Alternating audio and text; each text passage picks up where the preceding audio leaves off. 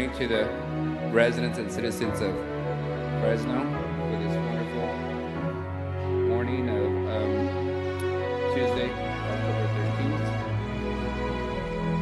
13th. We are ready to proceed with our budget hearing scheduled for today. A couple of housekeeping items. The chambers and City Hall is open to the public for these budget hearings, so any member of the public wishing to attend the budget hearings in person is welcome to do so. We do have some sanitation precautions that we are taking, so just please come forward and you're welcome to address the council in person or via Zoom. We do have our council colleague, Councilmember Esparza, joining us via Zoom. Councilmember Esparza, can you pop up your video? Make sure you're online.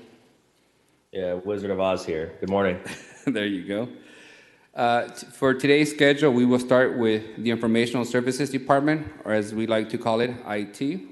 The Personnel Services Department will proceed, after which Finance Department, then our Police Department, looks like afternoon, if we get there, and the fire will conclude with the Fire Department today.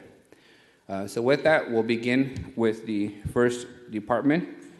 Mr. Horn, Director Horn, you have the floor to present your budget. Council President, roll call.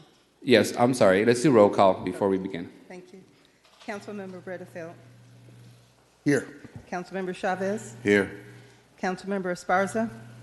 Present. Councilmember Carbasi. Present. Councilmember Soria. Here. Council Vice President Capriola. Here. And President Arias. Here. Before we start, City Clerk, we're going to do the Pledge of Allegiance, and Councilmember Bredefeld will lead us.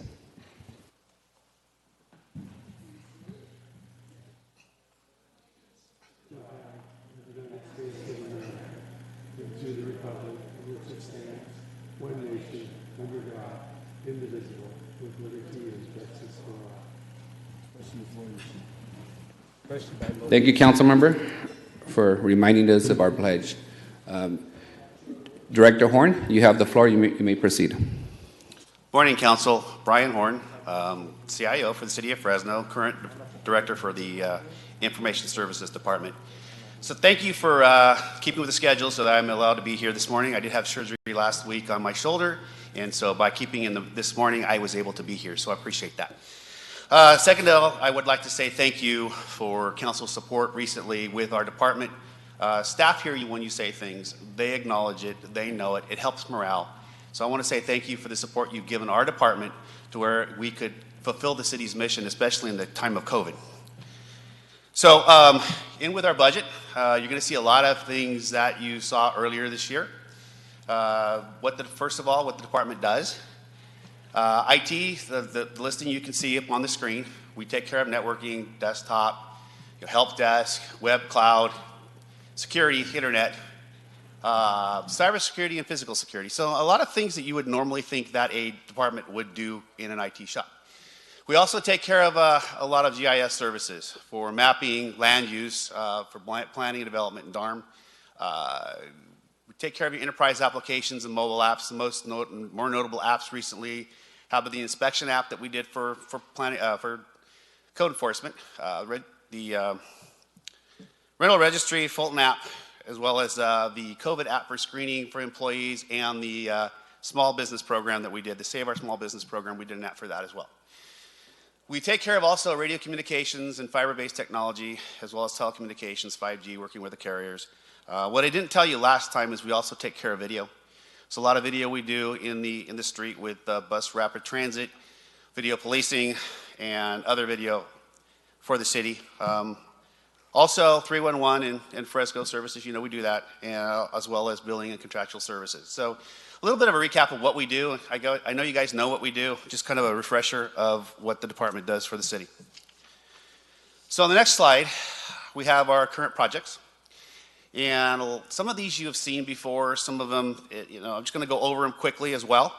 So COVID, you know that we have done a lot with COVID for the city to get the city mobile.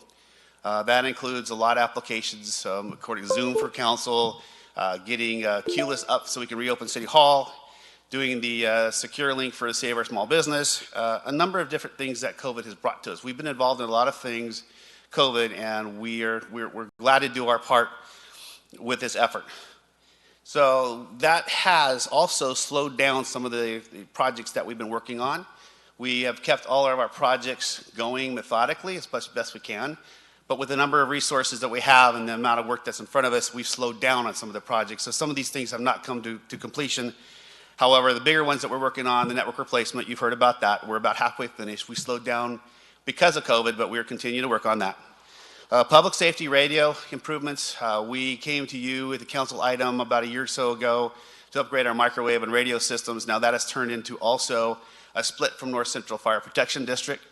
And so we're about 85 to 90% done with that. We should be done with that at the end of the year. Microsoft Office 365 getting us over to 365, which has been an undertaking. And you saw a lot of improvement with that with COVID because Teams has now appeared as a tool for us to use. And lastly, the ERP upgrade, which is replacing our PeopleSoft. You will see that in November. We plan to bring that to you guys in November. And so hopefully that if we continue at our current pace, you will see that. Before we go to the budget, I'm going to talk a little bit about our vacancies. We do have 9 vacant positions. At the time of COVID, that COVID hit, all but 2 of them were under recruitment, and we had good lists for a number of them, and we were ready to make some hires. However, COVID stopped this. One of the ones is the CSS3. I know there's a couple positions that you see on there that have long times that they've been vacant. The assistant director is one of them, and the CSS3 was another one. Now, CSS3, we had hired before. We had 2 positions open. We hired one of them before. Then we couldn't find another qualified person to fill the spot. So what happened to that was we kept waiting on a new list, got a new list, and now we have a good list. So we can fill that. We're ready. As soon as the hiring freeze is over, we're ready to get that filled. In the meantime, while we were waiting on that to be filled, we hired 4 temps to help fill the void. But we still do not need that position. The AD has been one of a saga in itself. At the end, we had an AD to begin with. He left the city, and then I used the AD for salary savings in some respects, and then I was about ready to go out for recruitment again, and then COVID hit. So those are the 2 of them that we can talk about now or later, however you want to do that. The other positions are, What was the need for the salary savings at that point? Because I think it's been vacant for 3 years. yeah, well, we Over kept 3 years. we kept having to hire temps and keep temps on board so that we can keep our desktop afloat. That's what we've been doing with that. But, okay, so then is it better to have the temps or even those lower level positions versus an assistant director? I feel, at least from, I'm one of your clients, right? Yes. And so I feel like the shop runs pretty well. Actually, you guys are very efficient, and Thank you. haven't had any problems with the staff. So, Sure. do you feel like you really need someone at the top, or would it be more helpful to have those folks, on the ground? I feel like the folks on the ground are the ones that really do the work. Yeah, They're the they ones do. that troubleshoot. When I call them from home, they're the ones really being responsive. So I'd rather, just in my honest opinion, and the fact that in 3 years, an assistant director hasn't made a difference, that we convert that position into some of the lower level positions that could be responsive, especially now with COVID and things shifting. Okay. You need more folks kind of doing the day-to-day versus the administrative component. That is my kind of take on that. Yeah, and I appreciate that. I've struggled with the same thing you did. Do I need one? Do I not? ISD never had one. We did have one for a while. It did help take some pressure off of me, because right now a lot of pressure is on me getting the department moving and keeping it going. And I'm okay with the pressure. It's my job. I'm here to do that. So would you mind if I took that back under advisement and take another look at it? Would that be okay? Yeah, and I don't know what the other council wants, but that was just kind of my Okay. assessment from. I appreciate that. From what I've seen directly Right. from your guys' department. Okay. I I appreciate would that. just simply add that at the current projections, they're looking at a $25 million deficit for next year. So if those projections remain as is, I struggle to add additional administrative leadership until we have clarity. So for what it's worth, that's where my head's at. Okay. I appreciate that. Okay. No, thank you. I really do. I appreciate the feedback. As I was saying before, the other positions are ready to be filled, as soon as the hiring freezes. We do have some issues with finding network support. It's always tough. So that one takes longer usually for us to find somebody. Yeah, and I had 2 retirements. So when COVID started, I was down 7 positions, and we had the hiring freeze.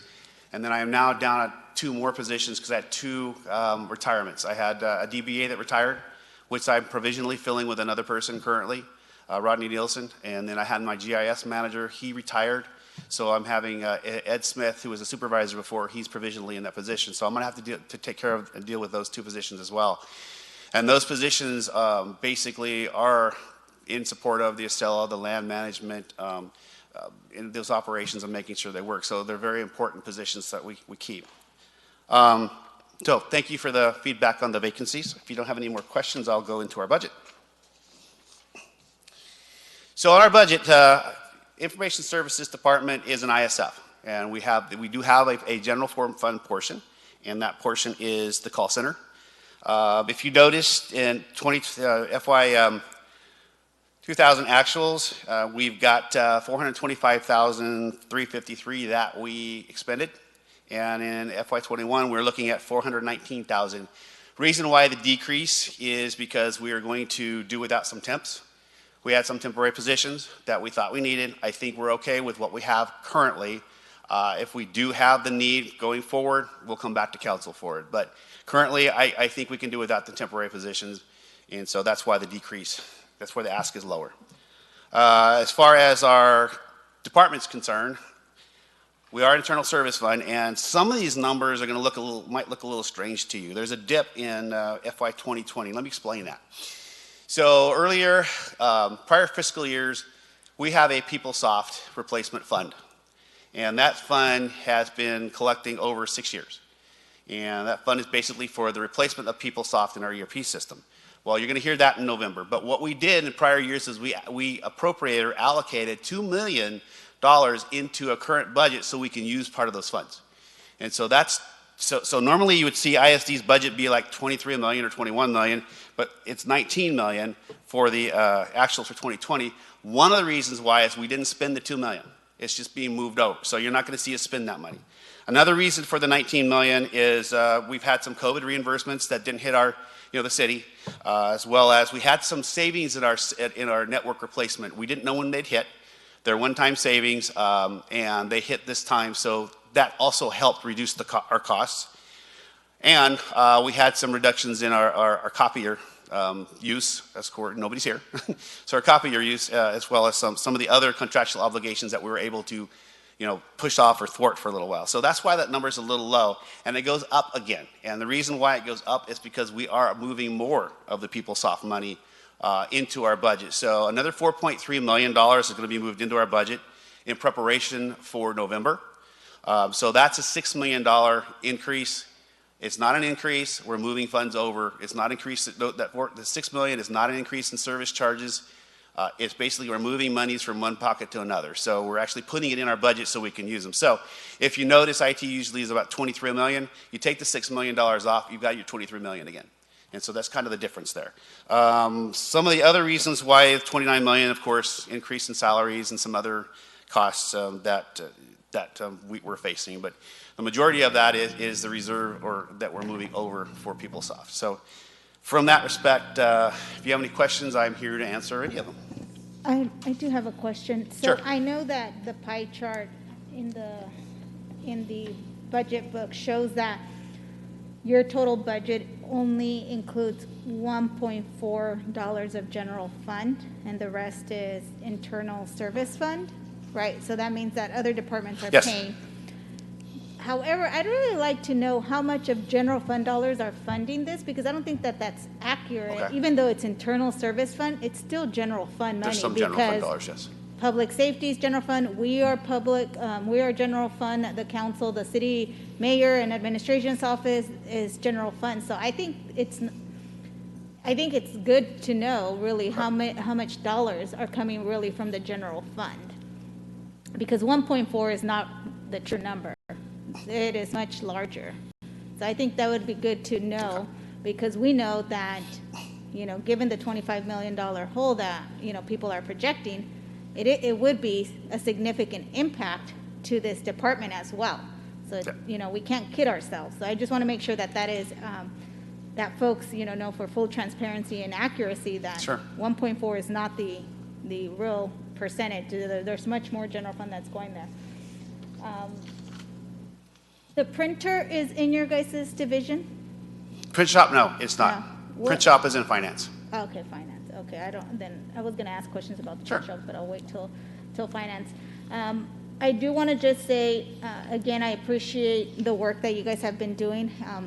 You guys have done an enormous Thank you. lift during COVID-19 to make sure that a big percentage of our city staff was able to work remotely. I know that you guys dealt with the council to ensure that we had the ability to chime in from home and that the public still had a platform to call in. So I want to say that I'm very grateful for the Thank work you. that you guys have done.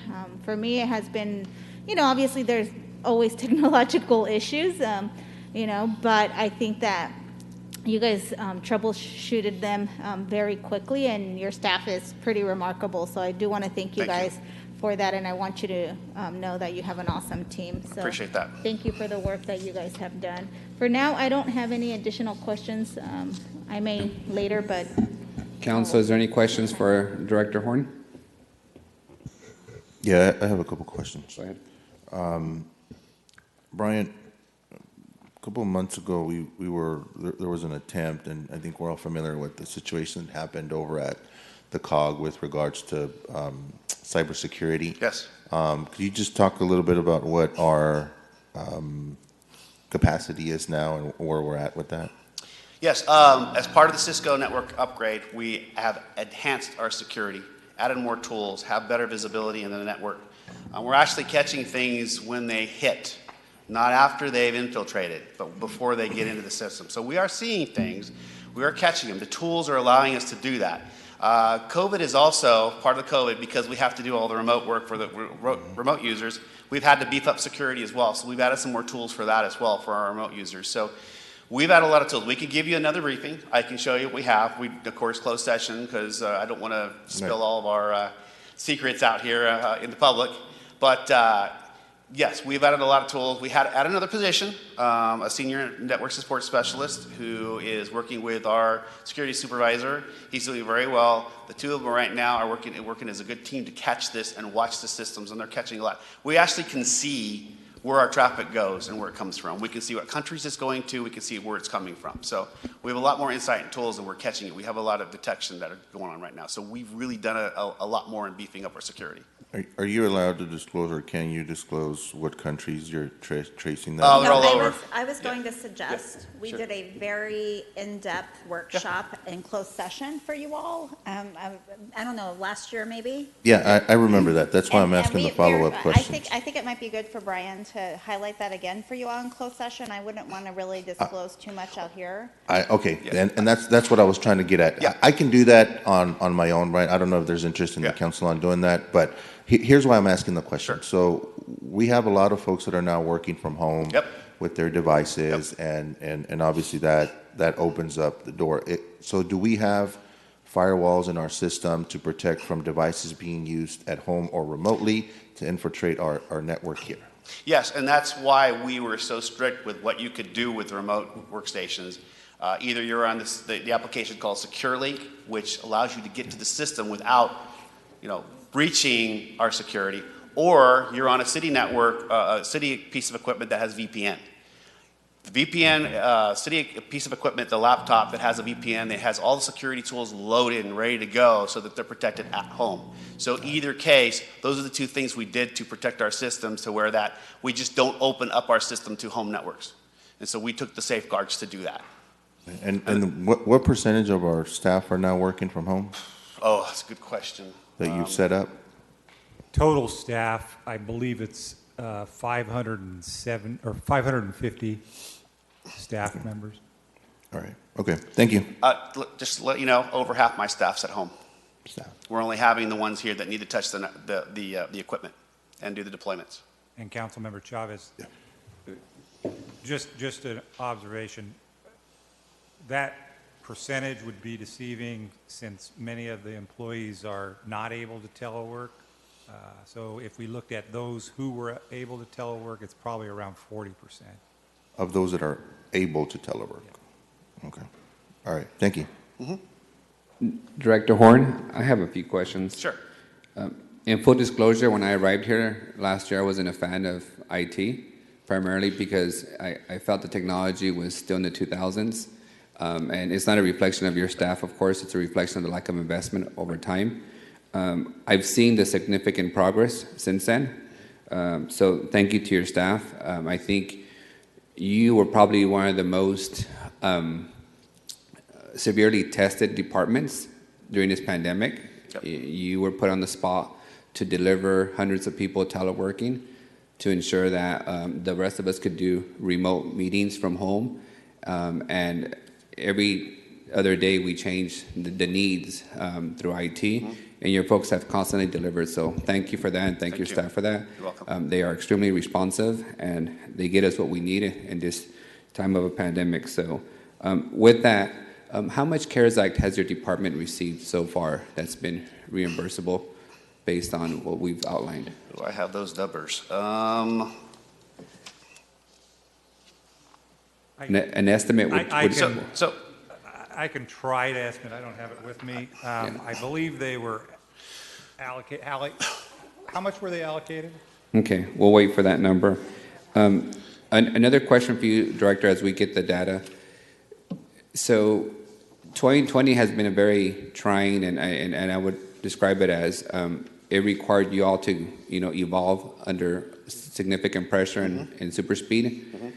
What do you believe will remain in terms of the changes that we've done with telework and other things permanent after the pandemic? And what resources do you need to maintain that level of service? Because I think the pandemic has proved that people can work from home, that productivity levels can remain high, even though we're taking precautions. So do you anticipate any of these temporary adjustments, whether it's telework or, the new software system that you guys are putting in place, to remain after? yes. I expect us to be able to work from home. The VPN will stay in place. The remote access will stay in place, either on your personal device through SecureLink or through a city device. We are prepared to keep the team remote if needed. So that's going to stay in place. We're set up to do that. Jim? Yeah, we have some figures. The amount allocated was 2.5 million. Right now, it looks like they're at about 3.3 million in CARES-related expenditures, and that would be roughly what we would be discussing in the subcommittee as an additional request. That's right. That sounds right. And I just want to add, I agree they've done a great job at trying to anticipate what our needs are, but what we've seen is as time moves forward, there are unanticipated items that come up. Yeah. It's a fluid process with us in the departments. Departments keep bringing up needs for us. We try to meet them as best we can. The other thing I would ask, Director, is every jurisdiction is, expanding the amount of devices during this, moment of telework peak. All those devices are going to have a replacement cost that's probably substantial and not baked into your budget. So just the way you set aside money for PeopleSoft through multiple years, I would like to see in your budget a replacement plan for all these devices, because the last thing I want is in year 2 or 3 to be get hit with a $10 million request, because everything's aging out, and as we know, computers don't last as long as vehicles. So I think Brian is definitely on board with that. And just a note, if departments determine that they need to keep their desktop and laptop, a new laptop, that is an additional cost of maintenance and replacement over time. yeah, and as Councilwoman Esmeralda Soria pointed out, all this ends up in the general fund, right? In order for you to have a replacement plan for police computers, police needs to put in more money. Agreed. Our computers, we need to put in more money. So I'd like to see that replacement plan as part of this proposal, because I'd like to, prepare for that kind of expenditure. Yeah, we used to have one years ago. It went away because of the decline. We'll bring it back. All right, So thank I appreciate that. Any other questions from the council? Just wanted to ask, given COVID-19 and, you know, the fact that we've been able to stream our meetings through Zoom and so forth, and we've seen an unprecedented level of just participation, and I really appreciate that. I've been, you know, a strong supporter of community engagement. Do we anticipate for the long run to continue using that platform so folks can chime in online and so forth? Okay, As long as it perfect. works, I'm with it. Okay. Yes, we don't plan on Zoom going away. Now, we have Teams coming on board, so we can reduce the number of licenses we need for both WebEx and Teams internally, but no, not for meetings. I want to keep Zoom. Okay, perfect. Thank you. And Brian. go ahead, Councilmember Esparza. Yeah, I couldn't let the ISD presentation go by without asking about, you know, where we are. The in terms of- prototype is downstairs in our. What's the question? I heard you. We're working on it. It's the Macintosh, correct? The Macs? Yes, that's correct. Read my mind. Sorry about that. I didn't mean to interrupt you, but we do have a prototype we're working on. It's getting delayed because of COVID, but we're still working on it. So Director I Horn, apologize for that. can you provide some insight? Did the council member order a robot or something? Yeah. What did he? So Brian's the tech guy, so he, you know, he used his predictive technology to know what I was going to ask about integrating Macs right into our site systems. Oh, yes. Obviously, we have iPhones, we have iPads, which I been able to kind of live off of here at the city level. But just curious about when we'll what kind of timeline we'll see. So what I would like to do, if it's okay with you, getting the prototype together, I was going to approach you when the prototype was ready to see if you would like to be one of the first adopters and work with us on working out the bugs. I'm your guy. Let's do it. Pig. Yep. Leave it to the millennial to I'm want good to with that. I mean, test yeah. something. But I thought maybe he would like to be involved in the beginnings to make sure we get the proper feedback that we need going forward. Yeah. And then do we have any idea? I mean, I know I pushed this, and I think I speak for at least some folks here in terms of our city personnel. But have you guys done a survey at all to kind of ascertain who, what percentage of staff would actually be interested in using them, or is it kind of just me, sounding like a broken record on here at the budget hearings? Yeah, no, we have not, and one of the reasons why is because it's a different level of access you'll have from the Macs, different applications you're going to be able to have. They do different things versus the day-to-days, and maybe we're not really set up to support Macintoshes, and I'd like to do that. I probably would need some staff that could do that, training or more staff, because there is a back end that needs to be supported. A few of them I can do. Citywide will be a little more difficult, so I need more time to look into that, and we can do that. So. Yeah, sure, absolutely, and I'm happy to be the guinea pig Sure. again. Test it out in the council member before we, hand it down to city staff. Perfect. Thank you, Councilmember. So it's official. Councilmember Esparza will be the guinea pig for Mac ready for it. integration. And just lastly, Director, I know from my perspective, the time I have this year as council president, I do want to continue the Zoom platform continuously on the council meeting. My council colleague Chavez would have to figure out whether it's Zoom or Teams or something else. But if you can just plan for council meetings to continue to have virtual participation going forward, even after the pandemic, that would be great. I figured, so we're ready for it. All right, thank you. Perfect. And just one last question in terms of the personnel costs. So there has been a significant increase. So is that due to temporary hires or what? Is it additional positions from what I'm looking at in the budget? We had added a new position last year for security. And temporary right now, we have 6 temporary for COVID that are going to go away in December. But a lot of this is the one new position plus salary increases and also getting our staff fully staffed. So when we're done with COVID, I need to get my staff back full again. So I don't think yeah. Is that the 66 positions? No, we have 6 positions. Yeah, we're allocated 61.5 positions. Half of it's because I think with the city manager's office. But the other 6 positions we have currently is because we have 6 staff that are helping us with the imaging of the laptops and the deployment for the laptops for COVID. We just got those on board recently. And so when all these laptops, the 1,000 laptops that we just ordered come in, they're going to help image them and get them ready to be deployed in the field. Okay. So those they will go away. I'll be back down to 61 minus my vacancies in December. The call center's the other 5? Yeah. Okay. Brian, one last thing here. In reference to my colleagues advocating for a continued sort of electronic platform for folks to tune in on and the increased participation. I know you said we're integrating Microsoft Teams. I'm not clear on whether that's strictly internal or if that would be external as well, for folks to participate. But I mean, I would just advocate for the most universal platform possible in order to continue the level of accessibility.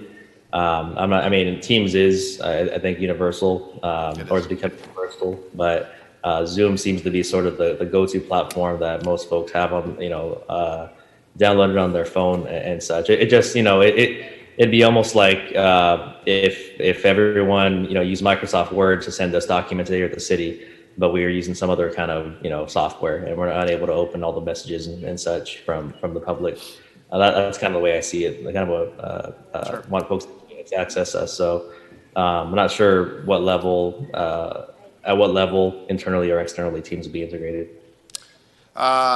We will do it, of course, internally, but we will be able to pull in external people as we can, because it allows the ability for you to reach out to external individuals as well. I will keep Zoom. I didn't think Zoom would go away. So we'll keep the platforms. It would be good for us to have more than one platform anyway, because what if one goes down, the other one's still up? And we've seen that with Teams has gone down, Zoom has gone down. So I want it more than one, because I don't want us to be down. I don't want us to be crippled. I want us to be able to function. So trying to make sure that we have multiple platforms to work from, as long as we can afford it. And Zoom is not that expensive, so. Great, thank you. Sure. Director Horn, just one last question and concern for you. I know every department uses different, virtual meeting platform.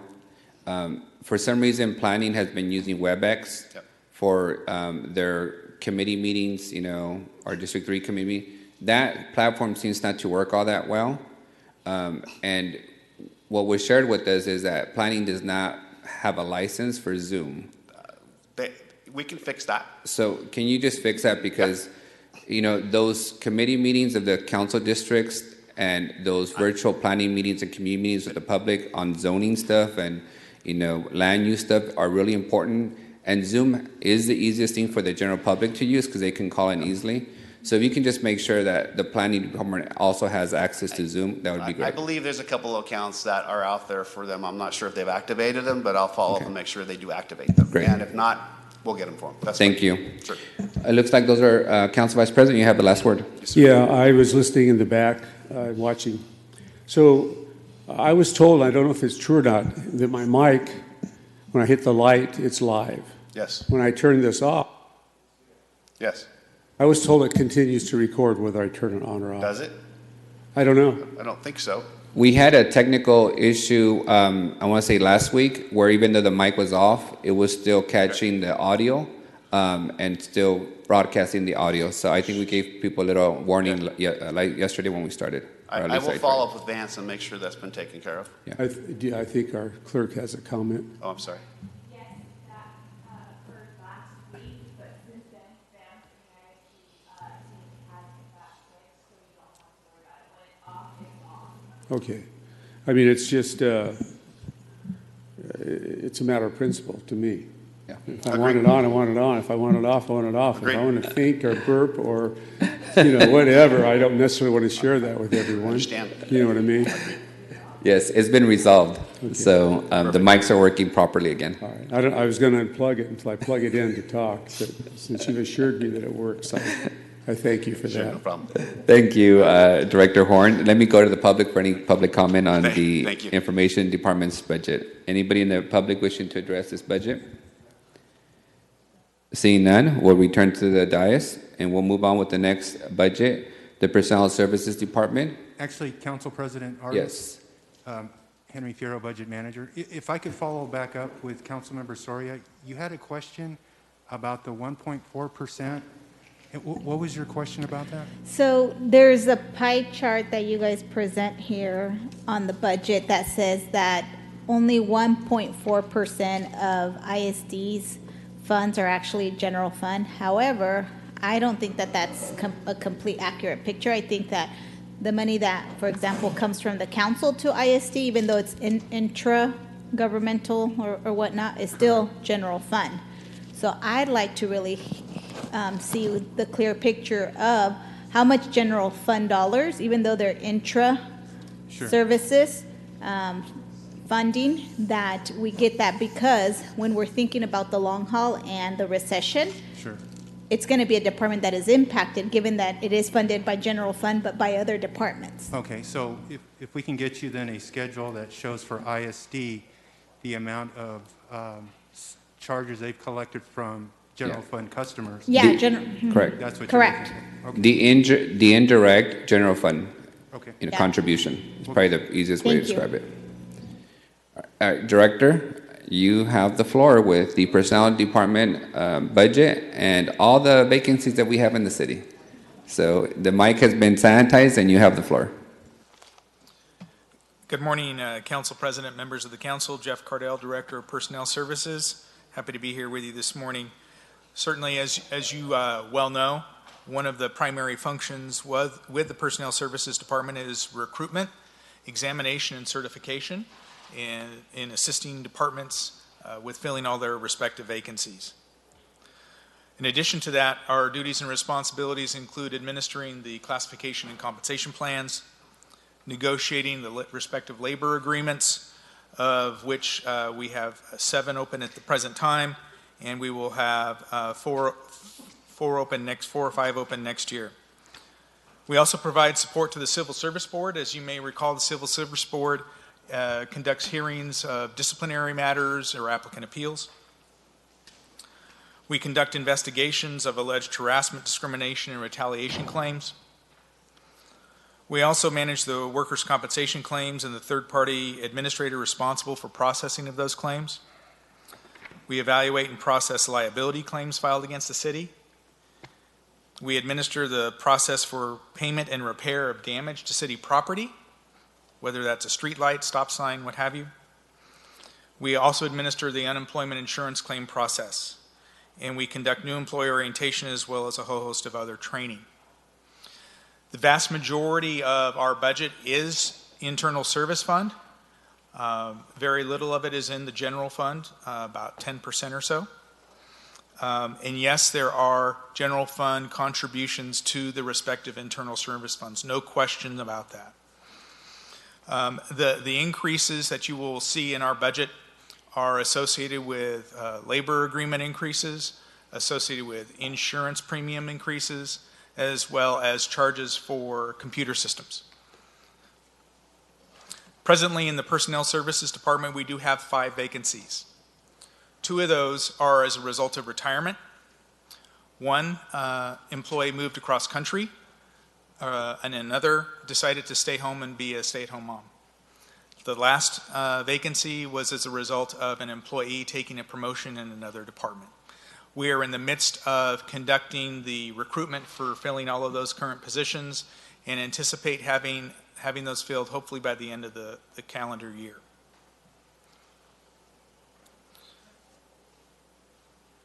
With that, I know that there are some questions specifically about the workers' compensation system, and I'd like to take those head on if I could. One of the questions I heard yesterday is, what sort of savings are we really incurring as a result of the alternate dispute resolution program? And the last actuarial evaluation demonstrated that we are incurring about 5% savings on an annual basis. We currently process about 709 claims a year for workers' compensation, of which about 300 or so are in the police department. Where do the savings come from? The savings come from reduced amount of time that a person is away from work, so they're getting back to work sooner, which also translates, in addition to that, reduced temporary disability expenses, and we also have reduced legal expenses. So all of that translates to the actuarially determined savings of about 5%. Where do the increases come from? When you look at the budget, you see an increase in the police department's charges for workers' compensation. That comes from actual settlements of claims. And it is based on all of the charges for every department are based on a 3-year average, a 3-year rolling average. So year to year, some departments will see increases and others will see decreases. For example, in this year, the fire department sees a decrease, and they're one of the largest customers in our workers' compensation fund. This year, again, the police department sees an increase because over the last 3 years, we have continued to settle more and more claims and pay out permanent disability. So the lion's share of our increase in the workers' compensation program is as a result of settling 60% more claims, or an average of about 120 more claims a year than we used to. And when you settle those claims, we are compensating the employees for their loss, their percent of disability. Sometimes that means a life pension. Sometimes that is just a limited amount, not a life pension, but it is paid out over a course of time.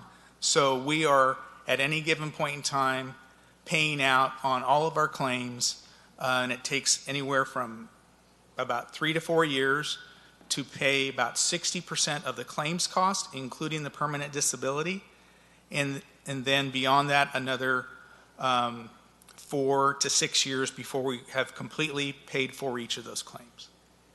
Director, can I interrupt you for a second? Sure.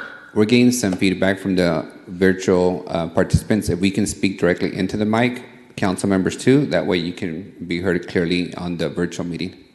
Thank you. Certainly.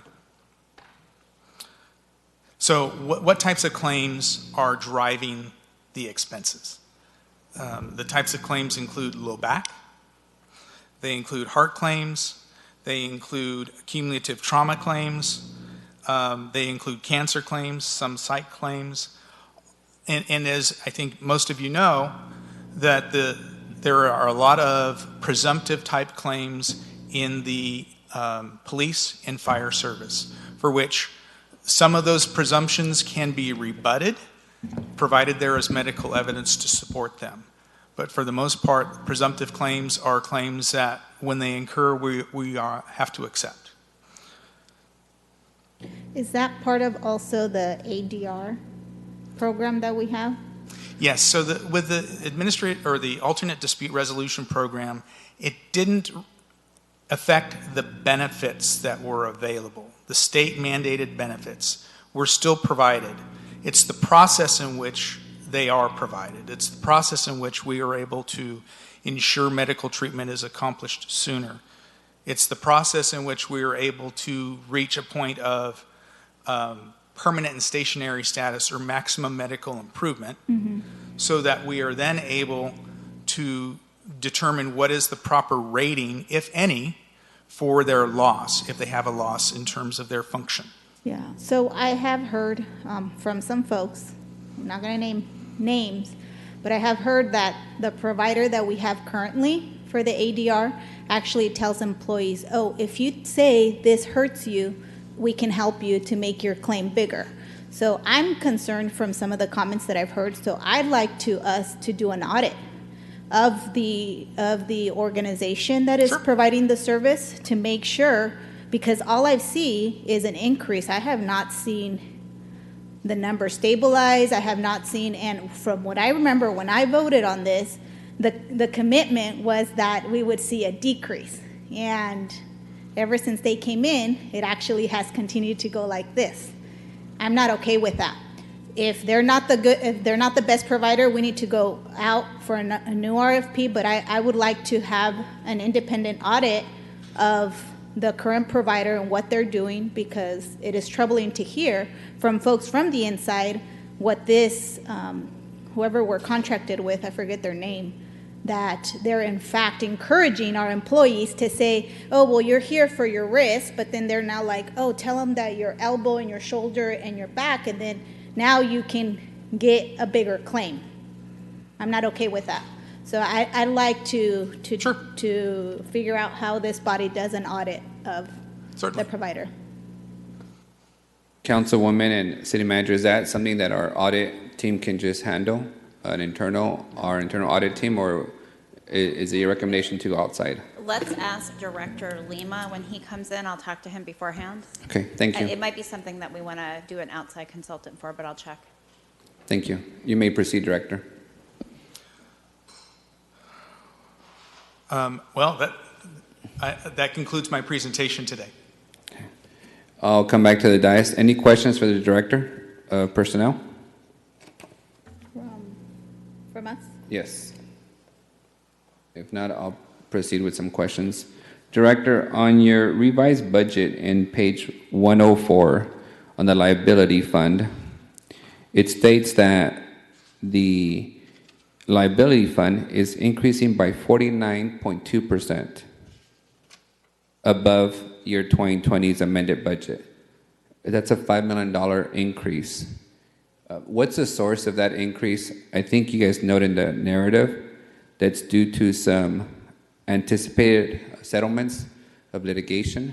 Is that workman's comp related, or is that litigation settlements from, police, DPU, fire, whatever those places might come from? As I think we can all appreciate, unless you wanted to say something, Well, Council President, as you read on that page, B104, we've established basically there's 4.9 million of additional appropriations for anticipated pending case courts related to liability issues. So, right. So some of that is actually carryover from this year that we did not expend, in large part because the courts have not been functioning. Understood. Also understanding full well that we are going to see these litigated cases, come to fruition. And so rather than returning that money and having to collect it later, we've rolled that over and built that into this year's budget. So if I recall from last year's budget, we increased the amount for lawsuit settlements for the police department alone by $2 million. In this amended budget, 6 months later, you're proposing to increase the amount of liability funds by $5 million. Can you outline exactly what departments you anticipate are going to resolve settlements that you're taking into account for this additional $5 million in lawsuits? We will have claims in the police department, in public works, in public utilities, transportation, to name a few. Okay. Can you provide us a full list of what claims you utilize to reach the $5 million mark? It's not a public discussion, but I'd like to know exactly, because I have in my own head how many lawsuits are, anticipated to go into trial this upcoming year. But I want to see a full scope of what cases you guys are anticipating to settle this upcoming year to justify the $5 million in additional settlement funds. We'd be happy to do that. I think it'd be good to show if there were any claims that were anticipated to be paid last year that are just carried over, differentiating between new. Absolutely. Yeah, because I know there's with the courts being closed, some of them got moved from one year to the next, but I like to have an understanding of a complete list of what cases you all anticipate settling, because if there's certain ones that are not included, we might have to revisit this $5 million. It might be a conservative $5 million increase based on what cases you guys, incorporated into your evaluation. On property, you referenced that you're anticipating less when it comes to the property section. That's budget at 3.6. Why less on property?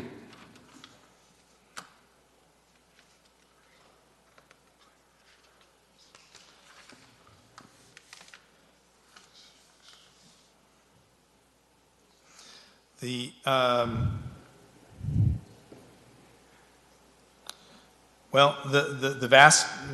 majority. Go ahead. I'm sorry. What we're doing is we're funding basically the total appropriations for the property fund at 3.7 million, which really is at the same level as the prior budget. So we anticipate and Jeff, if you'll confirm or correct me, we're anticipating basically the same level of activity. Yes. Okay. Our property, at any given point in time, we're in the process of handling close to 500 various property claims. They're in various stages. And the property claim experience has been relatively consistent, although some of the losses have been large, which has resulted in increase in premiums. But Okay. You also outlined that you are planning on a nearly $1 million reduction in unemployment self-insurance. How did you arrive at that number? Are you anticipating not having to lay off employees and therefore a reduction in unemployment insurance contribution? It's on page 105. well, the unemployment insurance fund has been relatively stable. And so there's no need for us to continue to fund at a level that when we don't anticipate a significant increase. Now, if things change, then yes, we would certainly want to revisit that amount. So at this point, it's fair to say that by reducing the amount of contribution to this unemployment fund, we are acknowledging that we don't anticipate engaging in layoffs that would utilize that fund. That's correct. Okay. Director, is the risk management under your purview? That's correct. So risk management has been one of those things that I've had to spend a lot of time understanding, how you guys do risk assessment, how you guys do what demands you make of vendors and the level of coverage. And I think it's too complicated to go into in a budget hearing, but I would like to let you know that I'm going to be scheduling a workshop just on risk management. Okay. And here's the concerns that I've heard. The liability requirements has significantly increased for things as simple as a block party prior to the pandemic, special events prior to the pandemic. The level of insurance coverage for vendors or contract to the city has exponentially grown. It sounds like we are shifting a lot more of the liability from our third-party insurers to our partners. And I haven't seen the significant amount of claims that would justify us increasing that amount. I know there's some changes at the national level that make some of these events a little more risky for municipalities, but I still want to have a conversation about insurance should be driven by how much risk and you present to the city based on past claims. So just because there's a tornado in Texas doesn't mean that my driver's insurance, my vehicle insurance should exponentially grow. You know, if my driving record has not changed. So it sounds to me like we're letting the insurance company drive the level of coverage at a level that's not reasonable, nor is it reflective of the risk in Fresno specifically and the claims that we've had historically in the city. So as we prepare to exit the pandemic in a year, you know, block parties, special events are going to commence, and I want to make sure that those folks are not being charged 5 times the insurance requirements and costs that we had prior to the pandemic. So I like the council to have a better understanding of what analysis, what rationale you guys use on allowing the insurance company to set those levels of coverage. If I could offer a comment. When a risk management division, whether it's City of Fresno or elsewhere, is establishing insurance requirements, it's not just based on what the claims experience has been. That certainly enters into the equation. But the greatest factor is what's the exposure? What's the potential exposure given the nature of this event? And that's going to vary from event to event to event. Certainly where alcohol is involved, it becomes a riskier, there's greater exposure versus no alcohol involved. And any number of other factors come into play. We also have collectively an obligation to the community, to the citizens of Fresno, to ensure proper risk transfer takes place. when somebody else is solely responsible for an event, it's not something we're sponsoring, then it is their responsibility to provide the coverage so that the city does not have to then subsequently chip in, for lack of a better term. So we'd be happy to provide a workshop, no question about that. Yeah, no, and I completely agree with you. We want to make sure we protect the taxpayers from unnecessary liability. But when we've gone from a simple block party becoming cost prohibitive because of the permit and the associated insurance, that is required by the city, it takes away from a community feeling like a community, right? I understand that. A block party permit was $25, now it's not. And now insurance requirements are being required as if it was an open air concert. So that's a conversation I want to have downstream. And I think, Council President, just want to add to that, because I think that even though some of these events are not sponsored by the City of Fresno, they are community events. Mm-hmm. All the parades, they're not City of Fresno sponsored parades per se, but that has been the biggest issue since the time that I've been here. Every year, there's been a significant increase to the requirements and the threshold of risk that these small nonprofits and volunteers have taken on. So I know that we worked with the administration to address the parade. We did a parade ordinance to alleviate that. But we have to start thinking outside the box, because at the end of the day, these community events are community events that benefit the city of Fresno. Agreed. Because they positively impact our local economy. People are out buying stuff, helping our sales tax revenues that come into the city. So we have to do a better balancing when we're looking at that. I also just wanted to add to some of the issues, and I know that we'll be doing a workshop with folks on kind of procurement and the contracts that when we contract out with different vendors.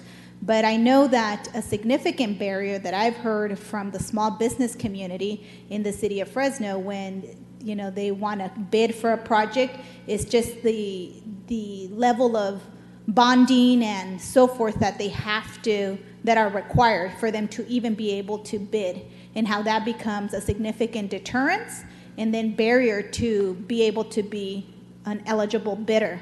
And so as we're having this conversation and as we're amid a pandemic and we want to support our local businesses, our local construction companies, the small mom and pop ethnic minority businesses that probably could never have a shot at getting some of these, contracts or subcontracts, we got to figure out what we do so that our local tax dollars continue to really circulate our local economy, and that the risk management department isn't the deterrence or the barrier for those small businesses.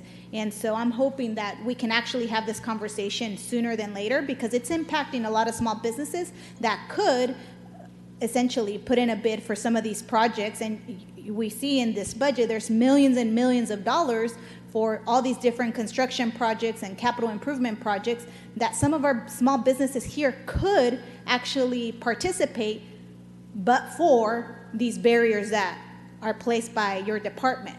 Let's figure out a way forward to make sure that our local businesses, our ethnic minority businesses as well, that have greater challenges, actually have a shot at participating in the bidding process. Sure. Any other questions? Council Vice President, you have the floor. Director Cardell, thanks. I've had a lot of questions for you over my 7.5 years, and you've always answered them responsibly and thoroughly, and I really appreciate that and your department. On this insurance issue, you're not the insurance department for the city of Fresno, are you? Risk management is responsible for establishing insurance requirements, as well as managing the liability, workers' compensation, and property claims, yes. And I'm not going to... well, let me just say one thing. I have some property in the foothills. And when you talk about insurance, my property did not burn. There's none of it burned, let's put it that way. However, guess what? My insurance bill came in, went up, and I'm going like, wait a minute. I had nothing to do with the fire.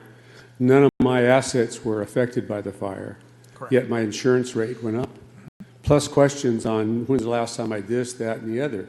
CAL FIRE, quite frankly, comes up, and I comply and conform to the rules on everything I have.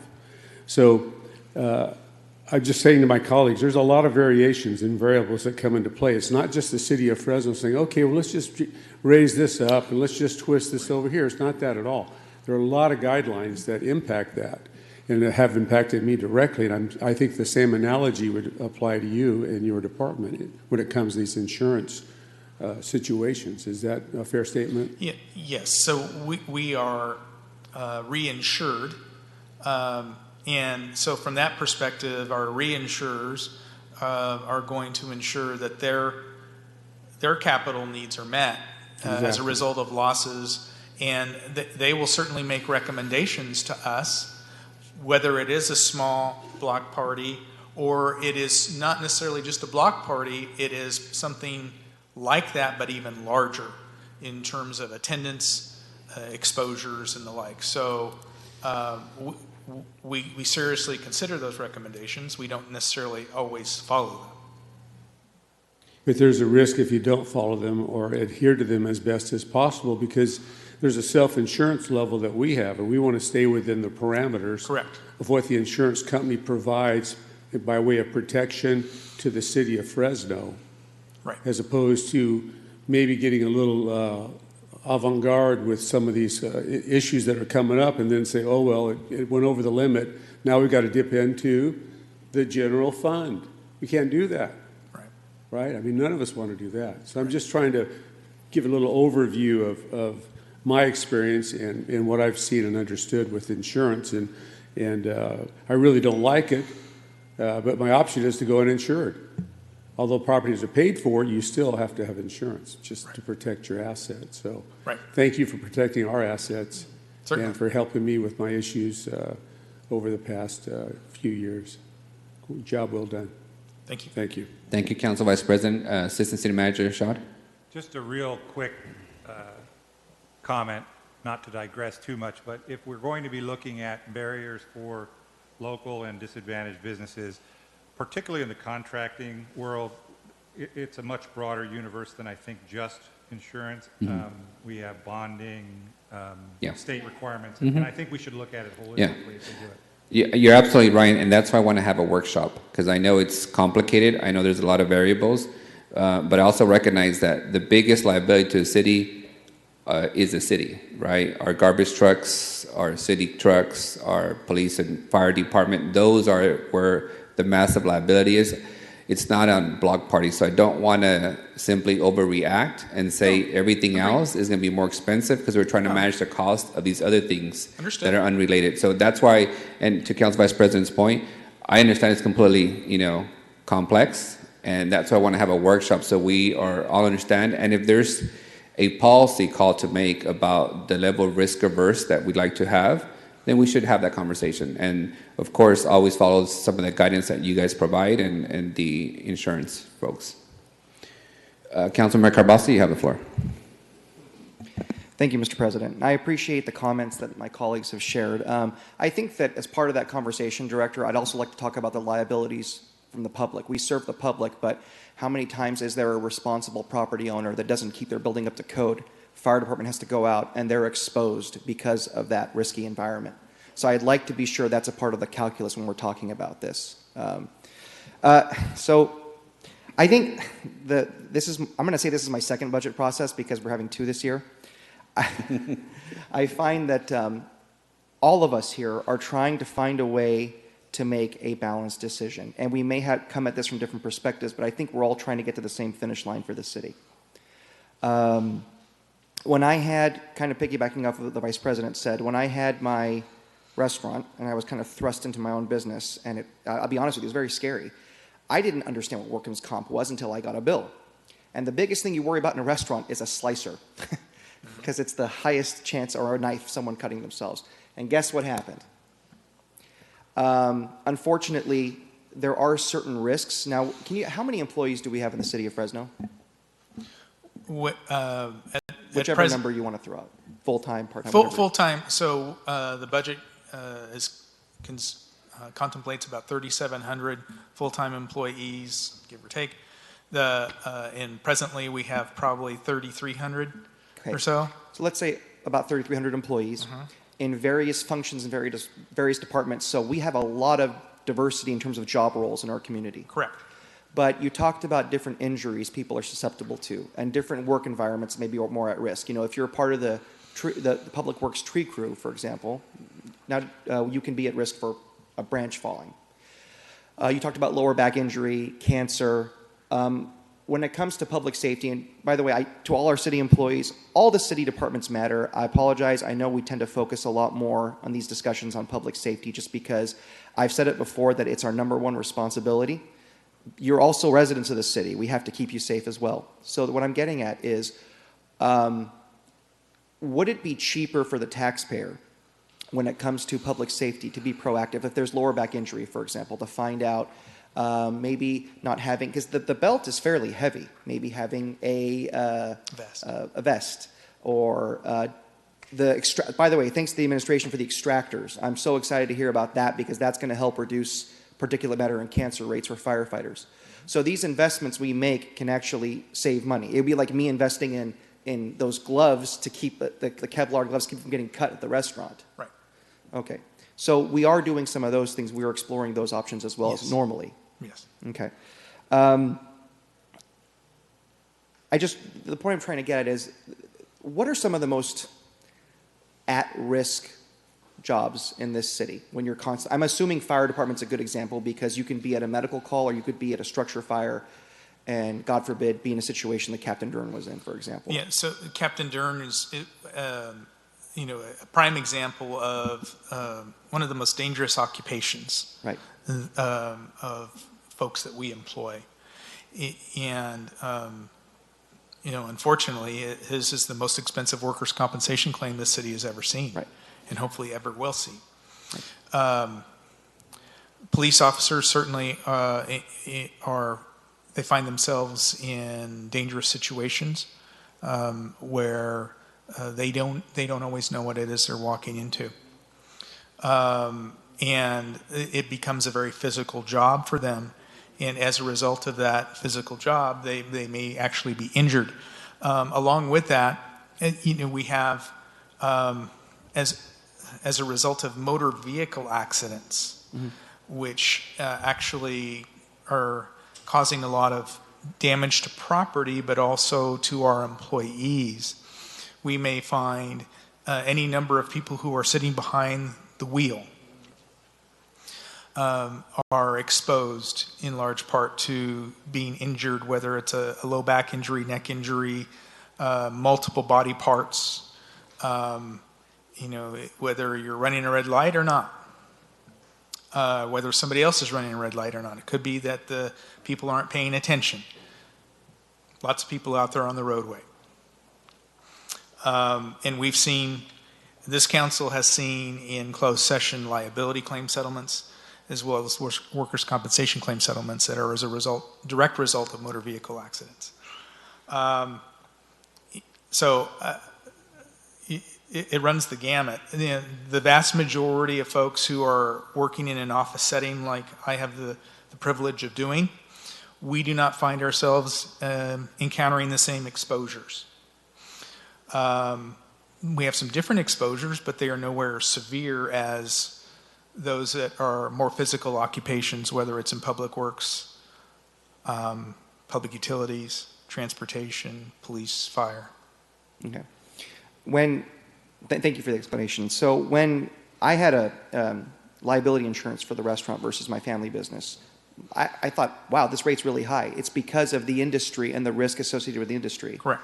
So different job categories, different responsibilities, different work environments, they have different risks, whether it's negligence, Lord forbid, on the employee's part, or negligence by acts of God, or negligence by maybe someone they encounter. Right. So is it safe to say we should expect, let's say in the fire department, there would be a higher risk of, or a higher cost associated with workman's comp? I mean, it could go any department, but there are certain categories where you're at higher risk, and that way that the numbers may look higher. It's not because of negligence. There's a lot of things that could determine that. You're correct. There's a lot of things that can determine that. By the way, that whole "you're correct" thing, we love hearing that up here. Just teasing. Thank you.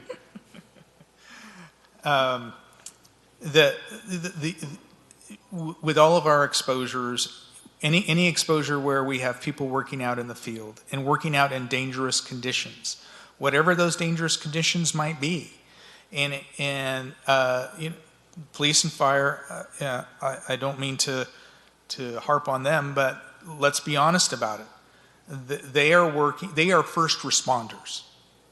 Right. By virtue of that duty and responsibility, they are much more susceptible. They have a greater exposure to be in a position to where they would be injured. I would go so far as to say that it's double what everybody else in the city has in terms of risk of potential claim. Okay. Answers my questions. Thank you. Thank you, Director. Also, if there's no other questions, I'll go to the public. Anybody in the public wishing to speak to the Personnel Department's budget presentation? Seeing none, we'll come back to the council and we'll take on the next department. Thank you, Director. You're welcome. Council President, before we let Jeff go, so in consultation with Controller Lima, we will be issuing an RFP for the audit of the workers' comp program, and we'll solicit a proposal. So that'll probably be the quickest way to get it done with some expertise in that field. Great. Thank you for the really quick action on the item. Council, I want to, while I have you guys in the room, want to do a quick time check. So we have one more department that I suspect we'll probably spend half an hour on at the most. Would the council wish to hear the police budget during the morning session if we finish, or would you like to hear it at 2 o'clock? Let's go morning. Let's get through it. The police budget. All right. Morning. So, City Manager, we have some direction. So, if you can give the police chief a heads up that he might be up as soon as 11 o'clock in the morning. Director Lima, you have the floor as soon as it is sanitized and ready to go.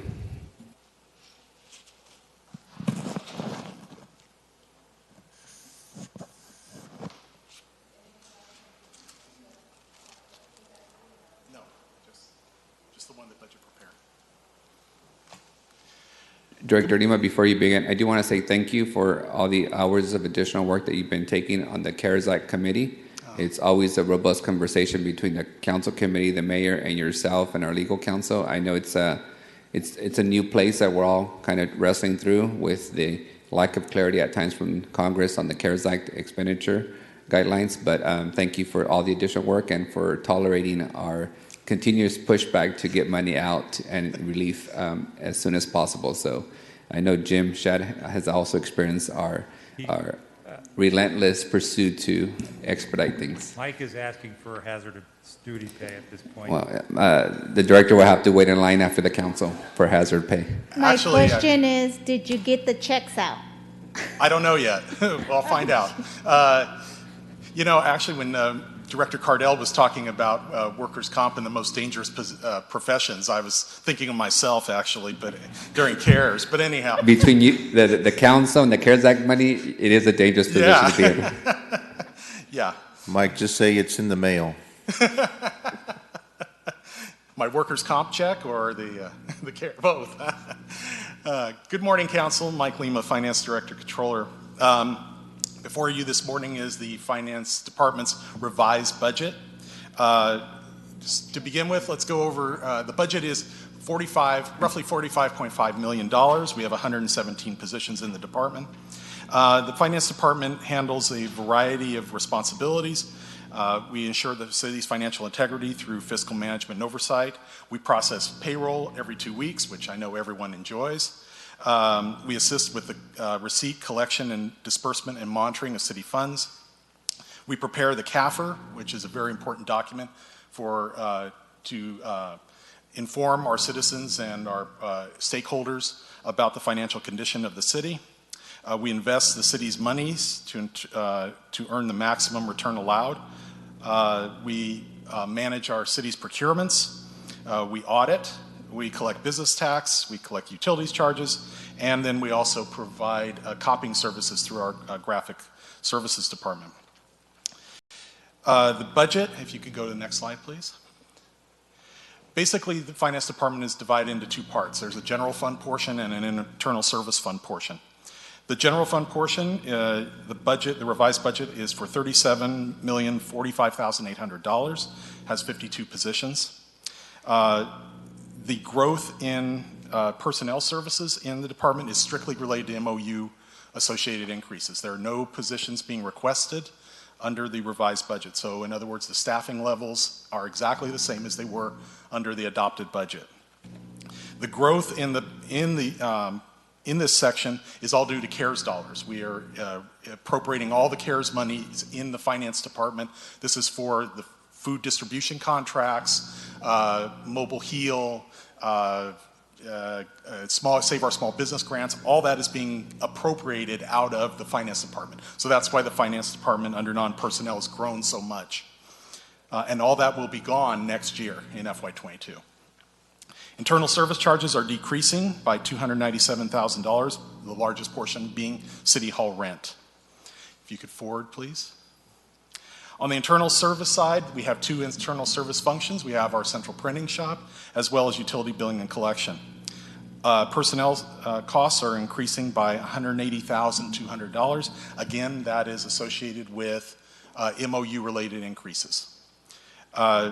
Non-personnel is increasing by $231,100, and that is because we have awarded the contract for the remodel of the UB&C lobby. That was approved by council earlier this year, I believe in July. So the cost now is in the non-personnel section, which is why that is increasing from the adopted budget. Internal service charges are decreasing. Originally, the remodel was budgeted in internal service charges. Now it has moved up to non-personnel. And then we had an overall decrease in City Hall rent. There are 65 positions that we have in our internal service functions with within the department. So overall, we're really, this budget is very, very similar to the one that was adopted by council back in June. We're not asking for anything. Actually, I take that back. We are asking for $18,100 for computers. Computer replacement in our utility billing and collection. That is the only thing that's being requested in this, or the only change from the continuing resolution to today. Is that request going to be covered by DPU, or is that? Yes, that is being covered by DPU. Yes. But other than that, is exactly the same as the continuing resolution. Again, with the exception of those MOU-related increases. And that concludes my presentation. I'm available for any questions you may have. I'll go to Councilmember Esparza first. Councilmember Esparza, do you have any questions for the Director of Finance? Not at this time. Thank you. I'll come back to the dais. Any questions from the council? How many vacancies do you guys have in your department? Right now we have 13 vacancies, so we're running at about 10% vacancy rate. Does that include vacancies for the UB&C? Yes. So can you separate those for me? Yeah, absolutely. So we have 6 vacancies in the general fund portion of our department, and then we have 6 vacancies in UB&C and 1 in our central printing shop. So grand total of, as I mentioned, 13. So my next question is related to the central printing shop.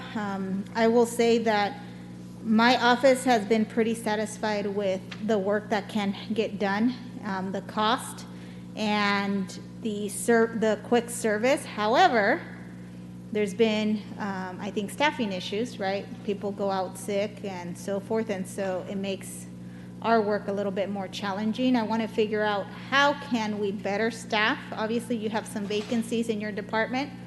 How can we, I know that there's one in central printing, but how can we better staff our printer in-house so that we don't have to resort to going outside, given the fact that things get turned around within hours at times. And so I think that we can maximize the resources here. It seems like you have room to be able to staff it accordingly with those vacancies. So I'd like to make sure that that is a priority because I know that this has been a recurring issue over the last few years. Can you make a commitment? I don't know how long the central printing vacancy has been open. Do you have an idea? Yeah, I do. I have that here. The central printing position has been open for about, it says 195 days as of yesterday. But we, of course, 6 months of that was tied up with the hiring freeze. So I guess about 30 days, because if you take 6 months off, it would be about 30 days. In the thing that I have, it says 367 days. Oh, And it's okay. been vacant since September 14 of 2019. So I'm not sure what. Okay, I may be looking at an incorrect item. I don't know So- why it's taken so long. I Well- know that the pay is not maybe that great. Do we have to figure out an adjustment for the pay? But I really want to make sure that rather than outsourcing our services, that we're staffing up the office, because it's been at least invaluable to my office. I know that many of our council offices also, and even the mayor's office and clerk, work with the printer. And a lot of our stuff, like our agendas and so forth, sometimes, can become challenged if we don't have adequate staffing. So how can we make sure that that happens? So here's the challenge. The challenge is that last year we had 1,300 billable hours. That's hours of print. So 1,300 hours is basically 3/4 of one person for a year. That's how much work is actually down there. So there's enough work to justify one person for 3/4 of the year. There's not enough down there to justify beyond that. But there is that occasional circumstance where someone's out sick or on vacation, and we may not have the staffing. What I've heard from folks around City Hall is that they go outsource because our central printing is not reliable. And I don't know if anyone wants to chime in. I know I've heard it from other departments. So what do? They just go and outsource with the printer. But if we have the resources here, and if it was staffed up, then I could probably anticipate that they would use. All of us use printers, and we all have things to print all the time for our community, for things that go out. So I don't understand why, and I'm assuming that it is because the unreliability of the fact that people go out sick for. I think there was a sickness for long term, and I get that. That's what I'm saying. We got to figure out how we staff it appropriately. So if someone is sick long term, that there's actually someone there. Otherwise, guess what? People get comfortable going outside and not utilizing. So therefore, now you only have 1,300 hours of work. And we do have a temp there who has been filling in. But again, temp But hours. the 10 hours again. Yeah, they can't work the full day.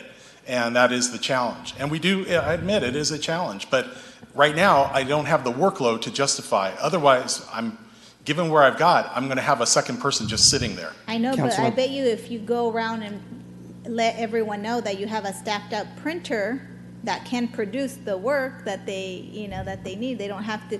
I would like to see how much work are we doing outside because maybe we haven't had the capacity. I think that would be interesting to see what other departments are utilizing, versus our department in-house. Because I'm sure that that's what people are doing. Councilmember Carbasi. If I could just have a moment, I actually want to chime in on this. So John does a fantastic job. Yeah. But I think Councilmember Soria is right. Now, the last thing I want to worry about when we're dealing with COVID and getting money for businesses and trying to protect police officers and firefighters from losing their jobs is printing. We have a very convenient place in-house. They do fast work. How's a nice way to say you better do something or get off the pot? I can't find a nice way to say that. We either commit or we don't. I think it's worth committing and making it clear we have this service in-house. He is very good if he has the staffing he needs. I am happy for the clerk if you want. I can go back to those big paper binders and give more demand. I'm teasing. But I actually do support, I don't know if you want to make a motion or something, but let's give it a shot. Let's invest in this little tiny business we have, and I can tell you that we do have a need for it. I don't know if my colleagues feel differently, but it's a lot more convenient to go into office. They print everything for us. No. Right now, it is for the bulk of the business is coming from council. That's Yes. where it is right now. Okay. The rest of the departments are not utilizing it. Yes, To because the it level of hasn't council. been, it hasn't been reliable. That's what I've heard feedback from other folks. They're like, well, we can't depend on our central printing, who they're gone half the time, who we rely on temp staff. So guess what they're gonna go do? They're gonna go use an outside printer because they know that it'll get turned around. When we have the capacity, if we are committed to staffing it, so. I think what the guess I'll make- councilwoman is trying to say is, any business that's only open half a day is not gonna get reliable business. Yeah. No, I hear it. And that's what we're doing. It handicaps the council's work, and it keeps other departments from utilizing the internal assets. So either we fully staff it, so it's open all day, or you outsource the whole thing, but you gotta give us a better model. Okay. Well, I would not vote for outsourcing it. I think that that's what we've done indirectly. I think that we have the resources here. If our equipment wasn't equipped, then I would say yes, let's utilize the outside sources. But we have equipment here that we've spent hundreds of thousands of dollars in our city. So I would make a motion to fully staff it, even if you have to use one of your 6 other general fund vacancies to help the staffing of it, then The councilman has a motion. Is there a second? I'll second it. The motion is seconded. that it's prioritized too in staffing. Can I also ask, if you don't mind, Councilmember, that, again, I know as this process goes on, to bring this person on, to reach out to different departments, see what equipment we have, what needs they need. If we have to invest in some equipment so they can do it through us instead of outsourcing, that might actually save taxpayer money. So I would ask that we correct? Yeah, that we explore that as well. I'm not very worried about the equipment. I think we've got most of the equipment. It's really a matter of workload is really what it comes down to. And so, like I said, we have a vacant position. We could fill that position, and that would provide the staffing, more than necessary staffing, to be able to have someone there all the time. Council Vice President? Oh, thank you. That would be great. I join in the comments of my colleagues. And the quality of work, I must admit, from John and so forth, is the best. We really, whatever we send in there and ask for, it comes out and it's perfect.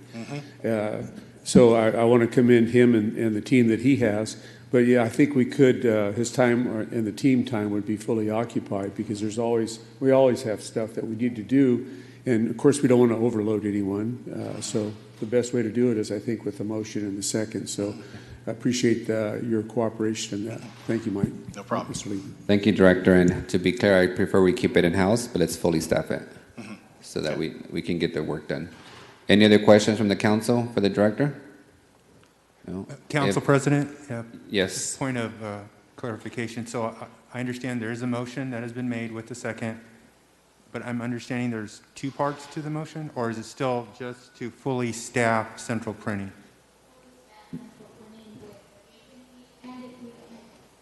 Fully staff central printing with the vacancy, and if we need the addition, there's 6 vacant positions in finance. If we need to take one of those other vacant positions to then staff it to the level so that other departments are utilizing, then that's what we do. Yeah, and make it a priority in terms of the hiring, so And- that it's staffed. And the councilwoman will follow up with an email of her motion so that we're all on the same page. Director, I do have some questions for you. Sure. Specifically on your audit team, I know last year you guys completed an audit of the police department, the parking department, with initial findings, and I think you guys were waiting for departments to respond and to finalize that audit. When will we get the final audit report to confirm that those departments have resolved any audit findings? Well, we did produce final audit reports. What I think you're referring to is follow-ups Yes. to those audits. And right now, they have just started a parking audit, a revisit of parking that has just commenced. I would say, if I had to guess, probably about 5% done at this point. It's very early in this process. Have not started with police yet, but I do believe that is on the radar next after the parking. Do you anticipate completing those follow-up to the audits this fiscal year? Definitely parking. I'm not so sure about police because we haven't even started yet, but I would say parking definitely by the end of this fiscal year. Yeah. Okay.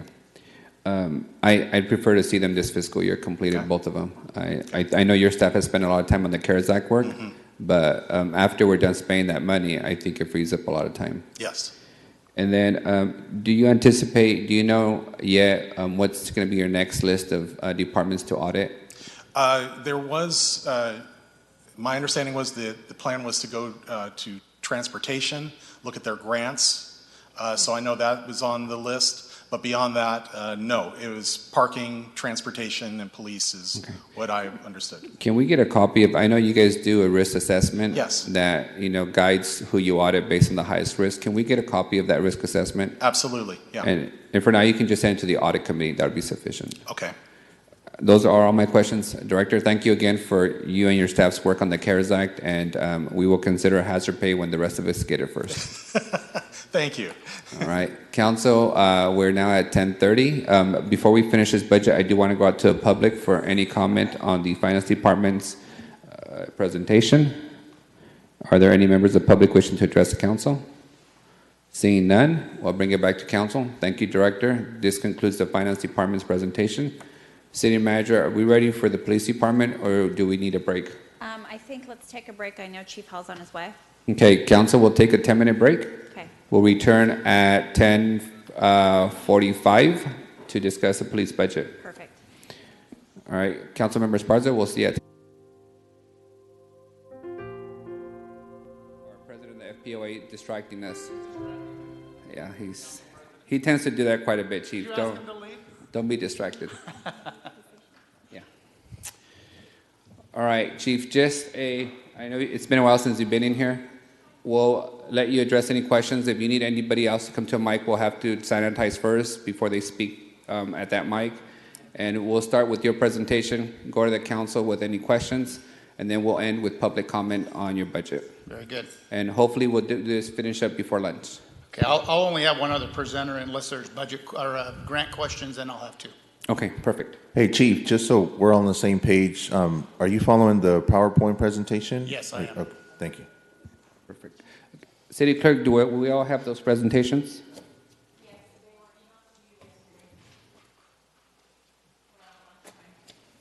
Okay. All right, it looks like we're ready. Councilman Esparza, can you confirm you're online? I never left, Council President. Been here. That's a little creepy, Councilmember, but okay. All right, Chief Hall, you have the floor, and welcome to City Hall. Well, good morning. I think it's still morning, Council President, Council members. My name is Chief Andy Hall with the Fresno Police Department. 2021 has been, as you all know, been a challenging year for the police department. I started my tenure almost just right after my promotion to Chief of Police with a quadruple murder in Southeast Fresno. This Chief, is one of the sorry, largest. Chief, one interruption. Can you just get closer to the mic so that people online can hear you clearly? Okay, great. Thank you. This is one of the largest mass shootings in Fresno's history that did not have a known suspect, probably in the last 30 years. In that shooting, 4 people were killed and another 6 were shot. This was a difficult case for us because we had no suspects at the time, and we had to spend a lot of time and resources not only developing the case, but also developing and working with the community. Some of the benefits that came out of this, I think that the Southeast Asian community realized that they're part of Fresno's family, and we grieved with the Southeast Asian community in solving this homicide. Shortly after that, we had the COVID-19 pandemic. To date, we've had 113 of our employees tested. 29 employees have been infected, 1 hospitalized. The 1 hospitalized was a retired part-time position. And of those, 26 of our sworn staff and 3 of our civilian staff have tested positive for the COVID. Keep in mind that out of the 1,127 employees that we have with the Fresno Police Department, only 30 were allowed to be able to work at home. The others were considered essential services. So almost over 1,000, almost 1,100 of our employees are coming to work every day and contacting citizens and doing their jobs. That's a credit to our officers and our civilian staff. Then later, we had the Creek Fire Mutual Aid. This was the largest mutual aid response in Fresno's history from the police department. We had to cover 604 14-hour shifts, both day and night. At this point, it appears that we're a little over $500,000 in overtime used. This will be reimbursed, but probably not in this budget cycle. We'll go to the next page. Like most other cities in the nation, Fresno, we've seen a sharp increase in violent crime. Fresno's no exception. We've had a 28% increase in homicides. When this was written, it was 41 versus 32. We're now at 45 and 33 from last year. We have a 96% increase in shootings from 524 this year versus 268 in 2019. The majority of this increase occurred after April 2020. Between August and September alone, accounted for 201 shootings and 18 murders in our city.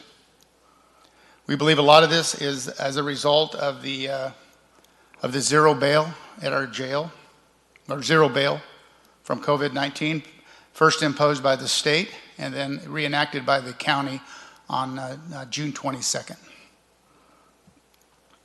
Also, early prison releases are creating a lot of early releases. We've had over 600 prisoners released from our local jail.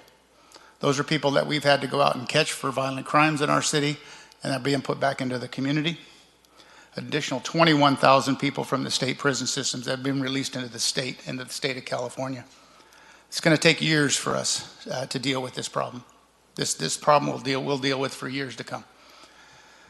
What do you mean by that, Chief? We'll deal with this for years. Well, we know recidivism rates for felons is high, so we assume that most of these prisoners will go back out into the community and commit crimes, and we'll have to recapture them and re-put them back in at the end of the COVID when the jails open up again. Also, we're finding that the arrests are down. Our officers are arresting less people. We believe this is from the calls for police defunding and the appearance of lack of support from the community. I believe that our officers are finding it difficult to risk their lives and the lives of their family to go out and impact violent crime when they could go to jail for that very thing. It's making a split-second decision. I think a lot of officers see a vehicle that may be full of gang members, and they may just turn the other way because it's easier and they get paid the exact same. And that's something we're going to have to deal with. In October, as a result of the increase in homicides in our city. Can I ask a question? So when you say they're making this decision and it's easier, this is because of the attacks on the police? Is that what you're talking about when you say they're deciding not to pursue that? That's exactly right, council member. It's the fear that making a split-second decision and making a mistake could cost them their freedom and their ability to feed and house their family or send their kids to college. So they're making a conscious decision to slow down, take more time. And there's probably some value in that. There's probably a little bit of value in that because when we rush, we make mistakes. But there's also a cost to it, and we're seeing that increase in crime. Okay. As a result of a sharp increase in crime in August and September, September saw 104 shootings in our city. We generally average about 20 to 30 shootings in our city in any given September. We had 104 in September of 2020. We had an additional, I think, 5 homicides in September alone. As a result, I attempted to contact the Judicial Council of Fresno, our judges, to see if we could modify the bail schedule. They are still considering it. We're hoping that they will modify some of the zero bail so that it allows us to hold prisoners or at least hold suspects who have felons in possession of weapons. I'll give you an example. Our gang operation has been in force for 7 days now. Started last Wednesday. We've arrested 68 felons. More than half are back on the street already. within a couple days. That's a problem.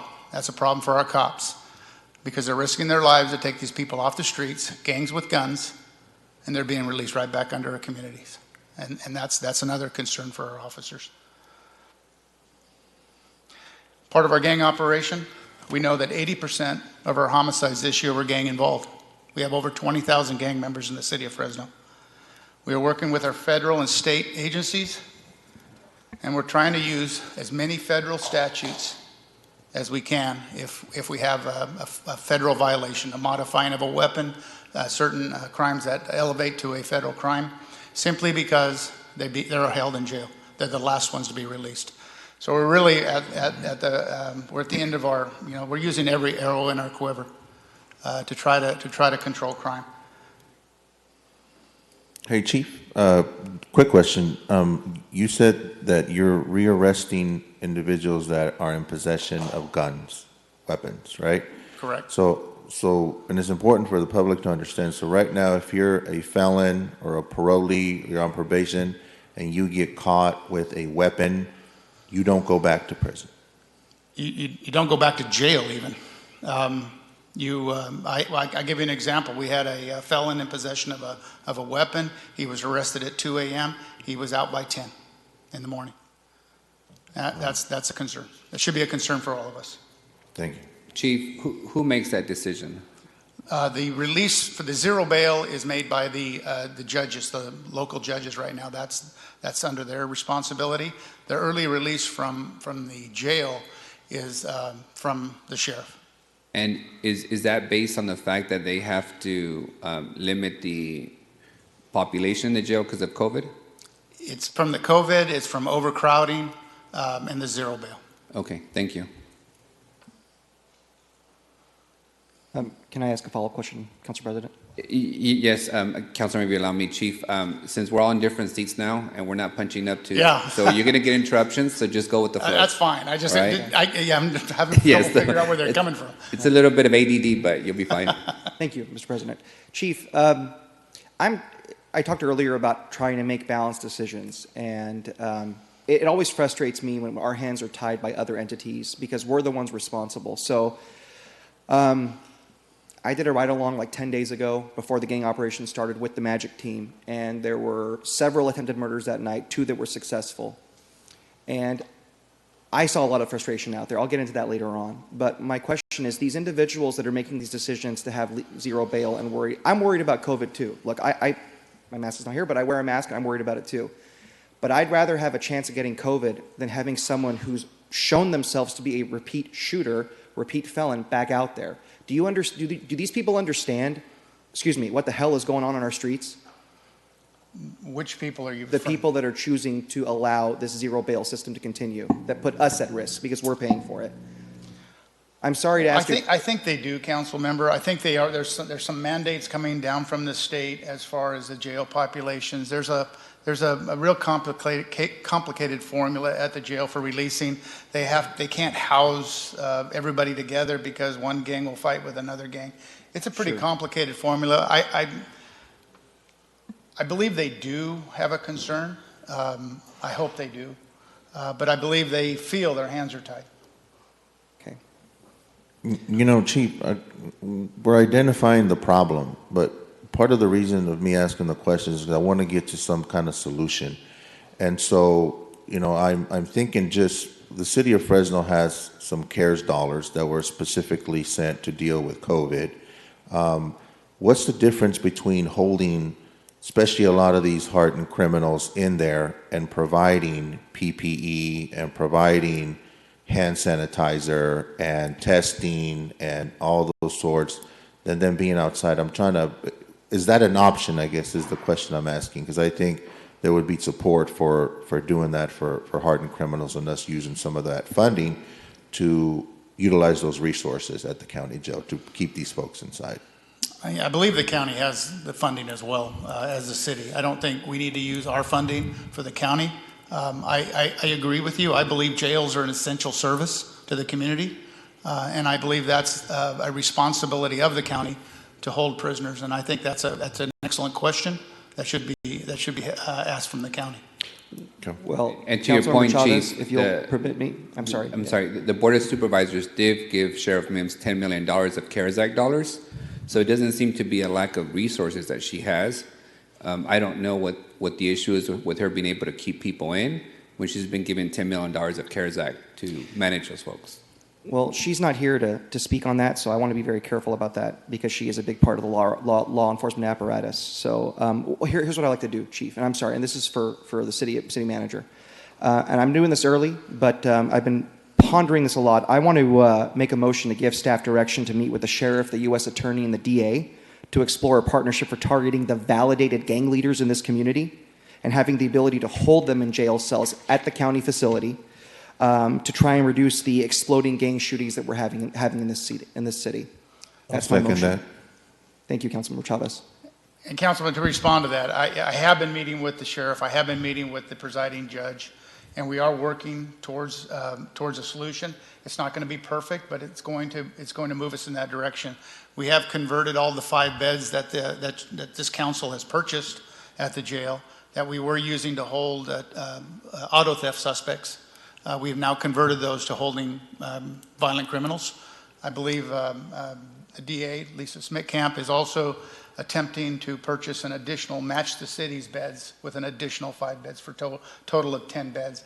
And that may not sound like a lot when we arrested 62 or 68 people last week, but it's a heck of a lot more than we're doing right now. So we're moving in that direction. I think everybody's starting to feel the pressure on the concern on the community. Most of these communities impacted are communities, are porous communities, actually. They're in areas that they can't afford security, they can't afford alarms and cameras, and they rely on police for these services. And unfortunately, we can't do our job unless the rest of the justice system does theirs. And that's what I'm trying to show with this operation is I can throw everything at this, and I'm throwing everything I have at this right now. Overtime, all my resources, everything I have proactive. And we're going to see what kind of impact this has. And we can't drive the car with 2 wheels off. We just can't. We got to fix the bail. We got to hold people in jail. We got to hold people accountable. And I'll tell you, as a chief, it's frustrating for me to see the victims that we have in our community. Most of them of color that are having to bury sons and daughters, and it breaks my heart. It does. It breaks my heart. If I could add something, Mike, those discussions, as I understand it, have already been going on. I mean, the federal authorities, the district attorney, Andy Hall, and others I know have been meeting and having those conversations about what do we do with what's going on in our city. That's why I think Andy put that task force together and they've cracked down. The reality is, as he says, as long as these policies remain in effect, as long as we're releasing criminals out of prisons, you can't put them in prison. Apparently, there's only 1 county, as I'm told, or 2 counties out of the 58 that they will accept people into the prison because their COVID numbers aren't good. So these are the policies that are impacting us, and frankly, they're coming out of Sacramento, and frankly, I guess we had the Judicial Council that initially approved the zero bail, but I think the Superior Court now is responsible for the zero bail. So we're doing it locally here as well. So that's where his hands are tied. It's these policies that are, and the lack of accountability for criminal action. Right. So, and we've talked about that a lot, and it is very frustrating that things happen out of Sacramento, yet here in Fresno we have to deal with it. And Chief, I think you understand that we want to give you the tools you need. We see the problem. It's not in any way reflected negatively on you. You're doing your job, but your hands are tied like ours are. I just can't sit here and do nothing. I can't sit here and not give you what you need. And I appreciate what you're saying. I think Councilmember Chavez and I want to make the point that the same way we did it with auto thefts, if we have to go after federal charges, these aren't random charges. Someone is committing repeated victimizations. People always say, oh, Mike, you support law enforcement too much. I don't just support law enforcement. What I've seen on repeated ride-alongs, which I encourage you all to do, is see victims. Last week, there was a man shot in his car in the chest. Unfortunately, he died on scene. He was a gang member, but he's still someone's kid. And that mom is wailing like a wounded animal because her kid is dead.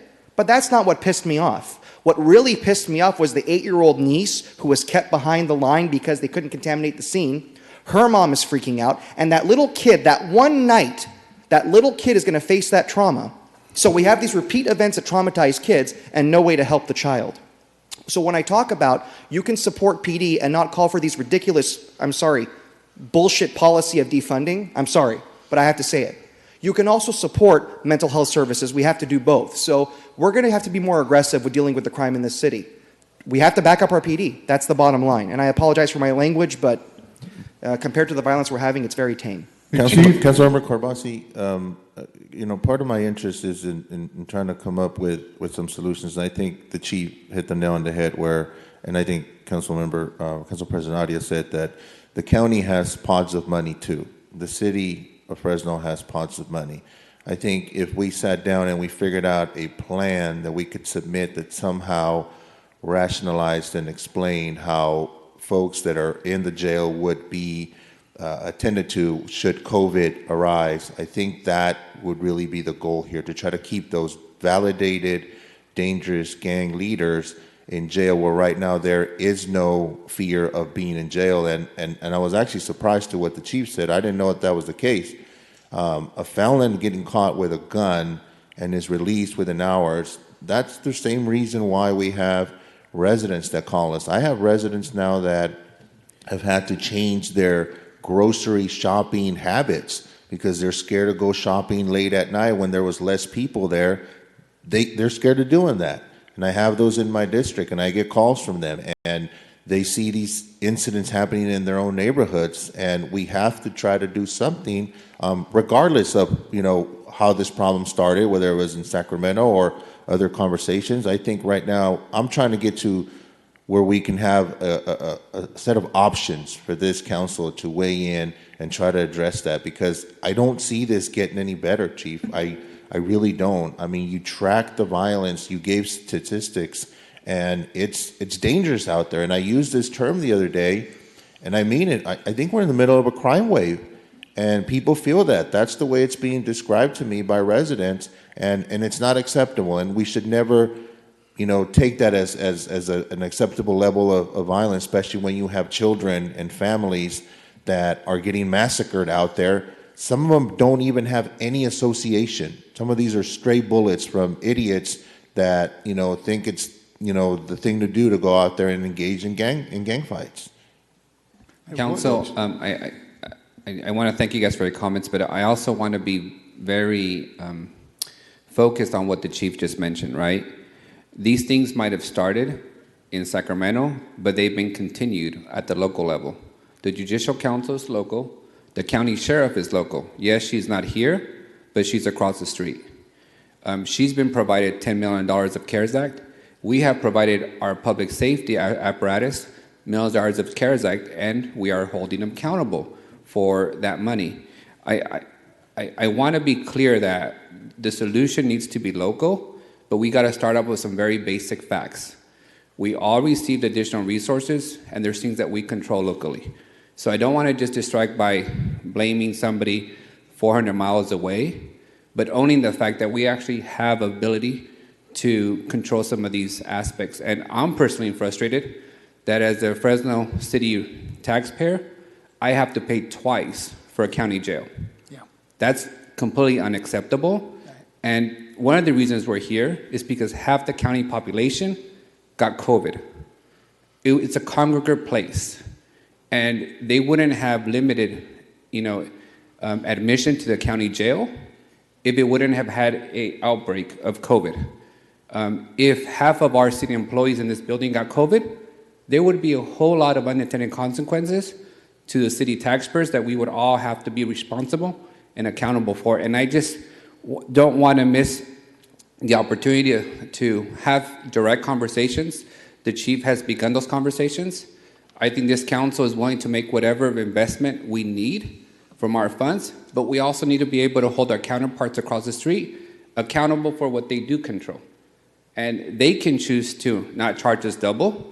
They can choose to manage COVID more effectively so that there's room for the folks who are walking around with guns and shooting our innocent kids. So let's have that conversation too. It's not just walk by the fact that we do have local responsibility, and we need to hold ourselves accountable for the funding and the actions that we take here in Fresno. And I'm all for doing more. It's very difficult to see a 5-year-old shot in West Fresno during her birthday party, and to see a 17-year-old shot in a gas station, and to see innocent lives being lost. It's much more difficult, though, to have honest and direct conversations about what we do control and what we should be doing. And I don't want to just have us talk to the echo chambers and go into sound bites. I like to see the chief come back with something that we can consider. And if it costs more money, so be it. We'll give you the money. But we want to see some actionable steps that also require our counterparts across the street to do a better job of holding people and managing their COVID spread. If I can add, Council President, I appreciate that. So I agree with you. That's part of the whole point of the motion, was to get all the local authorities and the federal U.S. attorney into the room as well.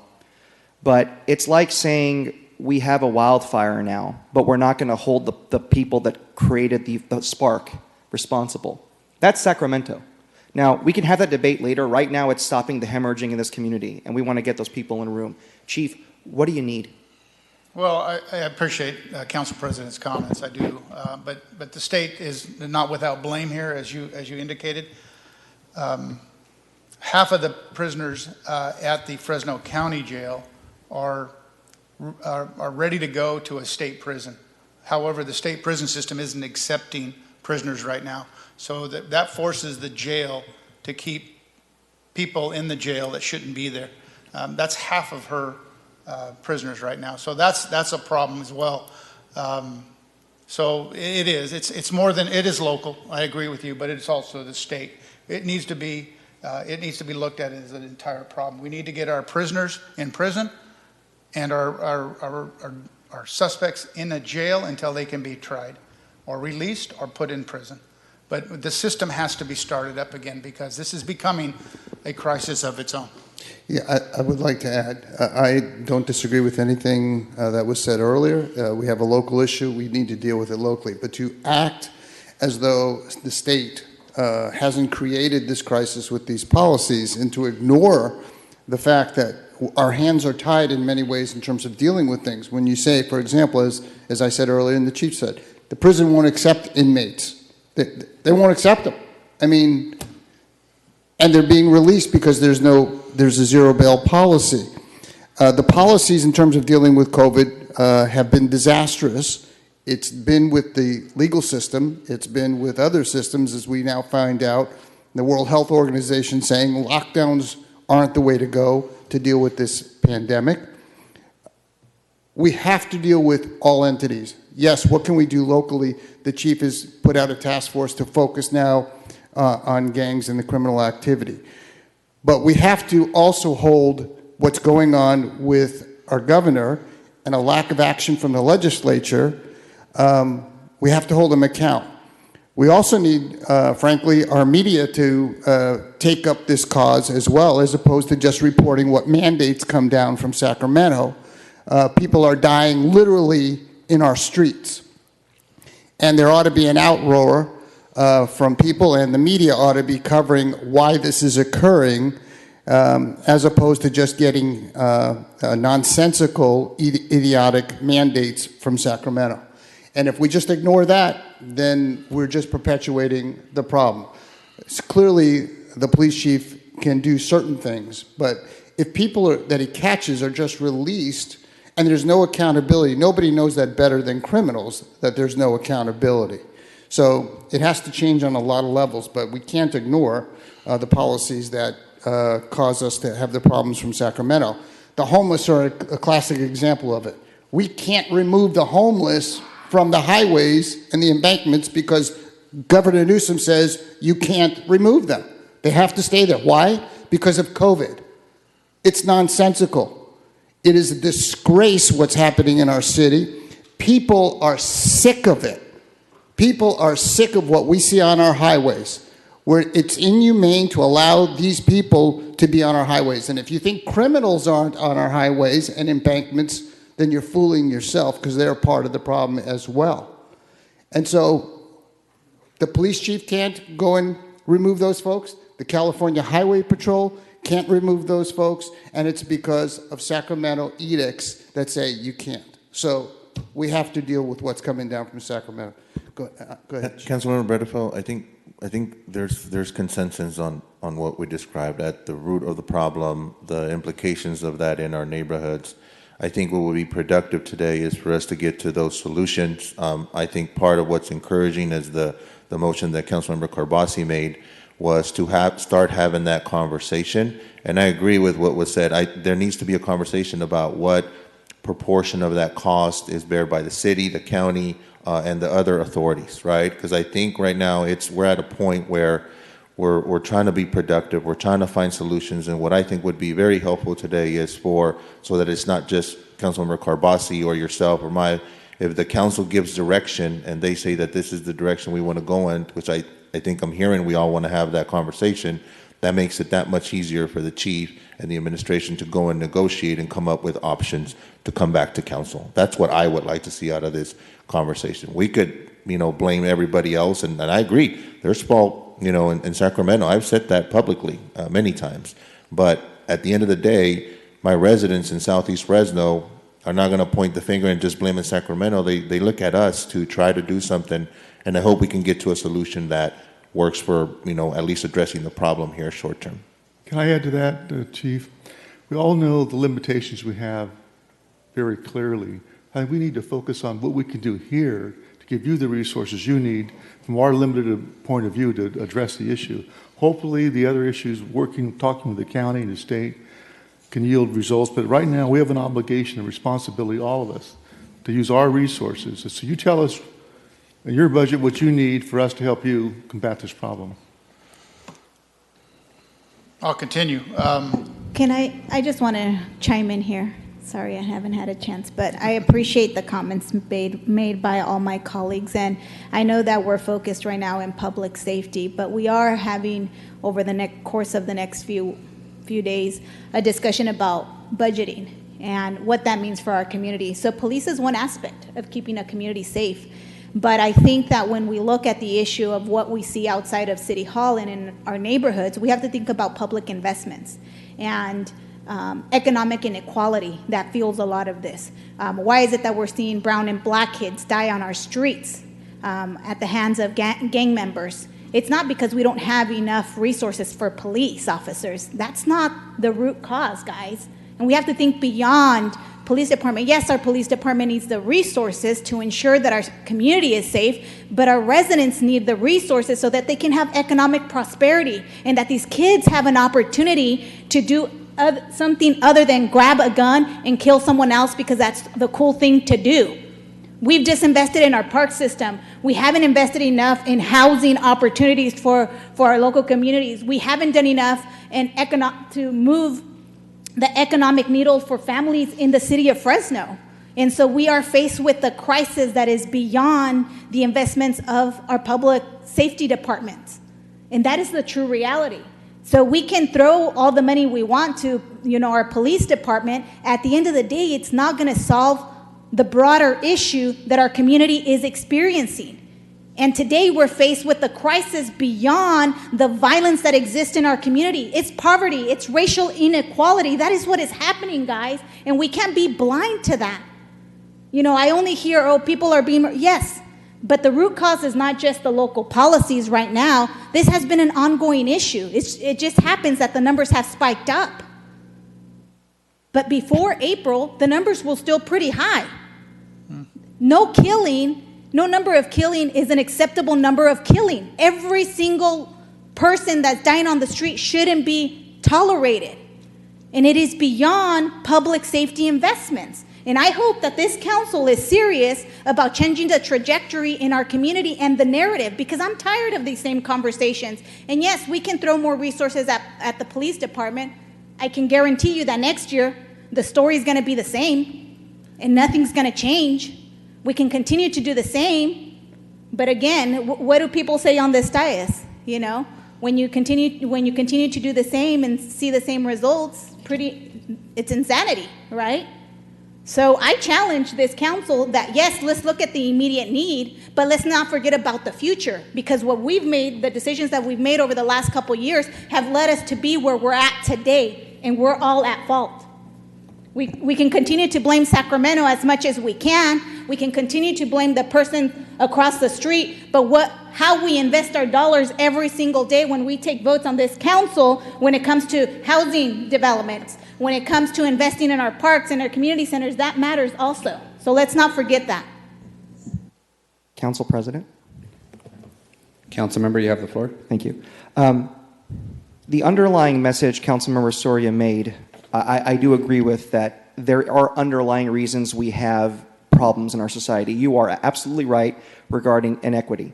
When we had the conversation about the murder of George Floyd, it helped us talk about these old wounds we have in our society. COVID, the old wounds we have in our society.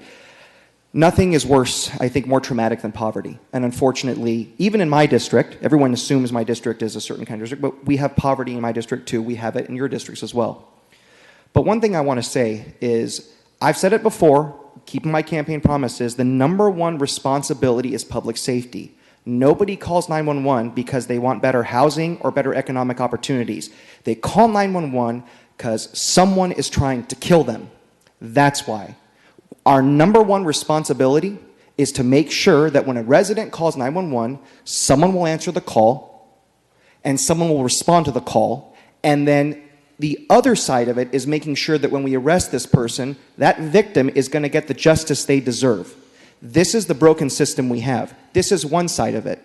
This idea of there being a false choice, that's what's killing American democracy. We can do what Councilmember Soria is suggesting because it's right. But that doesn't mean that the cost has to be reducing funding. I'm sorry, folks, but the ratios show 2 to 2.5 officers per 1,000. We're at 1.45 for the fifth largest city in California. And those officers aren't all out at the same time. We don't have enough officers. That's the bottom line right now. I hope next year we'll have this conversation, crime will be down, and then it'll be fashionable once again to beat up on cops as they've been doing this whole year. So I'm talking about Fresno only, our department. We have a responsibility to stop the hemorrhaging, to protect victims. That's the big goal. At the same time, we can focus on the investments and the sins of the past, but that does not mean we can shirk our responsibilities right now, and that's helping people when they call 911. Councilmember, thank you. Let me just try to move on to the next part of the presentation by reminding us of just one fact.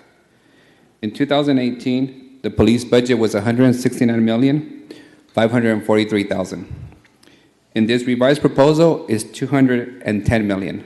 That's a $40 million increase ongoing in a 2-year window. I think it's a fact to say that the city has given the police department an increase in funding over the last 2 years, and even though we've given the police department $40 million more, it hasn't resulted in a lower crime rate because there's a lot of variables that our police officers do not control that determine the crime rate of this city. So it's false to say that we're not investing more money in our officers and police department. It's also false to give the police department the sole responsibility to lower crime. Because throwing money at the problem has not resulted in a lower crime rate. As the chief laid out, there's a lot of variables that the chief does not control. Poverty rates, unemployment rates, a pandemic, the Judicial Council, the sheriff, the state of California. So it is false to simply suggest that if we give the police department an additional $40 million of ongoing money over the next 2 years, somehow the crime rate is going to magically decrease and we're going to have less victims. So I just want to remind us that the fact is we've provided more money for policing. The crime rate is higher because there's a lot of variables that it is unfair to make the police department solely responsible for reducing the crime rate. It's a multifaceted problem that requires a multifaceted approach. So with that, Chief, I'll hand it over back to you to complete your presentation. Okay, I'd like to respond. I understand the increase. but we've had no increases in officers, the number of officers, for the past 3 budget cycles. So costs have gone up, I agree with you, but there hasn't been a significant increase in the number of police officers policing our city. To respond to crime, over the last 5 years, crime has steadily gone down. 2019, it also went down. It's going up now because of a lot of variables, and a lot of them we don't have control of, and I agree with you. So I just would like to respond to that. As far as the council, I agree with you that there is a balance we have to find for police and community services, like parks and streets and sidewalks. Those all make a city better and safer. But I think it's important to note that a city can never be safe, or can never be a healthy city if it doesn't feel safe. And when we have city employees that are afraid to go work in a park without a police presence, that's a problem. Because if our city employees won't go, then their parents aren't going to send their children to that park.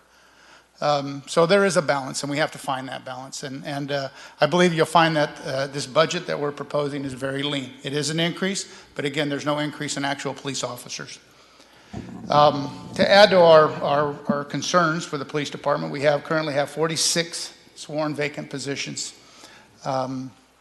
We've hired, I think, 20 positions since January, and we've lost about almost double that. So they're going out the door almost twice the rate they're coming in right now. That's from a variety of things, retirements, separations, and terminations. We have a total of 88 employees on long-term absence. 74 of those are sworn officers, and 14 are civilian.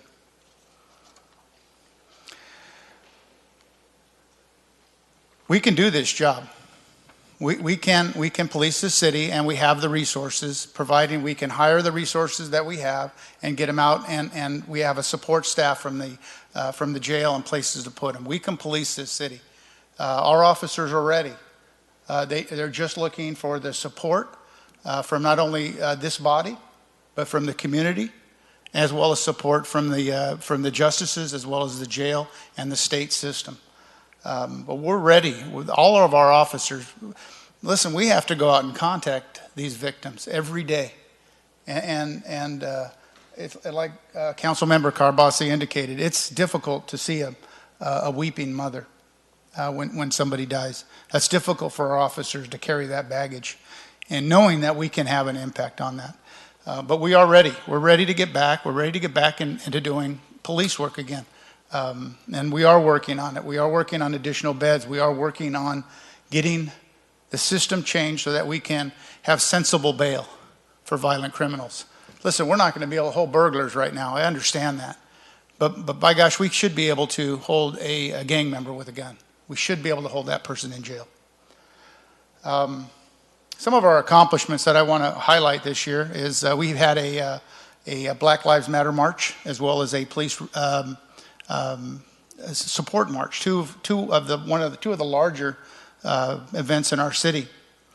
We are only one of 2 cities in the 50 top cities in our country that didn't have violence as a result of the Black Lives Matter movement. Us in Mesa, Arizona. That's a real accomplishment for this community, and a lot of the credit goes to our elected officials who were involved with the public, our community leaders, and mostly it goes to our community. Who are allowing us the opportunity to develop sensible reform. And make no mistake, I don't think any police officer standing behind me in our department fears reform. We welcome it. There's a lot of opportunity for reform in the police department. But I concur with Member Carbasi that defunding isn't that answer. We can do better with homeless. We can do better with the mentally ill. And we can do better with drug addiction. But that's going to create an investment in our community, and not a defunding. Now, it may be moving some resources. I understand that. But maybe there is an opportunity here, and I believe there is, that we can work with our community partners and develop some reforms that will actually, I think, not only will the community embrace, but I think our officers will embrace, and we can move forward.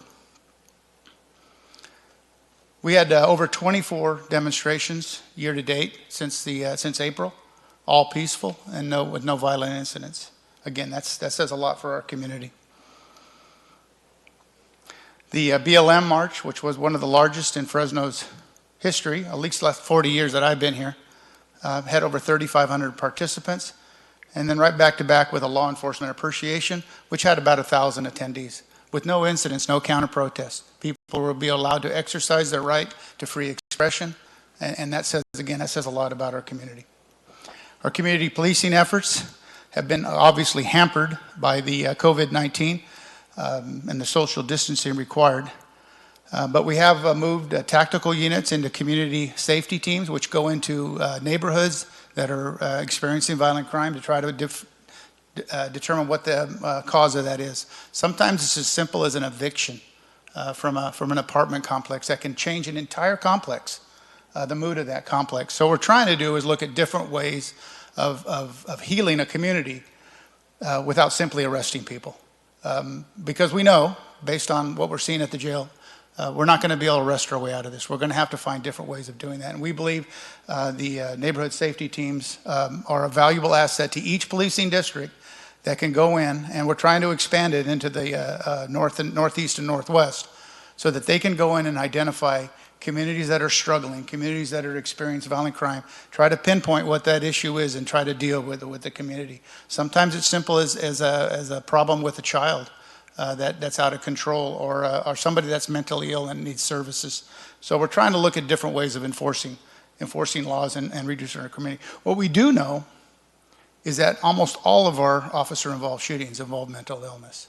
And that's a crisis in our community right now. So we need to deal with that. We need to find better ways of doing it.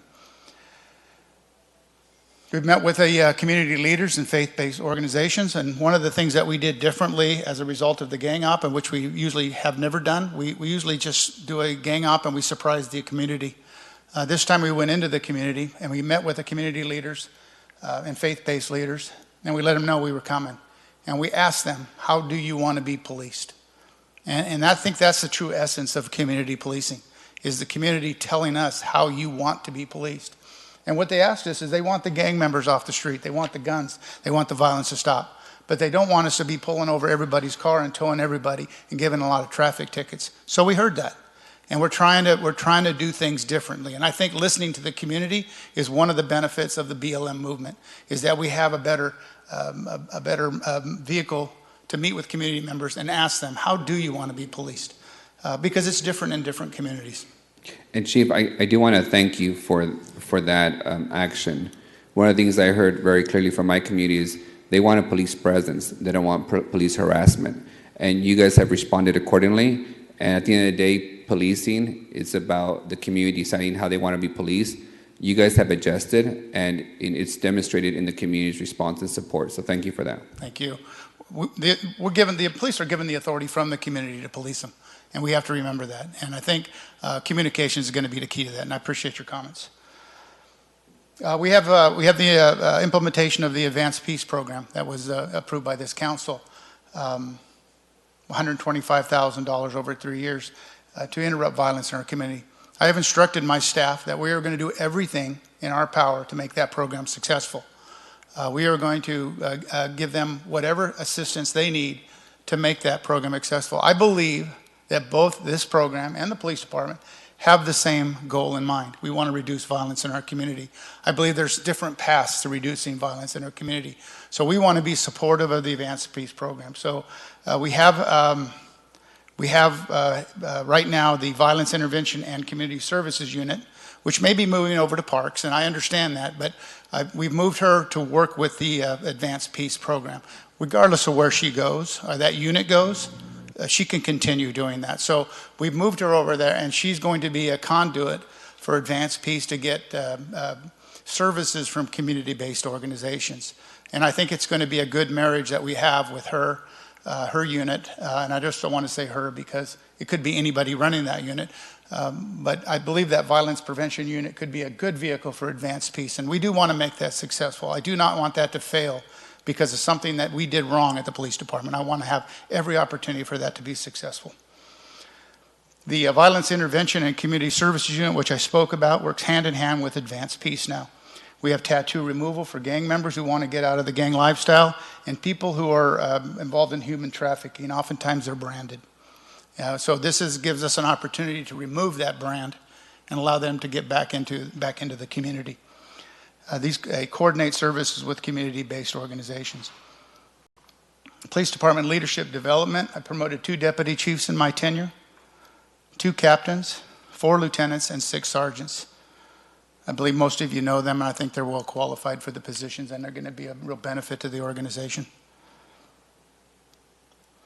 During this year, we replaced all of our handguns without using any general fund money other than money out of my budget. We also replaced all of the officers' radios. Some of those radios were in excess of 20 years old, 10 years beyond their life cycle. The transition to the weapons requires a 3-day safety course, the 3-day, 10-hour, 30-hour course. And we've been able to transition all of our patrol officers, our entire patrol division, with those new weapons in 60 days. That was a lot of work. We had to reassign a lot of units to make that happen. Our overtime was under budget this year for the first time since fiscal year 12. I'm pretty proud of that, although I don't know if it's going to make it this year. We have a lot of things coming at us. In 2020, we completed the Southeast Policing District Station, located at 224 South Argyle. It's over 10,500 square feet, triple the size of the current facility we're in. Back when we went into that facility on our old Southeast Station, the population of Fresno was about 220,000. So it's a well-deserved and improved facility. I believe it puts us in the path of Fresno's growth and will be a real benefit for communities to have meetings at and to interact with their officers. I think it's a real benefit. I'm going to call up our fiscal affairs manager now to go over the numbers for you, and then I'm sure we'll have some more discussions after. Steve, I think we're a couple slides behind here on the screen. There we go. Chief, I had just a couple of questions for you. Okay. You know, I totally agree with you that we're understaffed, and we've done a lot of things, Mayor Brand and myself in particular, with the $10,000 bonus over 3 years for lateral movements. We're really trying to get back to the standards of 15 years ago or so. So we're diligently working with you and trying to do that. So, but we are limited. Our resources are very limited. So I was hoping to see in the budget a reference to CSOs. So while the main officer is doing his job, the CSOs, in my experience over the years, have been very productive. And I'd sure like to see them in the budget, or somehow we can get back to hiring them and including them into your department, because they provide a valuable service, not only to supplement and back up the officers with report writing and all that, but a key thing that I think we've overlooked here is those people will relate to the community. They know the people of the community, for instance, El Dorado Park, and they have a relationship. And I think from that relationship, a lot of the things that have been brought up, not many solutions, but a lot of the issues that have been brought up could be resolved as a solution by CSOs and their ability to communicate, relate, and help people in the community. I see you nodding in agreement. So I hope that can be included in this budget. I think it's a real valuable asset, and it puts people with people. And that's, to me, is the fundamental basis for good police work and good community work and reducing crime and working together at that very elemental stage. So I hope that would be included in your budget. If it's not, please advise, and I will make a motion to include that. If you can let me know that and potential costs. Council Vice I'd President? be happy to support you in that. I agree with you 100% on the community Thank you. service officers. They've actually been vacant, according to the report, for 300, 400 days. I think there's 7 vacancies. So they are being funded. We're just not. 5 of the positions were frozen, have not been funded in multiple budgets. 2 of them are funded, and we exhausted the list. And so we're re-going through that list, but we can only fill 2 right now of those 5. Because? They just weren't funded. But we have a number of salary savings generally, because we have like 47 police officers that are also vacant positions. So I don't understand why we would have them on the book yet not funded if that is the case.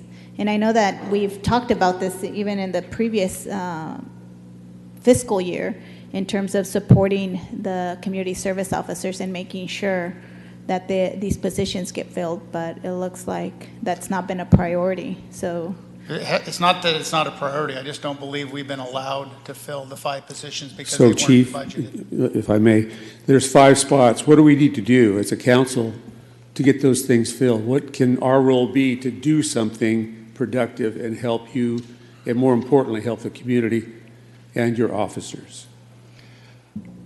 One of the things that I would recommend, I believe you're right. I believe there's a huge value in CSOs. We can hire them much faster.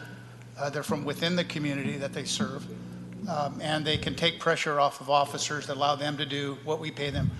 We pay our officers well. Well, they're in a very dangerous job. And you can I pay agree. me well, And but they I'm not earn- going to do it. And they earn every penny of it. Absolutely. But we should expect them to do what they Absolutely. pay for them and not divert them from their mission. And a lot of times they do. They get diverted to other things that can be done by a civilian employee, CSO, community service officers.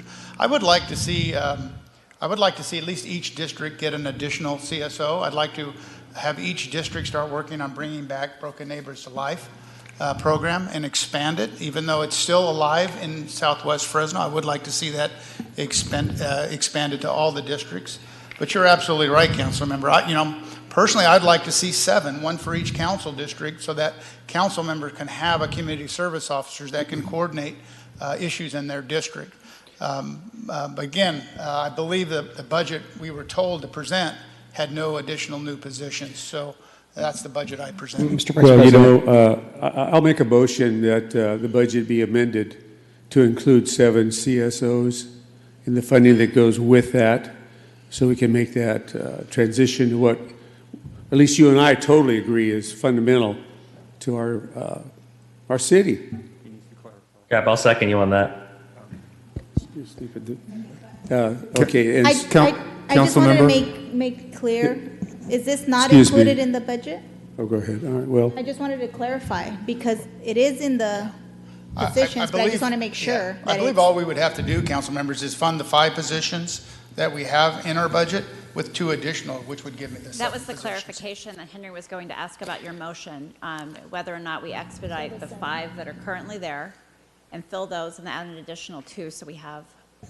that's my motion. Okay, perfect. Thank you. Thank you for clarifying that. And I think Member Carbasi wanted to second it as well. No, it's So fine. I think everyone's in agreement. I love that you had Councilmember Soria, myself, and Sparza. I think it's a great idea, and thank you. I think it kind of goes to what Councilmember Soria was saying earlier about making sure we focus on the community as well. So I think we're getting in the right direction. Question, before the Great Recession, how many civilian personnel did we have? Was it over 400? Would that be? Yeah, I think we lost. I think we lost 500 positions. I'm going off my memory, council member. I think we've got a couple hundred of them back, so I think we're over 300 positions down from the recession still on civilian staff. So it's safe to say, though, we don't have nearly as many as we had before the recession. Oh, it's very safe to say that. Okay. And the reason I say that is, yes, we can talk about the number of officers we have, but they also have to take on a lot more roles they normally didn't have to take on before. So while crime is up now, workload's also up. And don't get me wrong, I've met with them, I've rode with them, they get paid, they serve, they love their jobs, and they love their community. But we're also asking a lot more of them, while their number one responsibility is dealing with priority 0, priority 1 calls. So just to put things into context. Chief, if I may, I do have a clarifying question. I know it always feels good to make a motion to add more bodies, but what I'm interested in is, given the amount of vacancies you have now in the police department, what you describe is you're losing more people than you're bringing in. What is the actual likelihood that you're going to hire these officers and they'll be on the street for the motion that was made? How long would that actually take you? For the community service officers, we can do that relatively quick because we don't have to send them to an academy, nor do we have a year-long training program to get them out in the field. So I would say that when personnel gives us a list, we could probably have a background done within 30, 60 days, a short 1-month training. So it would probably be less than 6 months to get that employee out in the field. So it's about 6 months from the point that we approved the budget to the fact that they're actually on the field. Correct. And if you lose those CSOs to a promotion of some kind, how long would it take you to backfill those positions? Another 6 months. Another 6 months. Is there any chance that those CSO positions on paper will have 7, but at any given time, half of them will be vacant? The turnover on CSOs is a lot less. A lot of our community service officers are career positions. They're people that don't want to be a police officers, and they're paid relatively well for a civilian staff in the police department. So a lot of people stay 20, 30 years in that position. The turnover is not as great with the CSO position as it would be for, say, something like a records clerk or something like that. Got it. I just want to make sure that we're not just, making ourselves feel good by adding one more position on the paper, but not seeing the actual benefit, which I think we all agree is a significant benefit to the city. Yeah, I think I just received a list from personnel for the 2 positions we have, so we could just continue going down that list. It would reduce it by another month or 2. Great, you may proceed. Well, Chief, I just want to conclude by saying I'm a solutions-oriented guy. This is a solution, a part of the bigger picture of solutions. But it's these types of things in communication that will result in a more active, thorough, better police department and a safer community. So any other solutions we can come up with or help you with, please let us know so we can get this job done. And anything else we need, please. I'd just like to thank you. I know most of you have voiced support for rescinding the zero bail, as well as opening up our jail. So that goes a long way. When the community and our city officials and county officials hear it from our elected officials, it starts to take on a meaning. So I do appreciate the support that you provided. Hey, Chief, one last thing. I know you're familiar. I know it was in your presentation, but I don't think we got to it. The opening of the Southeast police station, that I believe all our officers now moved into that facility. And I know you've been briefed on what we're working on for the old substation and creating the first in the state of California's first responder wellness center, and allowing police officers and firefighters and EMTs to be able to get that support and help that oftentimes is hard to, 1, accept, and 2, actually seek help for. But if you could just talk a little bit about that, and then I'd like to give Todd Frazier from FPOA maybe an opportunity to speak on it. He's been really behind the scenes working on that with myself and Councilmember Carbasi. Okay. Well, again, we are vacating a 3,000 square foot facility, our old Southeast District Station. One of the proposals put forth, and it was basically from the ground roots, it was from our FPOA. I believe the fire FPOA is involved, as well as we have a wellness officer assigned full time. What we do know is officer suicides are on the rise, injuries are on the rise, and we see the increase in people going out of work for stress-related injuries. This is an opportunity for officers to have a facility to go to. Right now we house it in headquarters, so everybody sees the officer come in if he's going to come in and have get some counseling. This is an opportunity to get it off-site where they can come in, have an opportunity to talk to somebody without the stigma that may come with it. I think it's a real opportunity for us to move forward. We're looking at some other options on facility if this one falls through, but we have two avenues right now that we are working on. But I think this will be a real benefit, and I think Todd can probably talk about some of the things he's seeing with his officers. And this one's not going to fall through, Chief. I can assure you that. Thank you. And I just want for the public to also know, there's about $28,000 worth of work that need to be done to bring it up to what it needs to be. I'm going to be starting a fundraising campaign to help pay for those costs, and I've actually reached out to some folks already that there's been tremendous support. But if anybody from the public wants to support, they can contact my office or Councilmember Carbasi's office, and we're more than happy to have them support that effort. Todd, did you want to add anything to? I know we got to go through a disinfecting process and all that. Sorry about that.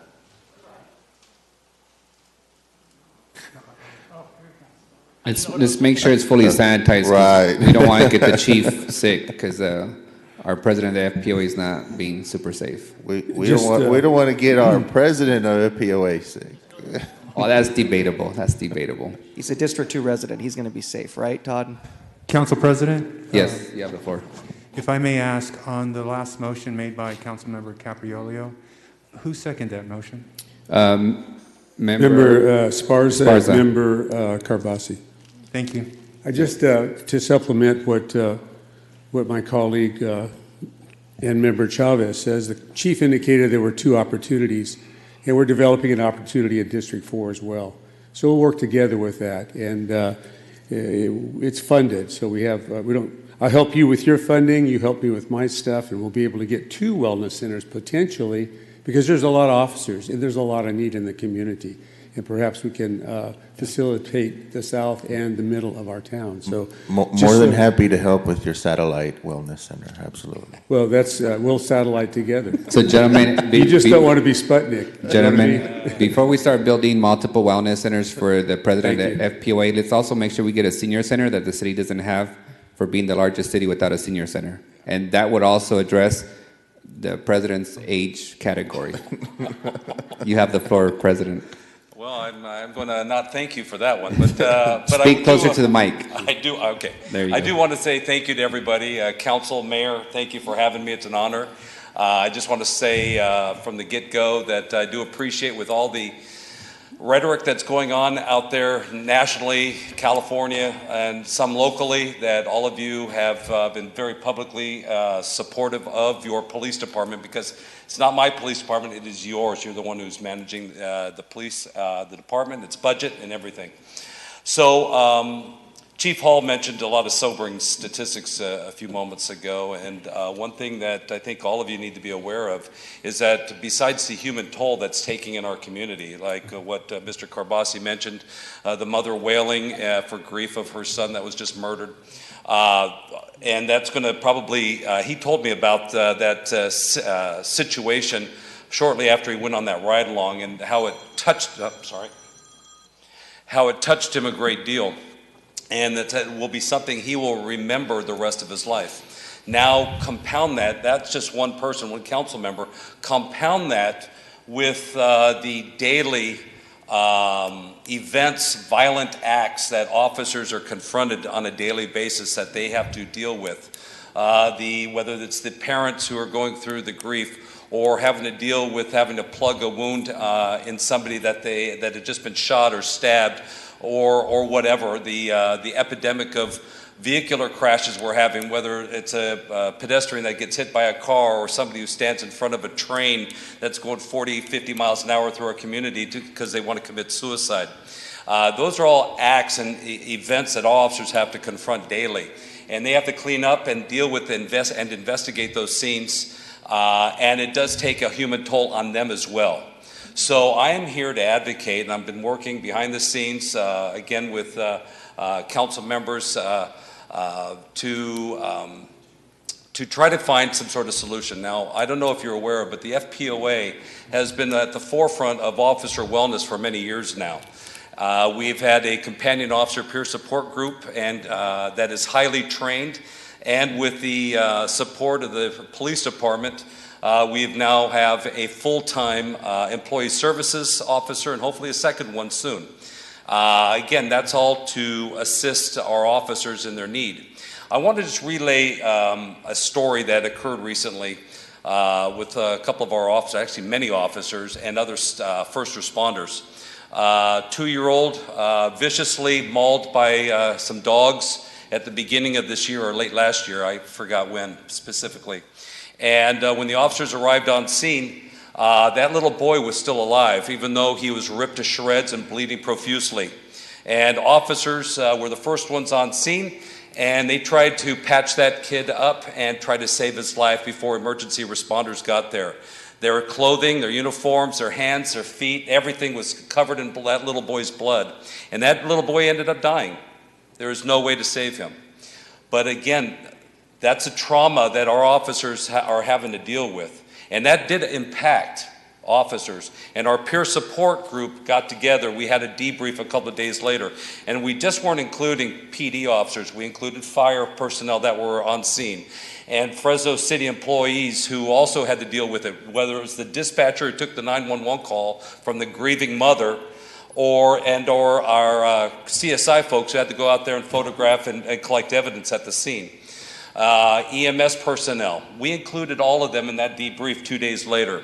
And one of the folks that was on scene at both the event as well as the debrief, he hadn't eaten in the days since that event occurred.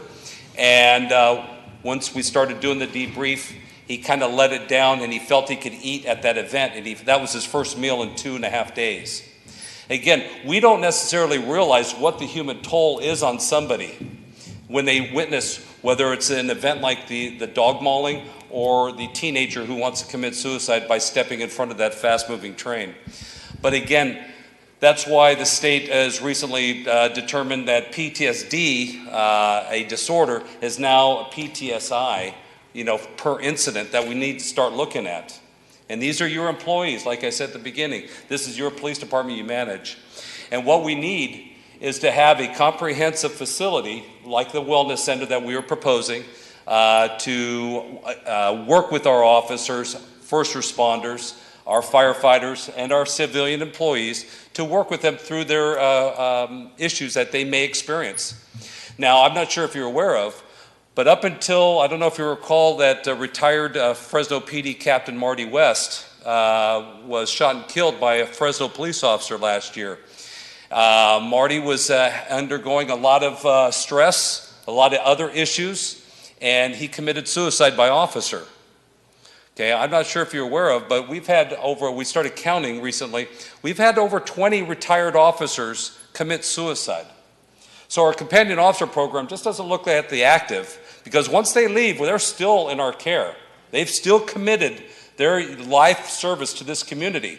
And so I'm asking for also the council to support our retirees like what the POA is doing. And what we're needing is also to make sure that our retirees who gave their all are also cared for. And let's not forget the component. I know a lot of times we talk about our family members. They're the backbone of our officers, and we have to take care of them as well. So we have a component to take care of our families, because a healthy family is a secure family. And so that officer is going out into the field, risking their lives, but that we also have to make sure that their family situation is secure and that there's no issues going on there, because if they're dealing with this issue with their family, they're not concentrating on their safety out there. We don't want an officer getting hurt or killed. And just I'll leave one thing before I go. Assaults our officers are going through the roof. I think we've had over 300 assaults on officers, and we've only had 200 reported uses of force over the last year alone. And so that tells you something, that our officers are getting injured almost one a day. So again, it's just not their mental wellness. We also have to take care of their physical wellness as well. And this program, coupled with our workers' comp and our wellness program, is all kind of holistic and fully encompassing of the situation. And again, so I just plead, and I hope that we can come together, or you can come together as a council to make sure this wellness center does take place and does happen, and we can start also putting the resources in to making sure our officers are well cared for, both mentally and physically. So, does anybody have any questions? I'd love to answer them. No, thank you, Todd. We do have a few questions. Councilor Bredefield first. Yeah, I don't really have any questions. I appreciate what you're saying, Todd. I didn't realize that things had gotten that bad for some of the retirees and others. I'm not surprised, because we know that veterans, there's been as many as 22 suicides a day with veterans. Absolutely. And, those are people who have obviously experienced PTSD and through war. And what your officers experience are no different. I mean, these are traumatic events, whether they're shootings or a little boy. They're all traumatic events and need to be dealt with from a psychological point of view. Are your officers have access to EAP, employee assistance programs? I mean, I understand the wellness center, and I think the camaraderie is important, but what about for those who truly need professional intervention? Where does that go at this point for an officer? Yes, we do utilize EAP, and obviously workers' comp and their private medical insurance as well. Okay. It's all encompassing. We use it all. Okay. And so the wellness center, is this from the old, Luis, is this from the old? Old substation. Okay, and so that's going to be, maybe you can talk a bit about what the plans are. For Sure, it's the old substation that's now vacated, and it's on Cedar and Butler, right next to the Hanoian parking lot. It's probably about 3,000 square feet. It's not a big building, and so the fundraising campaign is to kind of help bring it up to code. Paint, floor, I think it's a couple of dividers in there for a private room for counseling for EMTs, firefighters, police officers. And then obviously the city owns the building, so we would work in partnership. There's a couple of interests from some nonprofits on taking over the building and facilitating these services there for our officers. So that's kind of the plan. But as soon as something is more concrete and a little bit more solid, we'll bring it to council. Okay. And so how would the wellness center differ from somebody going to a professional? I mean, is this just more collaborative amongst the rank and file where they can come and talk? Is there a professional who's going to be there? I mean, what's the vision for this? We're hoping to have some sort of clinician on duty there to work or to set up appointments. Should an officer or firefighter or the EMT, or like I said, it's all encompassing, that can come there to kind of a safe area and kind of out of the prying eyes of others and come in there and meet with somebody in private. Okay. And or if they're working or even driving by, I'm right here, let me just pull in. It's kind of like one of those things where it's a one-stop shop. You can come on in here, come in there at any time, during the day, obviously. But we will be able to provide services at night if need be. So has there been a wellness center set up before for police? This is something new with this building? Has this been done before? Not that, to my knowledge, at least not here in Fresno. We're kind of having to make do with certain spaces or areas, like whether it's the FPOA to hold larger scale debriefings after large scale events, traumatic events. So it'd be nice to have one place where we can kind of have trainings there, debriefings, kind of out of the prying eyes, and not whether it's at headquarters or at the FPOA where they're kind of in a fishbowl. Okay. So, Luis, rather than trying to do fundraising, why wouldn't we find out exactly what this costs and the city council fund it and build it and just do it? Well, I thought about that, but there was actually, honestly, there was a lot of interest in some of the private sector force wanting to fund some of this. Sure. And so I saw the opportunity there, but if there's a shortfall, I don't anticipate that, but that's an option. Okay. I mean, I think the community would definitely want to help. They should. I think we'd all welcome it, but in terms of expediting it, in terms of getting it moving forward, I mean, I think you can take the lead to make sure this happens as expeditiously as possible. I think it's a wonderful thing that ought to happen, and it ought to be moved forward by this council, and the community can certainly get involved and support it and help it. Council members are free to use some of their infrastructure budget too. I'm willing to do that, and I think others are certainly willing. That's what I mean. I mean, I think we seriously should get this built and help our officers deal with the very stressful job that they have. It's long overdue. It's like your project you used, Councilmember Butterfield, when you initiated the Veterans Monument, saying we're trying to pool resources from private folks and wherever we can. Okay. Yeah, and Councilman Bredefeld, actually, it was really easy to get people to commit to this. There's a lot of individuals, and it gives them buy-in. But I'll tell you what, if you want to help some funding for Councilmember Capriolio's project, his wellness center, I'll second that. For his personal wellness center? No. No, I'm happy to help Councilman Chavez, and I think we all would. And, we control the purse strings here for the budget. I mean, I don't know what this would cost. I mean, do you know what the number is on this thing? Yeah, it was $28,000. It's essentially flooring, some paint, and then a couple of reconfiguration of the facility inside. Okay, you let me know. We'll talk. I'm happy to help and support Thank you. Appreciate that. I do have some questions on your concept, Sure. Which sounds like it's a concept at this point. Are officers, after a traumatic event like shooting and killing somebody, do they go through a psychological analysis assessment? They do. Are they required to pass that before they go back on duty? Well, they're they're taken off duty after that event, right? There's a large process that goes on, but they all also must meet with a counselor clinician to make sure that they are clear to go back. They have to get the okay to go back to work. Is it, and I'm not the psychologist, so maybe Councilor Butterfield can help me here. Is it just a counselor or a psychologist that they see and they must go through?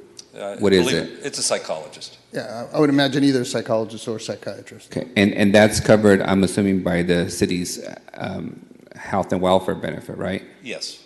Okay. An EAP.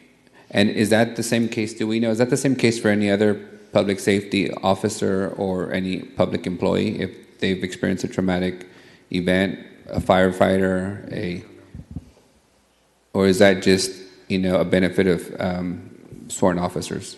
Council President, I don't know the answer for the fire department, but since they're coming up next, and the chief will be here. If we can do that, I want to understand if, in the world of active shooters, some other civilian employees also go to traumatic events, and if we're going to do this wellness center, it ought to be open to anyone who goes to a traumatic event, not just, our public safety officers. Todd, I think you said that it would be first responders. And just to kind of clarify, yes, we for the FPOA has not excluded any other branch, or whether Understood. they're firefighters, EMTs, and they're not even part of city employees. And we also include all Fresno City civilian employees who are experiencing that. We feel that's our role, and we take great pride in doing that. We even have those civilians on our companion officer team that actually help run the program. Yeah, I just want to make sure that in the world of, somebody coming in and doing something in this building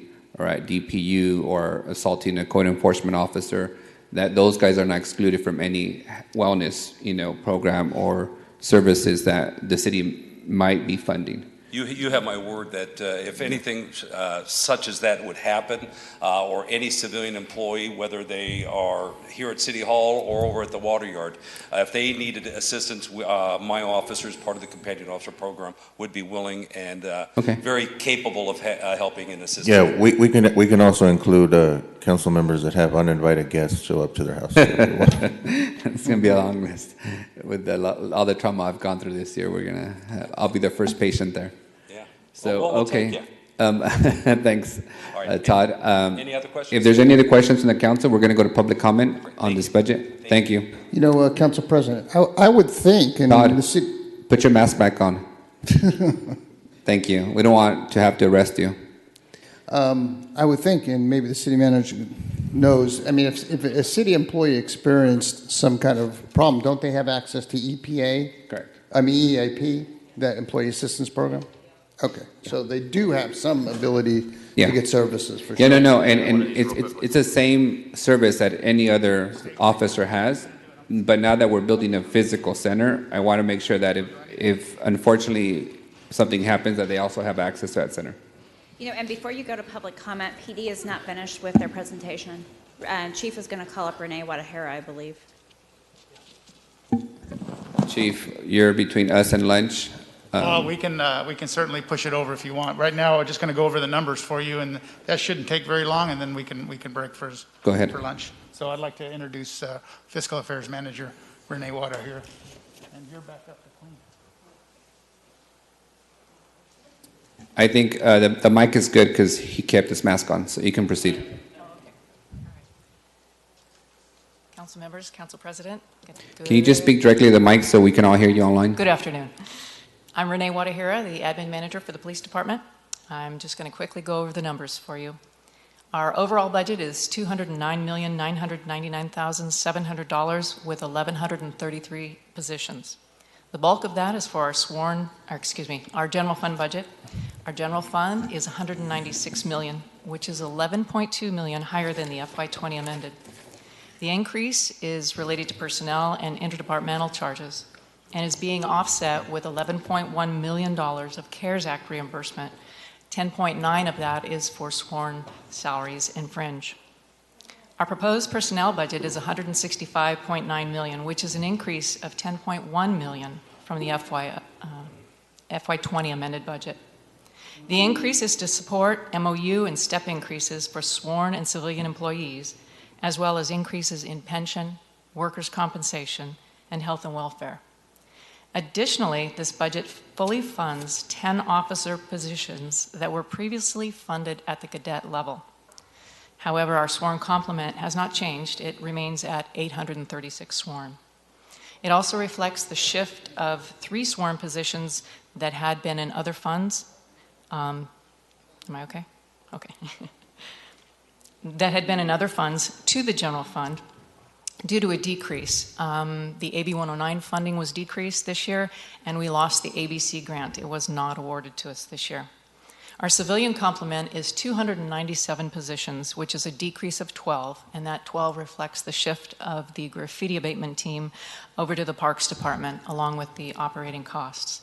The total shift to Parks was $1.2 million. Our non-personnel budget is $6.78 million, which is a net decrease of $637,800. And that decrease is primarily due to the removal of one-time costs, such as ballistic vests for $111,000, $207 for Skywatch mandatory maintenance, $337,000 for 2 Skywatch computers, and $26,000 for NetMotion licenses in patrol cars. We had 4 items added to our non-PERS budget, and you heard about the $125,000 for advanced peace that was added. In addition, there's $31,300 for the increase in the body-worn camera contract cost, and $34,500 for the purchase of 3 cameras for our prisoner transport vehicles. We also have $148,000 of COVID expenditures added, and that will be reimbursed by CARES funding. That's $102,000 for janitorial services, $20,000 to remodel the Records Bureau that needs more spacing for social distancing requirements, and $25,300 for sanitizing supplies. Our FY21 interdepartmental charges, the cost is $23.4 million, which is an increase of $1.76 million.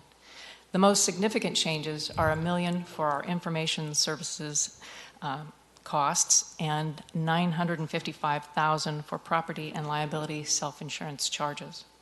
There are no replacement vehicles within this budget, so there's a net savings of $69,700 in our fleet costs, including fuel and lease purchase payments. The next slide, please. Next is our operating, non-general fund, and debt service budget for $13.8 million. This funding includes federal, state, local grants, various contracts such as the AB 109, contract law enforcement services program, our impact fees, and the debt service payments on the Regional Training Center and Art Schiller. The appropriations rely on incoming revenue. The increase is $1.6 million, which is $951,000 from an increase in contract law enforcement services program. The usage has increased in the interest in that program with the increase in crime. And a $683,000 new Corona Emergency Supplemental Funding Grant. The next slide, please. Told you I'd be quick. Last is our capital fund. Our general fund capital budget is $0 because we just completed the new Southeast Station this month. And the non-general fund capital budget is $130,000, which is a $95,000 increase. That $95,000 represents Air National Guard monies that are left over, and then we're going to use that to make maintenance repairs on the Regional Training Center. Some of those repairs include heating elements, water pumps, targets, and irrigation systems. And that concludes our presentation. Thank you. I do have a question for you. Yes, you noted on your revised budget proposal on page 126, a $11 million increase in the police budget from the general fund, $10 million of which are going to increase in personnel costs. Correct. Looks like compensation. Correct. How much of that $10 million is to salary raises? I believe it's a flat percentage, according to our controller. It's 25% or 23% of sworn salaries and benefits that are going toward, will be reimbursed with the CARES Act money. Yeah, no, I understand the CARES Act reimbursement. How much is going to raises? How much more did we budget in the budget, in the proposed budget from 6 months ago for the additional raises that the police units are receiving? Henry, I'd have to defer to you on those, on that Council President, breakdown. per the MOU agreement, there Correct. was scheduled a 3% wage increase. At 3% equals to how much, Henry? I don't have that number in front of me, but Can you get us that number? I want to make sure that the public understands that there is a 3% raise and what that equates to in the form of money in this budget. Okay. And then you mentioned that we are increasing the amount of contract officers. That's where Contract policing. Mhm. contract policing, which is my pet peeve, so you know, because not everybody is Apple or Walmart can afford to pay for additional policing and therefore actual response times that are reasonable. Who is increasing that use? What are the actual vendors that are paying for additional, private security and police response? Okay. I'll leave Thank that to you. the Chief. Thank you. And Chief, if you can just give me a list, Of which the contract policing, businesses are using it? correct? It's. You don't have to do it now, Chief. You can just follow up with Oh, that. absolutely. I'll get that for you, sir. Thank you. I just want to know who has the money to pay for extra policing. All right. With that, is there any questions from the council on this portion of the budget? I had a couple questions for Chief. Sorry.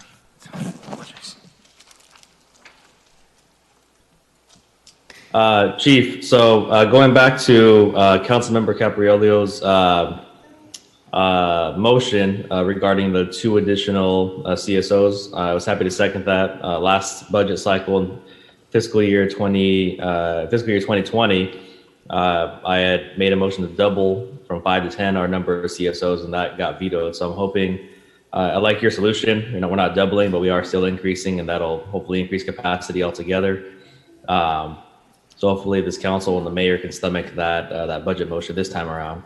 My question to you is, it was your suggestion in terms of doing sort of 1 per council district, not necessarily assigned directly, but right now we have a system where you have 5 CSOs assigned to each policing district, and they sort of cover each of the council districts within that police district's boundaries.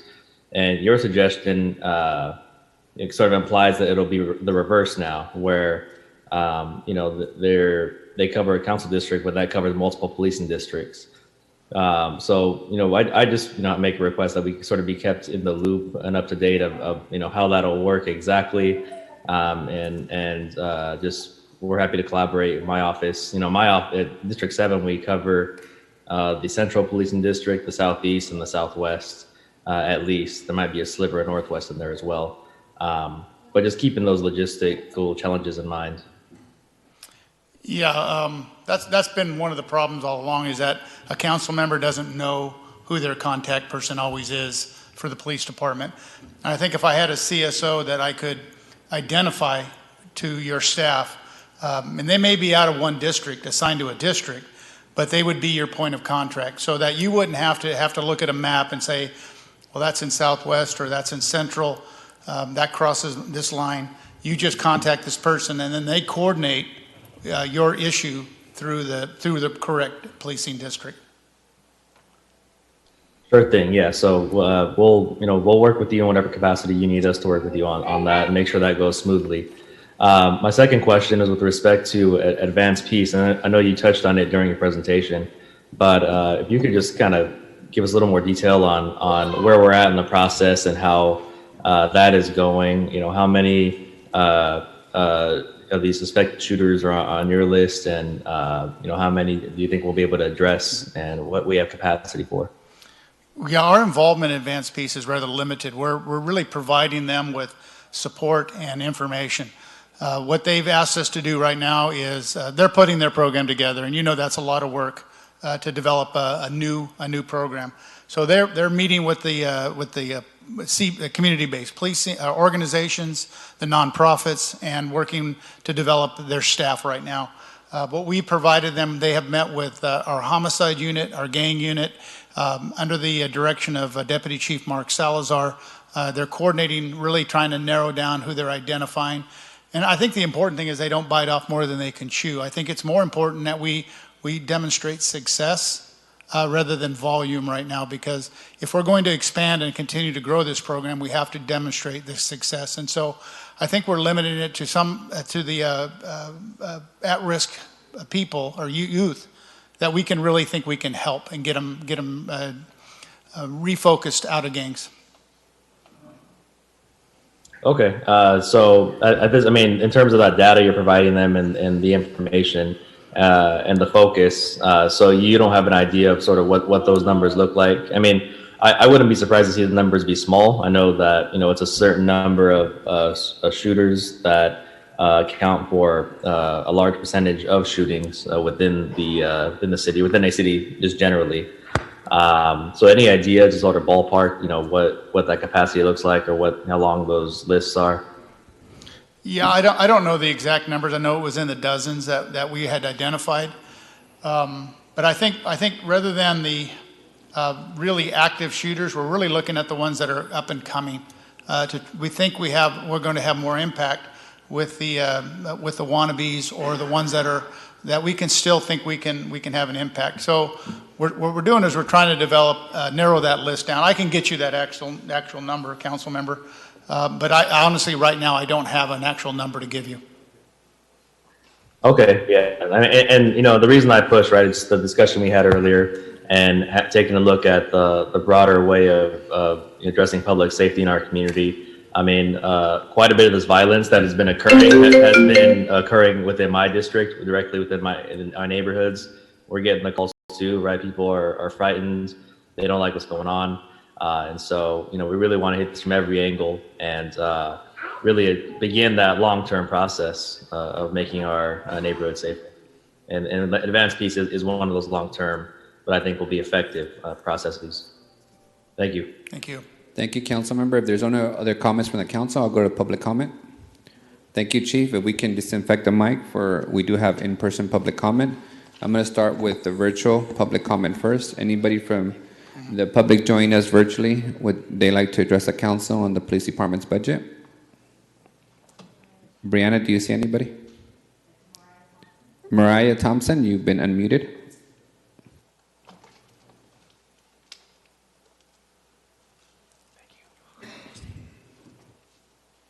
Mariah?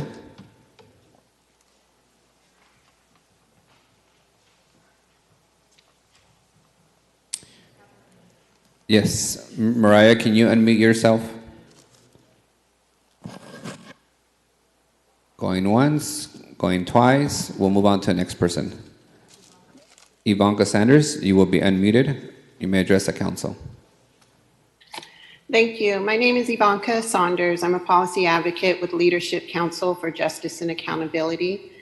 Despite the Police Reform Commission's ongoing work to review policies and create recommendations to improve the Fresno Police Department, this budget is still allowing for an increase in funding to the police department of over $11 million of general funds. This is a complete disregard to the public comments and concerns that were voiced during the June 2020 budget hearings, as well as the purpose of initiating a police reform commission. We request that you reduce general fund budget allocations to the police department and redirect funding to other departments, programs, and services that are related to youth, recreation, mental health, and homelessness.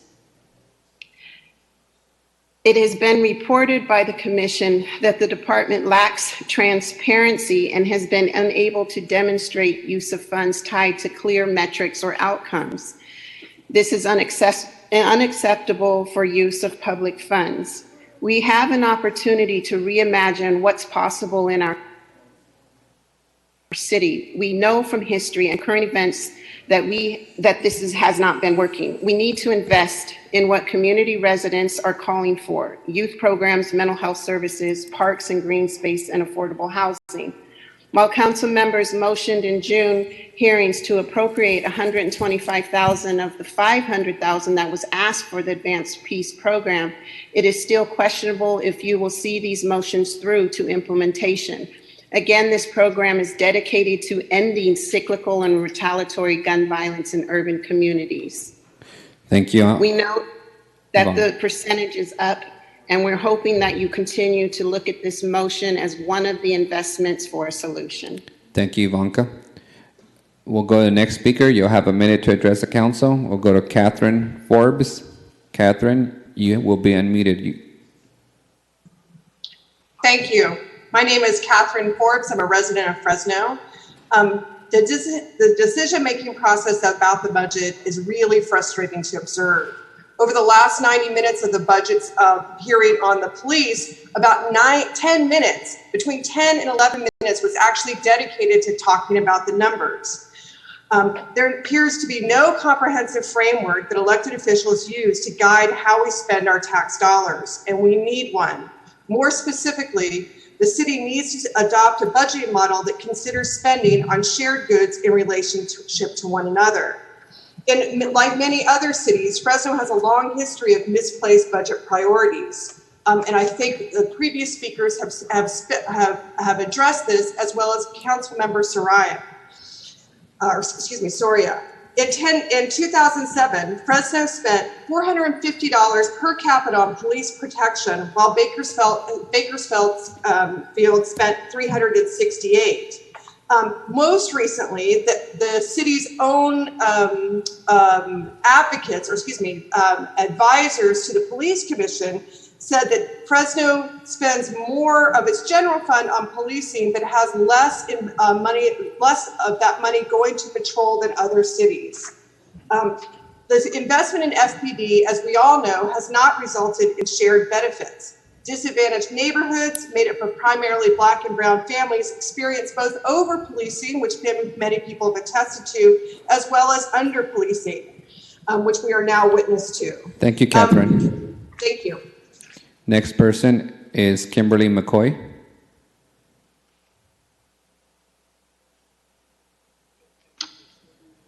Thank you, Council President. Thank you for allowing me to address the council.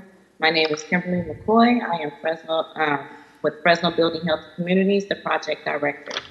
The police department budget has increased funding of $13 million of the general fund dollars. This is totally against all residents who voiced their concerns this past June for the budget hearings. The $13 million can be redirected to youth services and programs, the Parks Department, mental health services, just to name a few. The city must take action to start investing in our disadvantaged communities. I know we hear the call to defund the police. I am not asking for that. What I am asking for is for this council to take some of the police department budget and invest in our children, our young adults, our seniors, and our communities. I have a problem with the comment made by Chief Hall saying that police officers are afraid of losing their lives right now due to calls to defund the police. Well, what about all the people of color who have lost their lives due to the carelessness of the police department and their officers and the decisions that they make? If you want to build trust with community, then you need to train your officers on cultural diversity. Hire people from the community that understands our community and knows the makeup of our city. This is very important to build community trust. Community trust with the police department has been bad for years to come, and it's going to keep getting worse if we don't stand up and do something about it. Thank you. Thank you, Kimberly. The next person is Marissa. Marissa, you've been unmuted.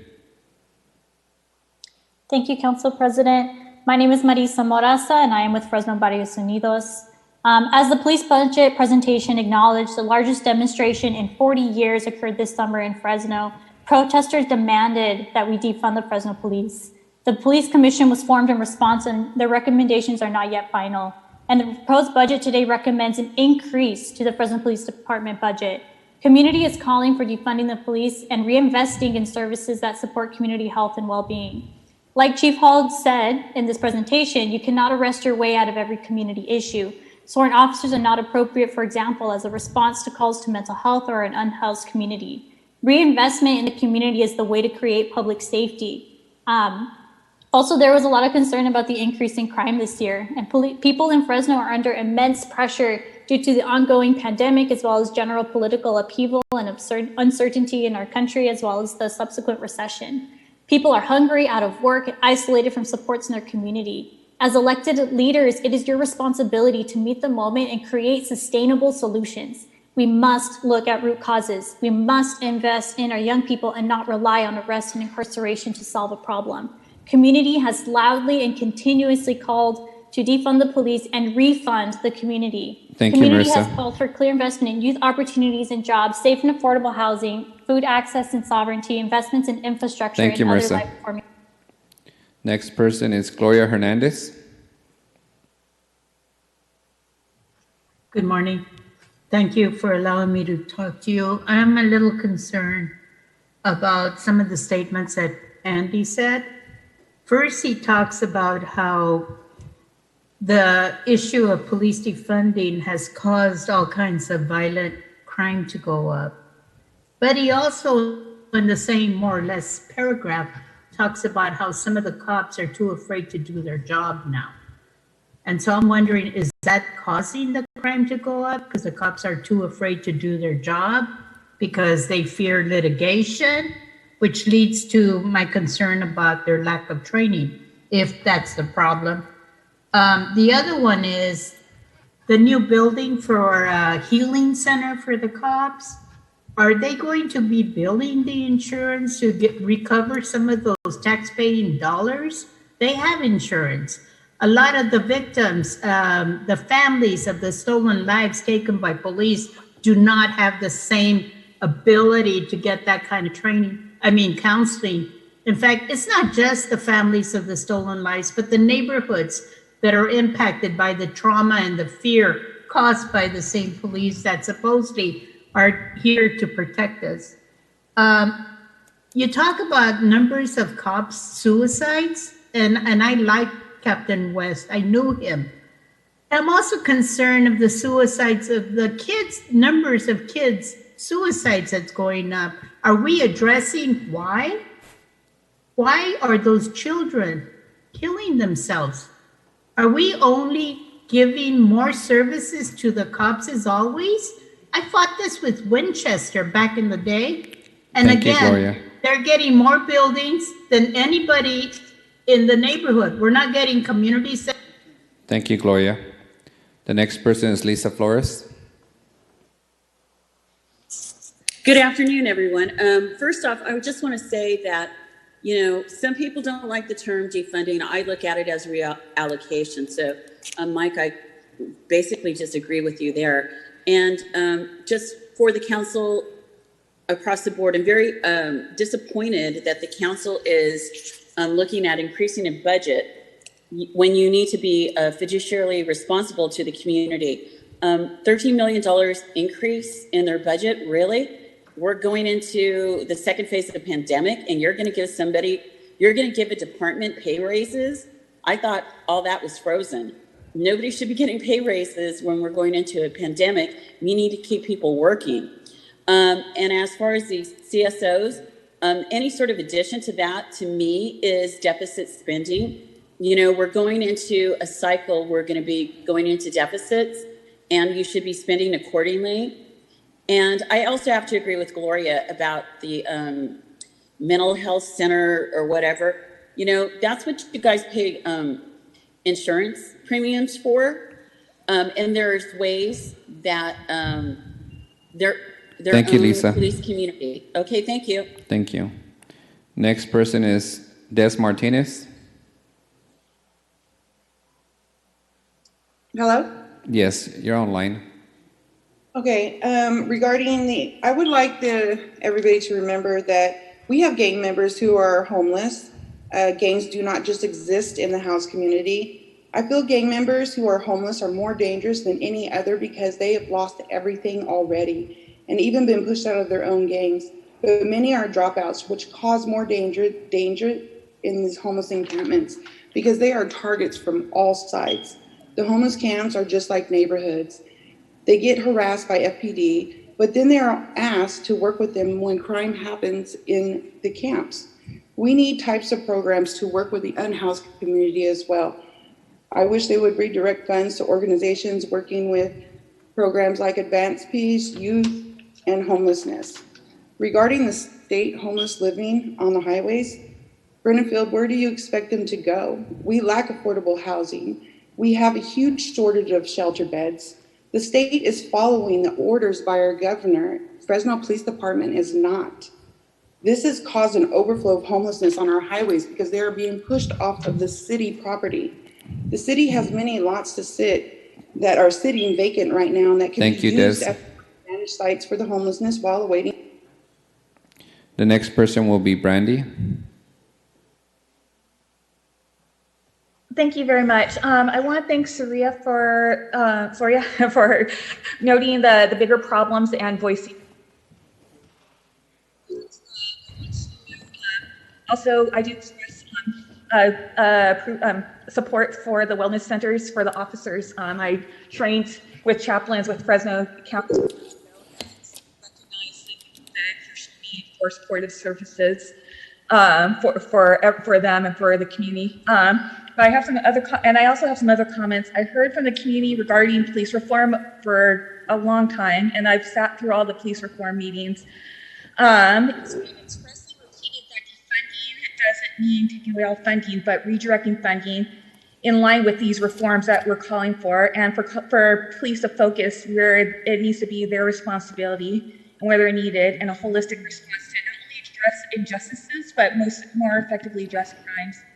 I'm concerned in the presentation that they would call defunding as one of the reasons for crime. Marissa addressed some of the root causes, and I feel like it's unquantifiable and also dismissive of the voice of the community asking for reform that would also benefit officers.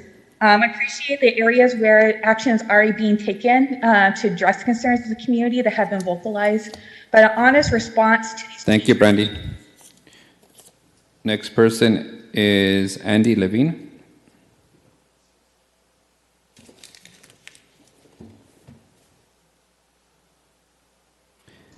Can you hear me? Yes, proceed. Hello, Council. My name is Andy Levine. I'm reading a statement on behalf of Faith in the Valley, Fresno. Just so we're clear, in a historic moment of reimagining how we invest in and define true public safety, and during a global pandemic that already has our economy in a recession, today at City Council, the Fresno Police Department is asking for an increase of its roughly $200 million budget. For decades, Fresno has poured over half of its general fund into policing, at the expense of the proactive quality of life investments that would actually prevent the need for mass policing that at best suppresses and quarantines violence and crime. The latest tragic violence in our city in recent days serves as yet another reminder that what we have been doing simply is not working. This year has taught and reminded us that we can only be as safe and healthy as that of our neighbors and communities.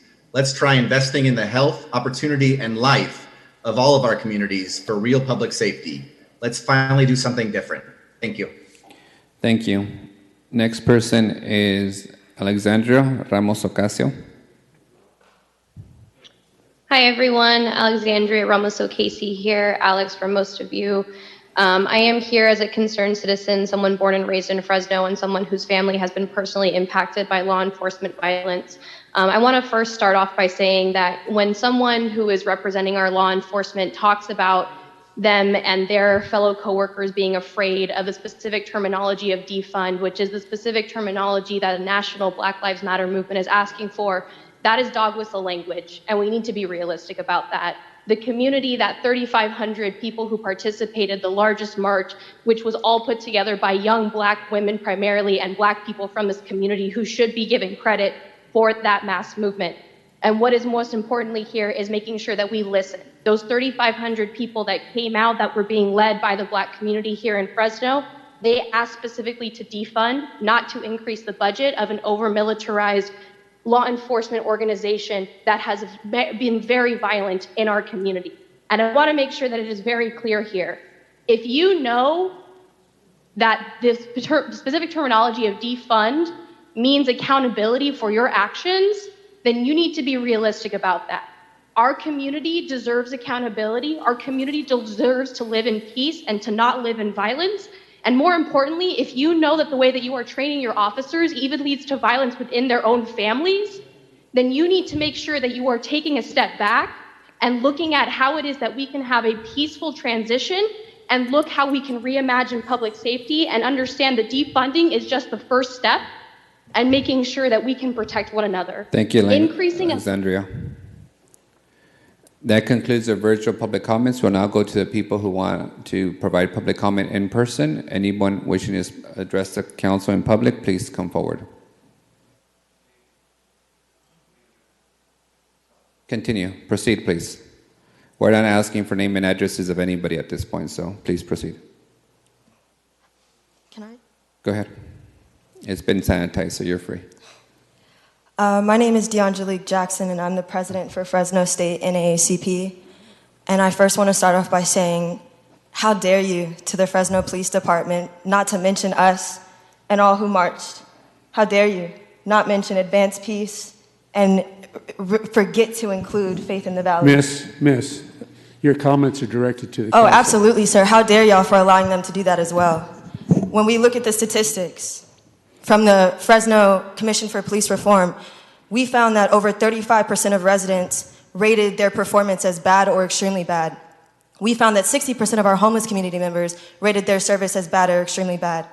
We found that 60% of residents do not trust the Fresno Police Department. We found that 83% of the homeless population do not trust the Fresno Police Department. We found that 28% of community members do not feel comfortable calling the police department in a threatening situation. 50% of homeless members do not feel comfortable. We found that 42% of residents believe the Fresno Police Department uses excessive force. We found that 77% of homeless members feel the same way. We found that 59% say that race is included. We found that 76% of homeless members said that race is included when they're arresting and messing with our citizens.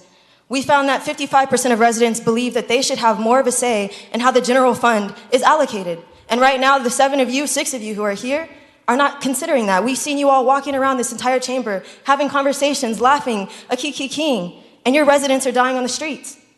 This is funny to you. This is not a serious concern. You're willing to allocate $28,000 so they can get a mental health center, but you're not doing the same for your residents? How many of those exist in West Fresno? How many of them? Food banks, credit unions, things that we actually need. Yet this is a joking matter to you. This is a political issue to you. This is not a human rights issue to you. Your citizens are dying. They're homeless right now. And you want to give $28,000 to them as well as an increase in their budget overall? For what? An image? An image. That's it. When we know they don't need it. When people are dying and they can't even give credit to the organizations that fought and that stood out there, risked their lives. We had over 100 community volunteers out there keeping us safe, and they took credit for that. When initially they only guaranteed us 30 officers on bicycles. When they saw us come out there, that's when they called in their reinforcements. The Brown Berets, over like 60 black men who came from their churches just to protect us, mental health professionals who volunteered their servicing, and you're gonna allow them to take credit for that? For an image, literally, for an image, to increase the budget for them and not your citizens. California's on fire. The fire department doesn't even occupy 10% of your budget, and we are in the middle of California. Look at your parks department. Look at your streets. And you want to increase their budget. What has that done for you? What has it done? It's led to more violence. So what's the solution? Because it's for surely not giving them money. I want each of you to look me in my face right now and tell me that's the solution, to give them more money.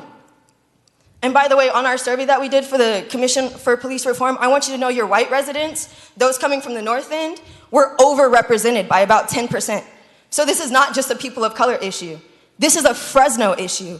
And our citizens on that survey said that they want pro-police and they want pro-community. And right now, they're not getting that. I understand that I'm over time, and I thank you for allowing me to speak. I quickly want to share with you a quote from one of our focus groups. This citizen said, "It's like a war, and we are citizens in the crossfire of war. You know that kid that jumped the fence and they shoot him down dead? Because that's the policy. It's hard to believe that. That tells me that we're at war and Joe Citizen is the enemy and we better look out. It's like a war. So what side are you funding? Council members? Those elected to represent us? What side of this war are you on? Because that's what your citizens feel. And thank you so much for allowing me to go over my time. I really appreciate it. Thank you. Thank you for addressing the council. And council, before we conclude this portion of the budget, a reminder, the council is still going to be receiving the recommendations from the Commission on Police Reform prior to a final vote on the budget. And those recommendations from our meeting with the executive committee this last week will include some recommendations for resources to be provided towards the reforming of the police department. So we look forward to receiving the draft recommendations later this week. I believe it's Friday. This Friday, we'll receive the draft recommendations, and then we'll receive a formal presentation soon after that. With that, Council, we are on a lunch break until 2 o'clock. We will return to complete the fire department's budget, and thank you all for the proposed budget recommendations to the Council.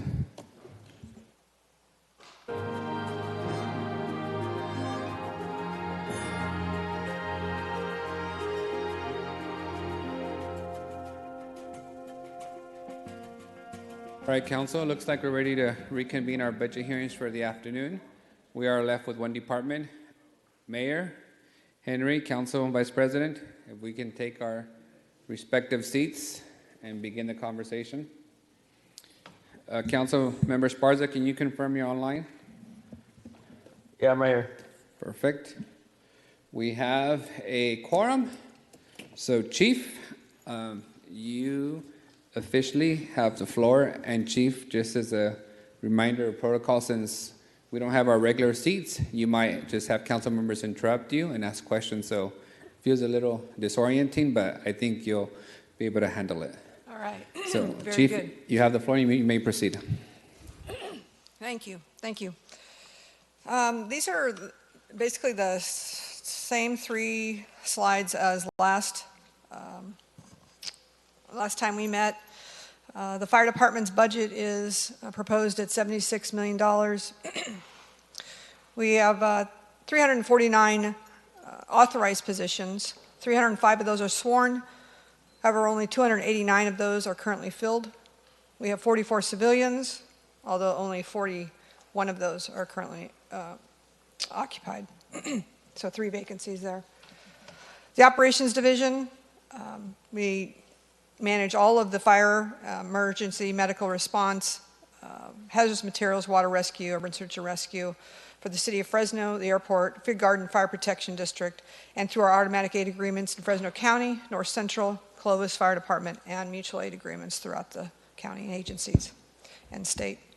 The Fire Prevention and Support Services Division is responsible for the state mandated fire and life safety inspections, general inspections, plan and sprinkler plan review, 5-year sprinkler test, new construction inspections per the state fire code, as well as community outreach and safety programs.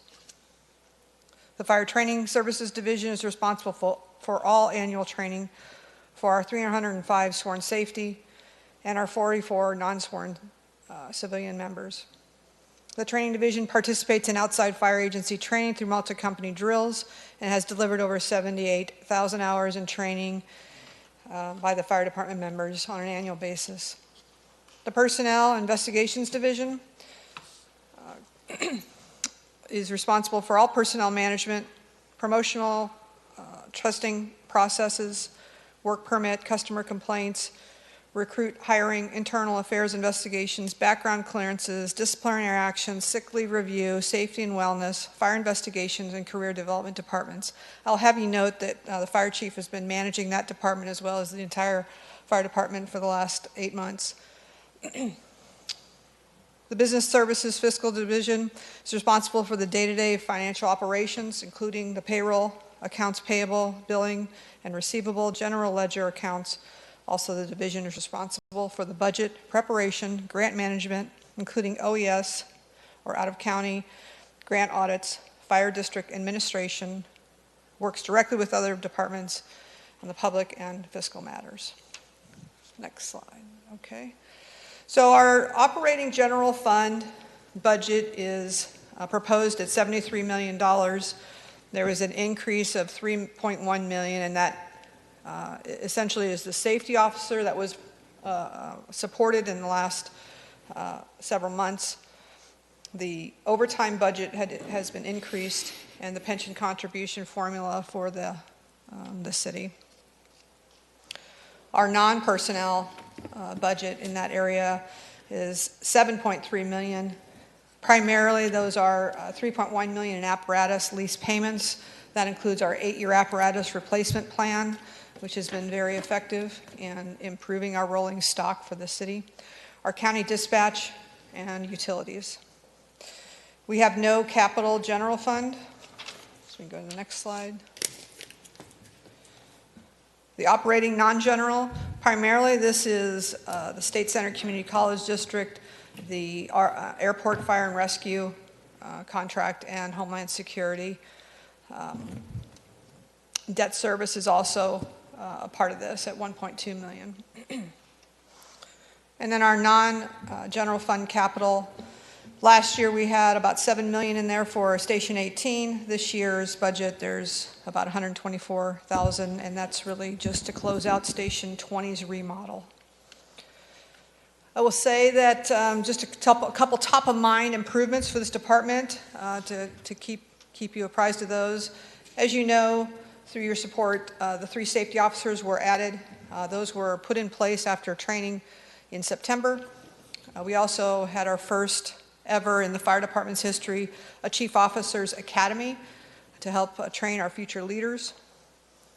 We passed, with your support, the increase of $2.2 million in revenue for fire fees.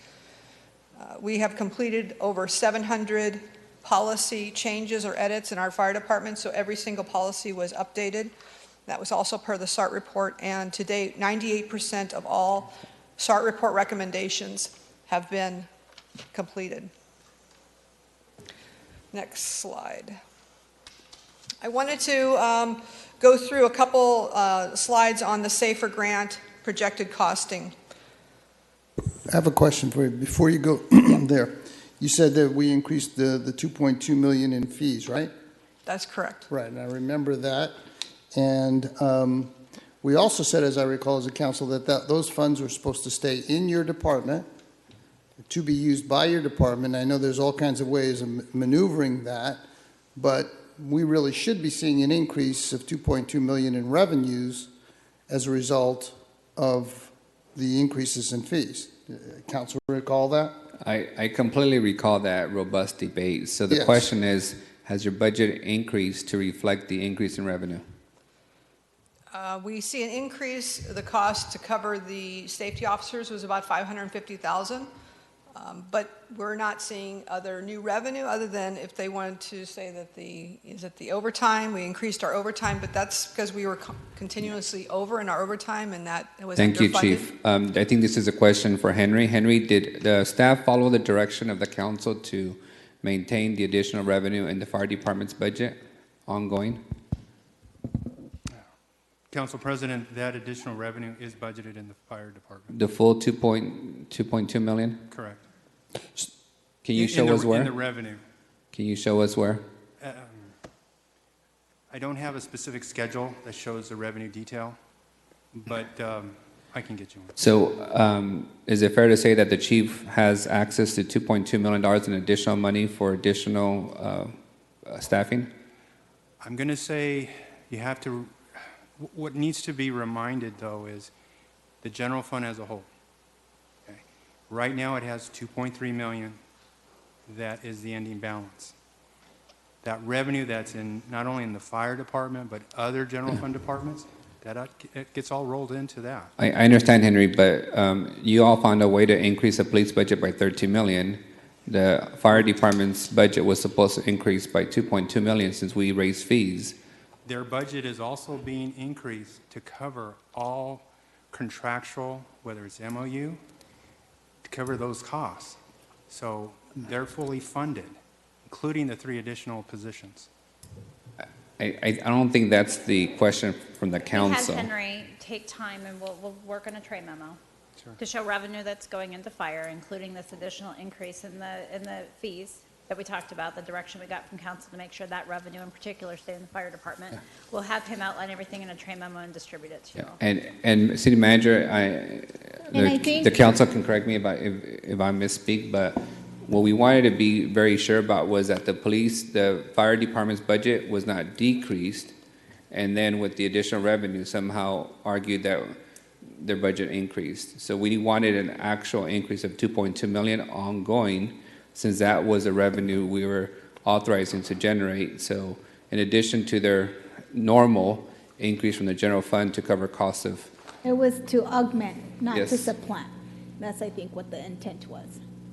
Yes, it was, if their budget, for example, revenues was $14 million last year, it should reflect 16.2 the upcoming year without any shell game or maneuvering baloney. We wanted 2.2 million for them to be available ongoing, for them to deal with expenses, hiring firefighters or whatever else they needed. I know there's a number of ways to do this to appear that they're getting the 2.2, but there's other ways to come on the back end. So I think everybody knows what the council's intent is, and we can get a tray memo, but the tray memo can still be a bit of a shell game. So we expected 2.2 million, and I saw my fees increased. I paid it, and I wanted to go to the fire department, and I want the chief to be able to utilize it as the fire needs are there in the city of Fresno, not to just raise fees, for it to be blended into the general fund to go wherever else it goes. I don't think we can be any more clear. I think council were clear. It was to augment, not to supplant. And Chief, unfortunately, you will be put on the position to exactly explain to us how those additional 2.2 million in ongoing resources are going to result in additional services to the residents whose fees we raised. So we'll give you some time to get with your respective admin team and come back to us with that clarification. Council President, if I just may add, if you allow me to, if you look at their summary, which will be on the next, actually, I guess we passed it, but for the general fund, for the department, their budget went up $4.8 million. So even with the additional revenue, which I still say it's in their budget, it's helping to fund that additional $4.8 million. Understood, Henry, but I think the council understands that everybody's budget is going to increase because cost of living raises, step in class, cost of electricity, all that's normal. But in addition to that normal increase, we wanted all the additional 2.2 million to also be included into the budget. That was the intent of the council. So we want to see $2.2 million of additional services out of the fire department. Okay, and please bear with me. I'm not trying to sound like a scratch record. So when I hear you say it should be in their budget, and in my mind, it's in their budget, in the revenues, and it's within the department's revenues. So they are receiving it, they are keeping it, along with the 4.8 million growth in their expenditures. So let me ask you this, Henry. In terms of the growth in their expenses, what was the growth connected to? Is it connected to in a similar fashion as in PD and other departments where because of MOU, we needed to increase the budget? And that is a big chunk of it? Okay. And so I think our understanding was, and my intent when I voted on the motion was that we're very well aware that we were going to have to face additional expenses because of MOUs, and we expected those to be funded. The 2.2 was on top of that. Yes. Well, yeah. I think that was the intent and goal of this body. And I can tell you, excluding the three fire captains, the safety officers, what you're referencing to was not layered in addition to their budget on the appropriation side. Okay, so I think that was the intent of this body. So if you guys can go back and figure out how you get closer to the intent, because it was in addition to, and we want to see $2.2 million of additional services. Yes. So if I'm understanding correctly, then what you want to see is not only the 4.8 increase, but an additional 2.2 on top of that. I think so. Yes. Mm-hmm. Yeah, with commensurate service increase. So, Chief, you don't get the additional 2.2 without demonstrating 2.2 million of new services. So we're clear. So, we'll get to that. If I may, one more last point. Of course. So, under that scenario, we add 2.2 million, then that takes out the entire general fund, basically ending positive carryover. Maybe leaves 100,000. That's assuming we don't find it anywhere else. And assuming we accept your projections. Henry, to be clear, what we're looking for is we're looking for reassurance that we did not take that 2.2 million and displace other revenue that should have otherwise gone to the fire department. That's what we want reassurance and proof of. And council, if I may, Council Vice President, if I may ask for a favor, my son's parent virtual conference begins in 1 minute, so I'm going to excuse myself. If I can turn it over to my Council Vice President to run the rest of the meeting. The most important part for me has already been addressed with this $2.2 million. So, Council Vice President, you have the floor. Put on your mask.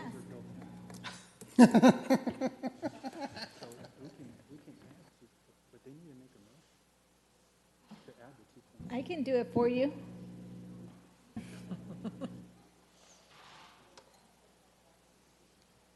Council Vice President, since the Council President left the room, I make a motion to increase PD funding by $5 million. No, I'm just kidding. Second.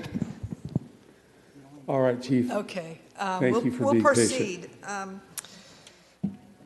Just to bring you up to date, the date of the next SAFER grant is yet to be announced. However, I've talked with FEMA, and they expect that to be announced after the first of the year, so I would guess sometime between January and March. Once it is announced, the fire department will notify the city council and city manager's office and will proceed in accordance to the resolution introduced by Councilmember Carbasi and approved by the city council on September 24th, 2020. Attached are some schedules to provide a 5-year costing of various scenarios for the fire department, determine the priority need for SAFER staffing. And we can talk about those schedules. I want to make a point that in no other time in the history of SAFER grants other than the last grant and this upcoming grant have SAFER grants been 100% funded. That means no match for cities or municipalities. Never has that happened other than the last go-around and this one. Who knows what will happen in the future, but that's a tremendous opportunity. The fire department is proposing to apply for 42 firefighter SAFER firefighter positions. And those would be split into 2 drill schools, one in May or June, a short 8-week drill school, and one in September, October, which is about a 16-week drill school. The May-June drill school and costs would hit in FY21 to the tune of about $590,000, $586,000. The next drill school would not hit until FY22. Keep in mind, we are at 81 firefighters on duty each day. By January of 22, once both drill schools were put in place, we would move our firefighters on duty each day to 95. This would move us from 0.53 currently firefighters per 1,000 to 0.61 firefighters per 1,000. Keep in mind, the national standard is 1 to 1.5 firefighters per 1,000. So we're going from 82 to 95? We would go from 81 to 95, and that would happen once they were all in place by January of 22, once that last drill school passed. Now, the reason we bring this up now is because you have to apply for the amount you want. And it takes quite some time to bring firefighters on board. The first drill school, we are recruiting Fire Academy graduates, so they have fire experience. We don't have to spend as much time and money in drill school, thus it's only 8 weeks long. The next drill school, after the first of the year, we are looking to do a general population recruitment to allow for casting a wider net, if you will, in our community, trying to hire local. We will train them to be firefighters in 16 weeks. They must come to us with an EMT certification. And there's reasons behind that, but we are trying to give as much notice now so people can at least enroll in a class. And if they are enrolled, they would be eligible to apply. So are we promoting that?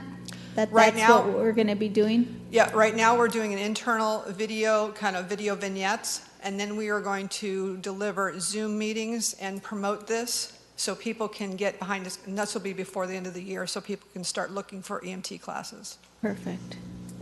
Okay, and a question for you, Chief. Are you done? Yeah, go ahead. The SAFER grant, that is applied for in January of this coming year. Anywhere between January and March it will open. March. It opens. City Manager, are we in preparation for applying for that? Has that started, that process? It is not started. We have prepared documents, and we'll put it through, and hire some grant reviewers to look at it and make sure we cross all the T's and dot the I's. And we're ready to go once it opens. Okay, so you're ready, the applicant, you're ready to apply come January through March? Yes. Whenever that comes about? Yes. Okay, and it's clear that this obviously is the direction of the council, since we had gone through that fiasco before where we told them to do it, it wasn't done. It should be done this time, even with the new administration coming in. That is correct. The decision really is, how many do you want us to apply for? And I know 42 sounds like a big number, but we have a lot of digging out of a hole to do for this department's minimum daily staffing. And so it's a big jump, but I think it takes time to get there. It'll take 1.5 years to get that many people on board. And then, can I just follow up? So since we're going to increase it's a pretty good jump, I would say. What does that mean in terms of apparatuses, or are these just going to be, because I know a lot of companies sometimes just have 3 that is right correct. now. Yeah. So are they going to be fully staffed, or are we going to open other companies? What do you anticipate? We have a plan for that, and that's part of the apparatus replacement plan. So in our order this year, once this budget's approved, we would order two more engines and a truck and 2 squads. We currently have 1 squad on order, and it should deliver by January. Our intention with the first drill school that graduates in May, June, is to implement a new resource in this city, which is a squad, a 2-person squad, 3 of them.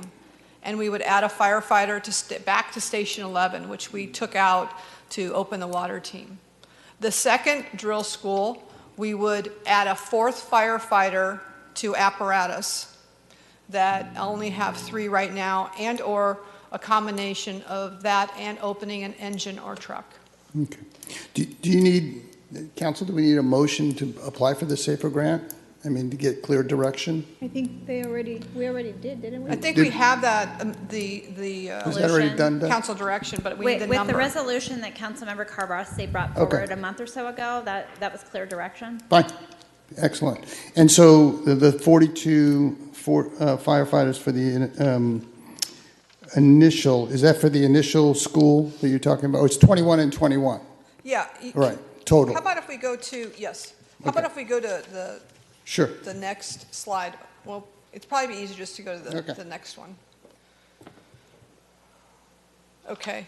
So if you look at this slide, the total cost for the drill school, and let's go down to where you have the blue and the orange, right there.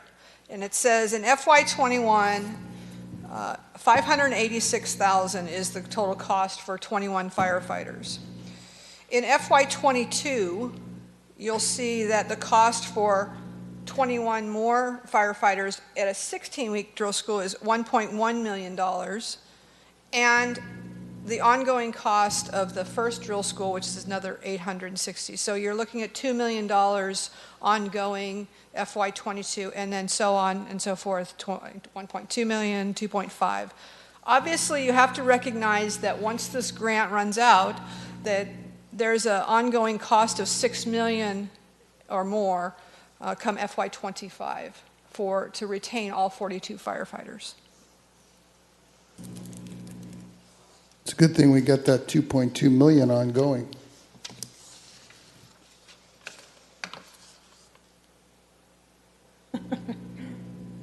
Any other questions on that?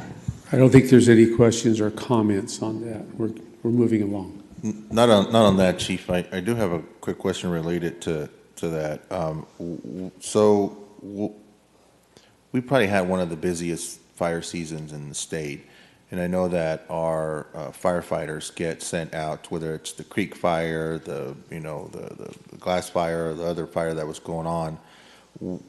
How much revenue have we received from our firefighters going out there, and where does that revenue go? Does it go back to your department, or does it come back to the general fund? Good question. The creek fire is, to date, we've billed for $1.38 million in reimbursement. And there's a formula for the state. All those reimbursements, the state covers the overtime and the straight time for members to be out of county, and they cover the shift replacement cost to hire back behind them here to make sure that every one of the 81 seats we have every day is filled. On top of that, we are allowed to bill 19.8% of administrative fee, and then every type of apparatus, whether it be a pickup up to an engine or a Type 3 engine, those are all a certain flat fee daily that we get reimbursed. So on average, let's just round to 20% on top of basically of that 1.3 I gave you an example of. 20% of that's about $260,000 to date. That is additional revenue that is comes into the general fund for the city. General fund for the city or general? Or It does not. We have not seen a direct item right back to the fire department. If it does, it's we haven't communicated that.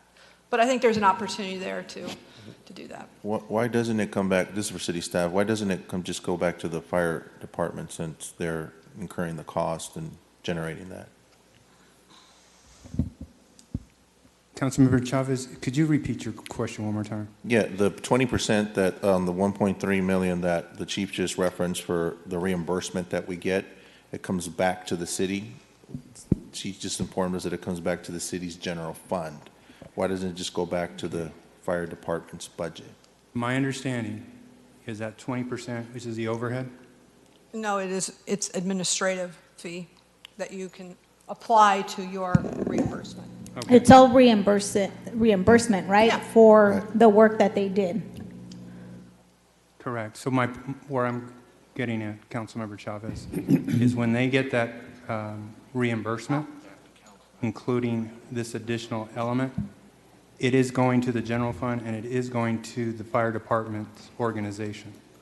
So all the revenue that is secured from that comes to the general fund of the city. Correct. And then returns to the fire department. It's in the fire department's, if you will, general fund checkbook. Can I follow up on that? So what happens to the monies that we saved? Because now we're being reimbursed, right? So if we're being reimbursed for the shift replacements and we're being reimbursed for the work that folks did, what happens to the money that, because at some point we allocated, in the budget, money to cover costs. Mike, he's going to disinfect for you before you get up there. Sorry. So what happened to the monies that we saved? Okay, if we can, I'd like to let Mike get a chance Okay. to speak, and then I'll follow up. Good afternoon. Mike Getty, Business Manager, Fire Department. The revenues that are reimbursed from the state do get put back in the fire department. We use that revenue, come back to council, and reappropriate the monies that we need to cover all the overtime overages and so forth. So it does come back to the fire department. It's just not appropriated at that time. Okay, so is there a line item that you track this through, Henry? For the reimbursement, yes, it is in a specific revenue account, again, under the fire department. Because the example that the chief just gave was just for the one specific fire. So throughout the year that we've had these mutual aid agreements, how much revenue has been generated by those? Maybe chief or financial person has the information? They should have it. Yeah. Is it Mike? Yes. Excuse me, Mike? Yes, sir. How much revenue has the fire department generated for these types of agreements that we have for different fires throughout the year? This year, we are at a little over $3 million. As the chief said, 1.4 million has come in from the Creek Fire. But what we bill out, we have a 20% provision or 19% provision that's for admin. So they make us whole on the PERS costs. And we also get an extra 19% for the admin portion. So what happens is we will be over our budget on our PERS lines because of all the strike teams. So this revenue comes back to cover those overages, and if we still have excess revenue beyond those overages, we would return to council and ask for those revenues to be reappropriated. And then Councilmember Soria had the question of the savings. I don't know if one of you could answer that. Are there any? Councilmember Soria, I'm sorry, did you have a follow-up question? No, I was wondering that as part of that, I guess the savings are the dollars that then are reappropriated? Or how does that, how do we account for that? Well, as Mike was explaining, as the monies are coming in, it's covering the personnel costs along with this, like you said, the shift replacement costs, any of the administrative costs. If there's any excess, they're in a position then to come back to this governing body to say we would like to appropriate against these additional excess savings. Okay. Do we know if you guys are going to see savings from the dollars that you guys are receiving, that you guys anticipate to reappropriate? Well, based on this, I'm looking at a possible, just for the Creek Fire alone, of around 300,000 or more in additional administrative fees. So we haven't come back every year to ask the council to reappropriate it back to our fire department. So Rest can we assured, just make will. can we just make a motion today to ensure that it's reappropriated so that we don't have to come back to council? Okay. And also you have to enter. Again, Councilmember Soria, you're going to have to bear with me. I'm going to be a scratch record. But whatever that excess that's saved,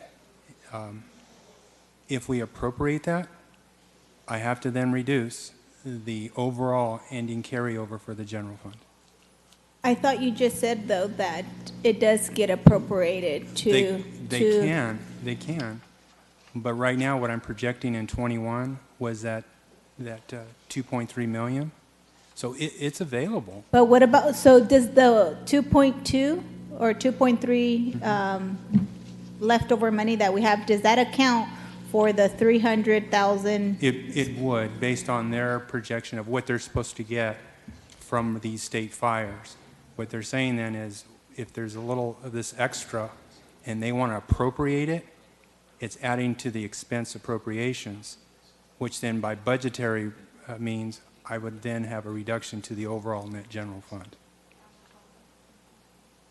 Well, that would happen anyways if this body decided that we wanted to appropriate those savings to the fire department, right? Correct. So if the council... I mean, it's your decision if Yeah. that's what you want to do. But it seems as if you're treating the fire department like an enterprise department all of a sudden. And if we kept all revenues that were generated in like the planning department per se, in the planning department, I mean, how many other departments does the planning department subsidize? No, citywide. Citywide. I mean, so, you know, fire's a general fund department, and we do our best to spread that revenue to make sure that we meet the needs of all general fund departments. Same thing with planning. Planning probably funds a lot of our officers and fire staff, et cetera. So, you know, I just want to be mindful of what you're doing. If you keep all revenue that fire generates in the fire department, you're on the road to create an enterprise. But aren't the same $2.2 million in fees, those were generated by fire fees. So to a certain degree, it is a combination, and we may want to treat it as a combination. And maybe I can help on this deal if it's okay. You know, the methodology, putting a budget together, and a general fund budget, not an enterprise budget, is you first allocate like specific revenues like code enforcement fees, fire inspection fees, and you allocate specific grant funding to that department. And basically, the rest of it is funded by the general fund, which is a pool of money. So you add in all those layers, and in this case, the fire department, you should be increasing your spending by roughly $2 million. In the case of the fire department, the total came out to almost $4.8 million was the total increase, which did include the fees. But if you have a methodology where you're trying to allocate specifically, it'll never work. It's like property taxes are collected across the city, but they're put in one pool that's allocated out geographically, allocated out by a department. So you can do what you guys are saying, but when you do that, it's really complex because the whole process is because you're not going to show a profit and loss. You're not going to say, well, we have $2 million now, we'll spend it next year. Everything is spent one way or the other. Does that make any sense? So it's layered. Is that a safe way to say that? There's nobody's intention. We want to make sure the fire department gets the money. I had the same conversation with the chief earlier this year. We made it clear. I gave her the okay to go for the full amount for the fees because we needed the money in the department to cover the cost. Is that correct, Chief? That is correct. Okay. I hope that helps. Thank you. I think we're ready to go forward with your presentation. I don't have any other, I mean, they said 3 slides or 4 slides, so. Very good. Thank you very much, Chief. Any questions? Any other questions? Member Carbasi has a question. Sorry, Chief. City Attorney got better snacks today, so I'm eating the snacks. Thank you. Let me get my notes. I have a question. I asked a similar question of different department heads. I think yesterday was Public Works. I, to an extent, was able to ask Chief Hall this question.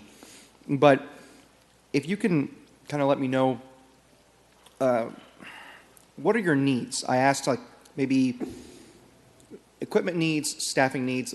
I mean, with Public Works, I asked what staffing needs you have. So what are your needs right now that you don't see? So you're asking for capital and personnel, or I mean, I don't know. I would say both. I would say both. They're both important. So if you can just give me whatever you got. Okay. How about if I limit it to just the top 3, just because we'll be here all day if we, Yes, please. Sure. The highest priority. We'll just start with capital. I think, interesting enough, I heard a comment today by a council member that said, we have a city this size and we don't have a senior center. Well, you have a city this size and we don't have a training facility for your firefighters where we can conduct a live burn. And so right now our solution is to drive to Clovis or Del Rey to conduct annual training. And I think that's something that this city needs to put some serious thought to and funding.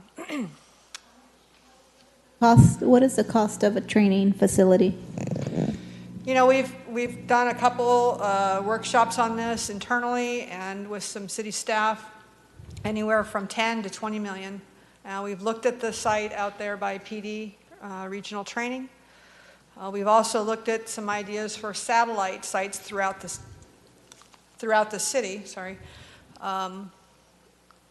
That would allow for these training locations to be more localized within 2 or 3 council districts and not have everyone drive to one site to conduct training. So the challenge with doing that is you can't do a live burn at all those sites, so we would probably still need to have a facility out there. And we have quite a bit of literature on all that. So, Chief, can I ask a follow-up to that? Years ago, before I was a councilman, I used to do fire ride-alongs, not just police.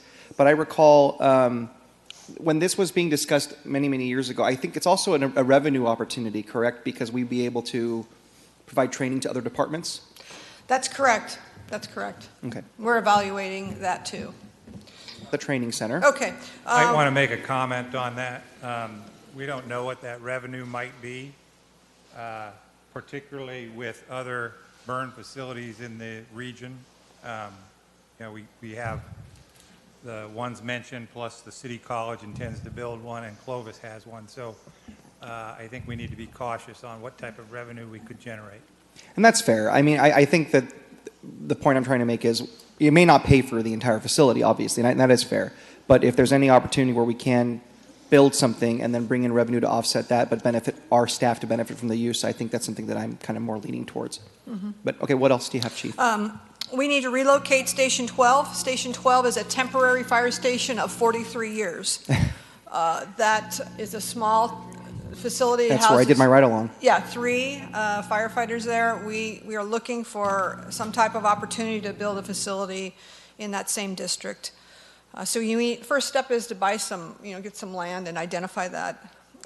Station 10, this council supported the purchase of land to relocate Station 10. The next steps in that process is an architectural drawing and plans for that station. And, and finally, our parking lot, just alone, at our headquarters, has been slurry sealed, I think, 2 or 3 times. It cannot take that again. It's about $250,000 to resurface that parking lot, and with the Tulare underpass happening, we need to relocate our gate from one side to the other, so we have 2 points of egress. That total nut is probably about $300,000. To your question on personnel, we have three needs. They have been the same 3 needs we have asked for in our budget for the last 3 to 4 years. And the challenge is that we have no more bandwidth. Public safety is beyond just police officers and firefighters. It is the backbone people behind the scenes in administration, our dispatchers and our fire inspectors that need some assistance. And so we would have been asking for the conversion of an admin captain to an admin BC. To give you an example, the police department has 3 deputies and 7 captains, which is equivalent to an admin BC. The fire department has 3 deputies and 3 captains, 3 battalion chiefs. So we are asking to have a 4th battalion chief. That is a $50,000 nut. We are asking for a GIS specialist, communications tech. We have over $3 million in assets, radios and MDTs that are currently our fire station manages. We have no specialist that manages our GIS portfolio, and right now we try and have a firefighter learn that skill set. That is not an efficient or an effective way of doing it. Firefighters cost a lot more than a sworn civilian at $109,000. And then finally, we're asking for an accountant auditor. We have the most complex payroll of any city department here. You can cross that with the budget or finance department. They will all concur. It is the most complex, yet we have the least number of payroll staff. We have 3. We are asking for an accountant auditor to help lift up that payroll staff who continues to do more with less over the years, and it's too much at some point, and we have to give them some help too. It's not just adding firefighters. We need to help our staff at headquarters. And so when we look at other city departments that have half the employees that we do, they have 6, 7, 8 people in their accountant division. We have 3. And so those are our top 3 in personnel needs, per your question, and our top, 4 in our capital needs. I have just a quick question for you. Should the council decide to build this training facility, do you have a site in mind? Have you looked at anything at all at this point? Well, we have looked at several sites. We're really leaning towards the location near the Fresno PD. However, there is space near Station 19, although Public Works occupies the majority of that space right now for their supplies. So I think there is an opportunity to go out towards PD, but again, it's more of a commitment to moving that process along. I mean, we probably won't build the whole thing all at once, but we can build it in phases. Chief, I'd actually like to make a motion. I know that Councilor Bredefeld and I have been talking right now, sidebarring on this issue, and I think that the training facility has been a topic of conversation for some time. And I think, at least from my standpoint, we've prioritized a number of things, like, for example, building the animal shelter. And guess what? We stuck to it. We said we're going to bond out and we're going to have a plan. And Councilmember Bredefeld and I were part of the subcommittee. Mm-hmm. And I think that we should do similarly to build the training facility. There's a reason why this council and councils before have paid down their debt, have built a reserve, is so that we have the opportunity to build capital at a reasonable rate. And I think that we do have this opportunity. So I'd like to make a motion to start that process. Let's start the planning phase. Let's explore doing the bonding and come up with a plan to build that training facility that you have been talking about to us, at least since I've been on the council. So I'd like to make that motion. Second. Okay. Can I resume my questioning now? That's okay. I have a question. Of the 3 capital items you gave me, Training Center, Station 12, which is close to my district, Shaw, south of Marks. Marks, south of Shaw, I'm sorry. And I remember that this is years ago, the Federal Affairs was saying, this is the longest temporary station we've had. And then Station 10, which is in process. We have to make difficult decisions. The training facility, long-term goal, got to happen. But if you can get one of those 3 right now, what would you choose strategically? I know it's a hard question to ask on the spot. Honestly, I like the direction that Councilmember Sawyer was taking. We strategized that way. I think it's taking the first step to getting some land for Station 12 would be the next immediate need. Okay. Funding for that. Got it. And then funding based on, we don't know what the price of the land is going to be, Sure. obviously, but it has to be in the area which is fairly built out, I'm assuming. Yeah, and there might be some opportunity. I know, I think there's some options that we can consider on doing that. And maybe we package it as, Right. 2 or 3 stations. It's not just those stations. There needs to be a new station in the reverse triangle. Right. With all the new construction happening down there, that's a brand new station. So maybe it's a packaged bond measure. So the reason I ask is because we have North Central covering, Station 2, Station 2 covers the North Central contract, correct? Or that's one of them? Well, it's a combination of stations that cover Okay. that. And that's going to be an issue down the line, but I'm concerned about coverage in my area, and then, of course, really, that's why I brought up the whole issue of traveling down Shaw and the bottleneck, because North Central's in Kerman, Kearney Park, and anyways. So my question would be, well, I'm going to make a motion then for staff to come back to us within 90 days with potential options on land that can fit this need in station for Station 12. I'm not saying we're going to do the relocation, but we need to have options on the table. That's my motion. So we have a motion by Member Carbasi, seconded by Member Chavez. So I assume this motion and the results of it will not be included in this budget? No, because but for future absolutely. opportunities. I want to make sure we can afford it, because right now we're going to add on 45 more firefighters, and that's my priority. Yeah. This is going to be revenue neutral for this budget. And those are my questions. Thank you, Chief. Thank you, Member Carbasi. Anyone else? Well, her motion. We still made a motion. Motion and a second. Yeah. We just want that for the record as well. Very good. Do you need any more details? We'll send it in. Okay. Yeah. Thank you. All right. Anything else from our illustrious chief? All Thank right. you, Chief. Thank you. Well done. Thank you. Concise, to the point. We appreciate that. Always. So now, next is finance. No, we're done. Oh, public All right. comment. Anyone in the public wish to address this item? Please let us know. I have Lisa Flores.